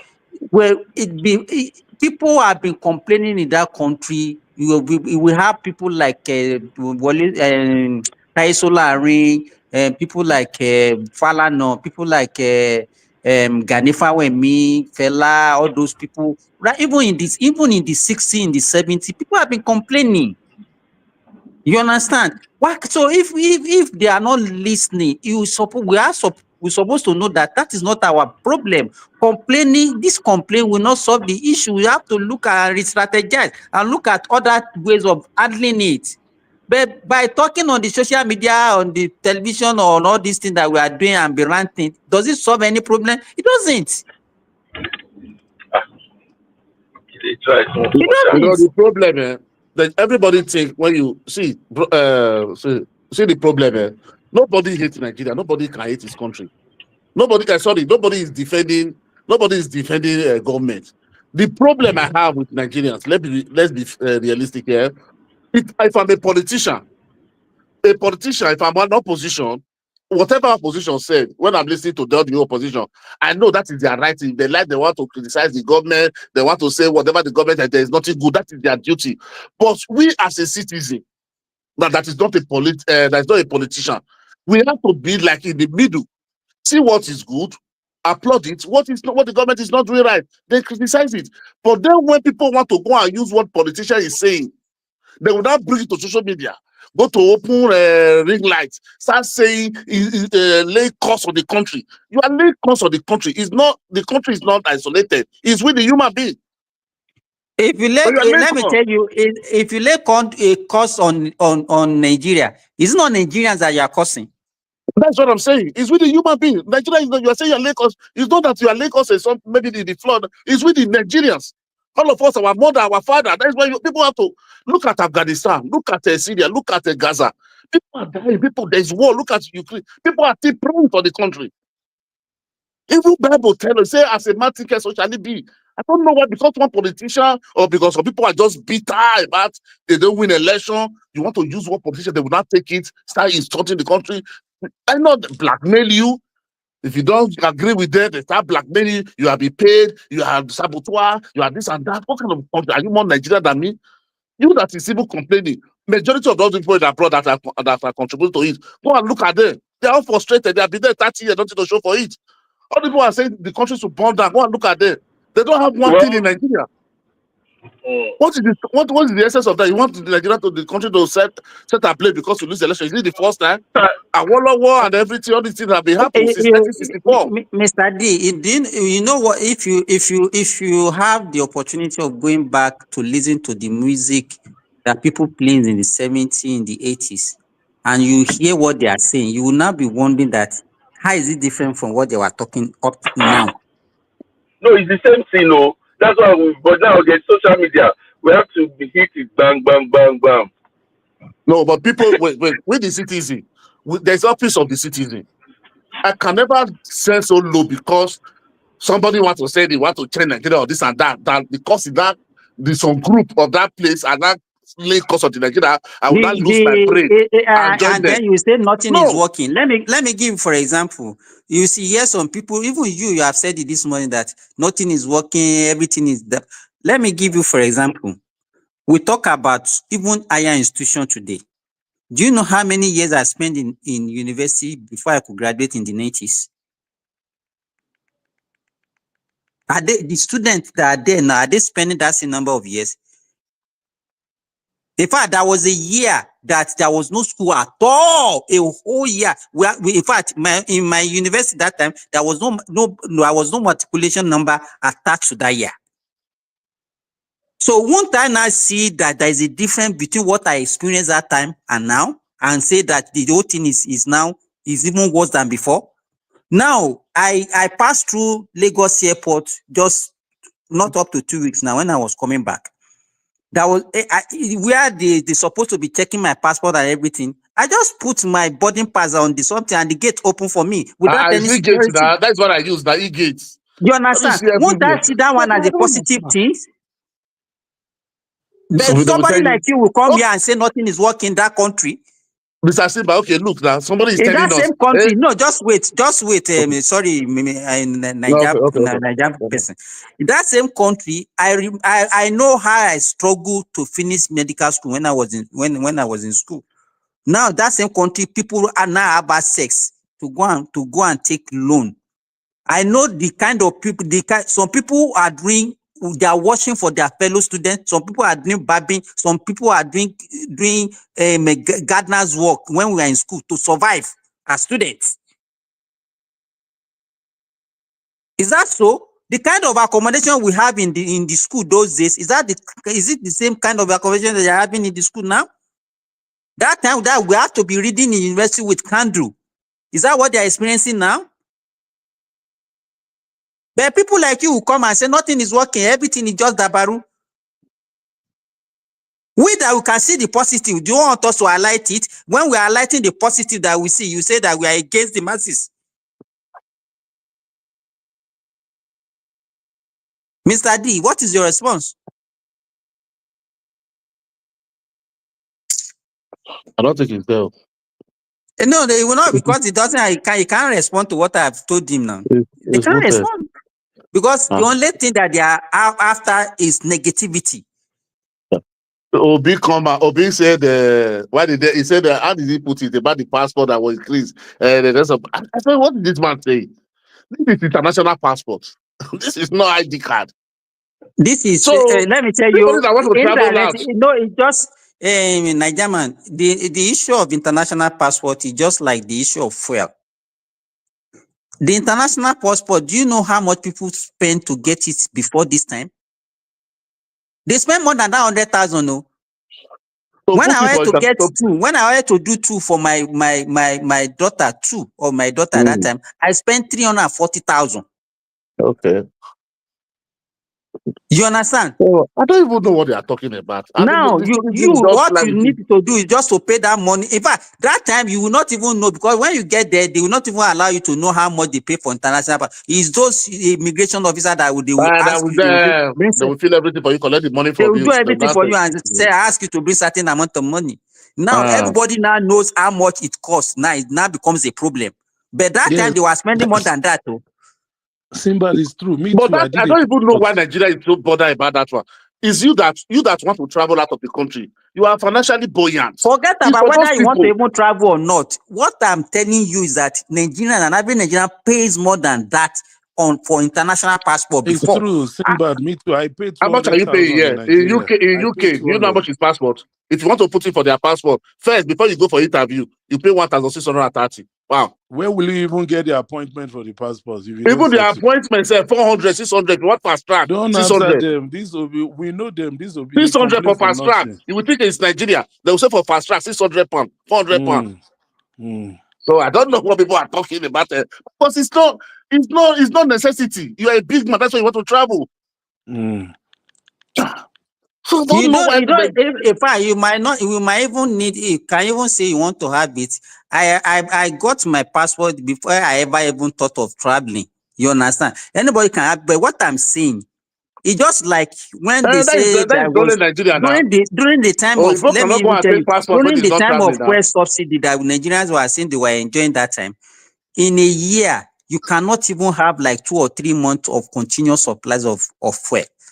And whenever there is scarcity, they don't put cost to the number of hours they have to go and stand in the filling station for 2-3 days waiting for. They don't. And at that time, how much are they even buying it? You go there, the petrol attendant, they will collect their own bribe before they will even sell to you. You sleep You station. I can spend remember hours. that year. You stay there days. Now you choose now you have plenty of fuel everywhere. You choose which Everywhere. one you want to filling station you want to enter. Yeah. So I don't There's even no know. more scarcity now. There's no more scarcity in Nigeria since how many years? Huh? I know I've been in Nigeria for how many years now? I never heard of fuel scarcity. You know, Nigerian, I went to my vulcanizer, and it was when I got there that I said, I don't have petrol inside my engine. No, he now took that Ragoli's water this thing. He now went across to the filling station and got like maybe half a liter. And I asked him, I said, come. I said, this thing that you are doing now, can you do it before? He said, Oga, you cannot do it. Where will you see the fuel itself? I said, okay, which one do you now prefer? This one now that you, anytime you need maybe 0.1 liter, you go and buy it, you just go across, get it and put it. And the one that you used to go, maybe you have to go for 3 days before you can get. I say he prefer this one though.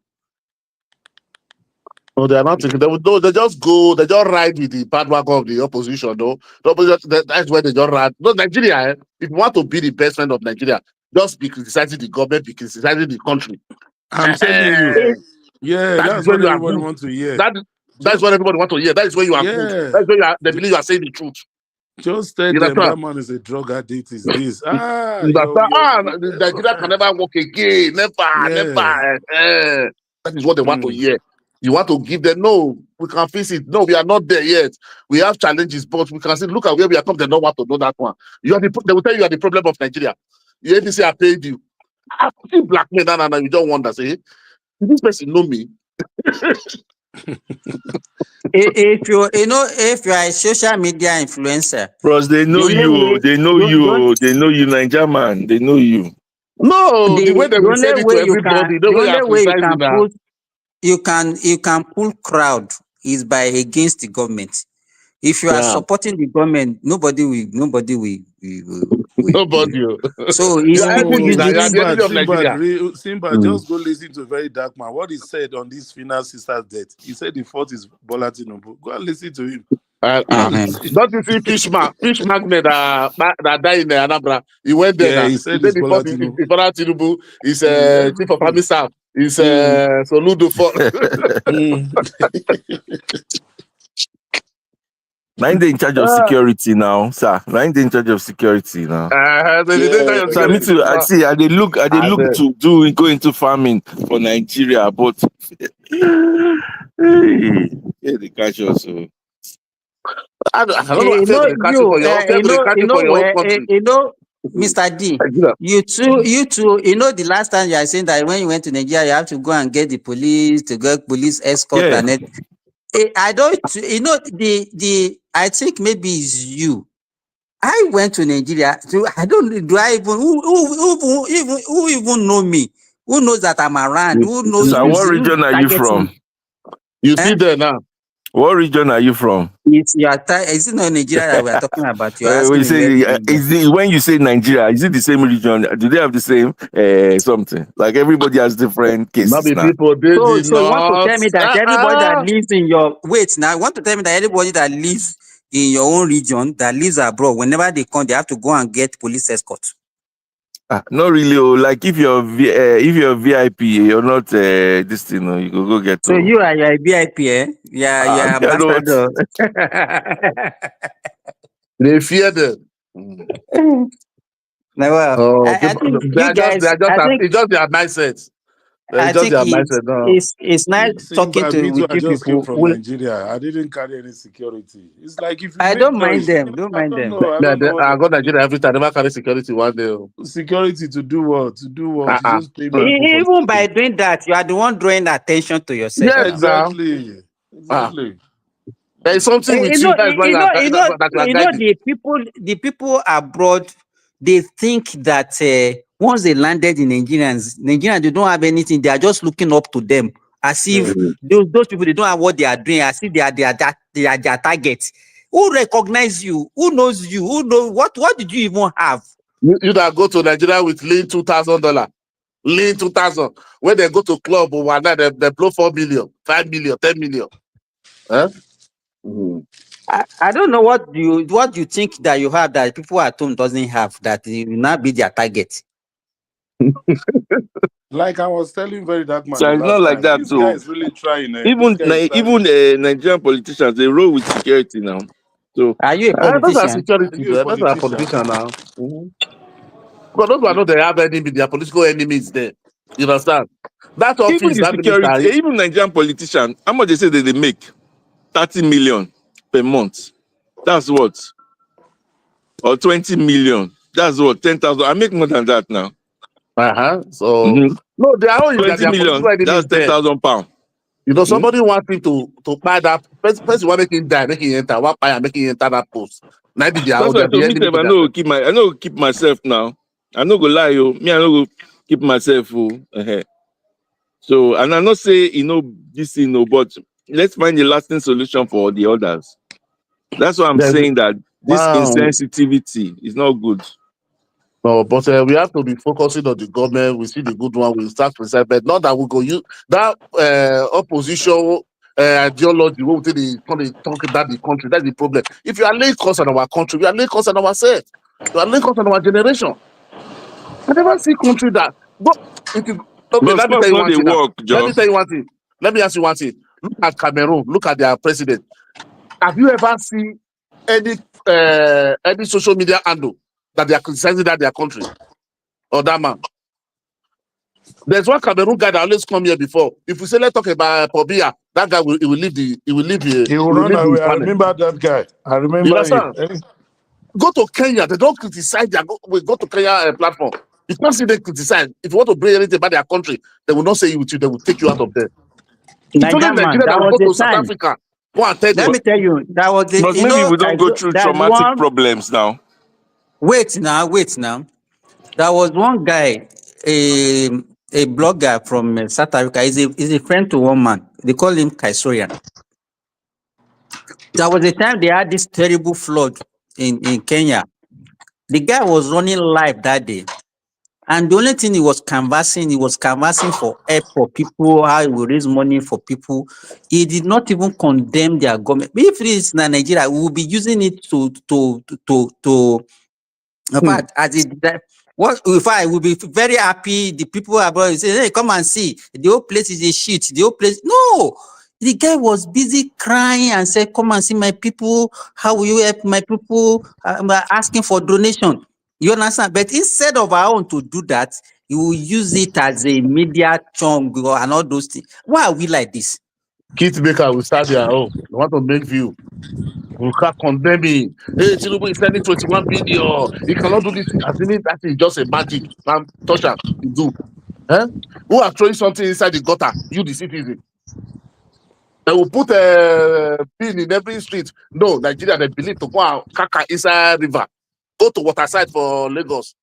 For inside, you see all of them go there, go come on, eh? Why? Nigeria said we like dirty. We too like dirty. Let me be realistic. That's just our own. Everybody only complain. problem I want them to Why solve. everybody is being Then we go naughty? keep quiet. See, insecurity. That's it. I know. Okay, They go. me, I want to They go stop find down now. themselves. I think we Yes, have sir. had more than 8 hours of It's deliberation. more than 8 hours, so everybody bye bye. Mr. Simba, Okay, well let's done go. today. You try, yo. Everybody, bye bye. I Thank you will. very much. Later. Simba, one love. Okay, later. Bye. Yes, sir. Thank you.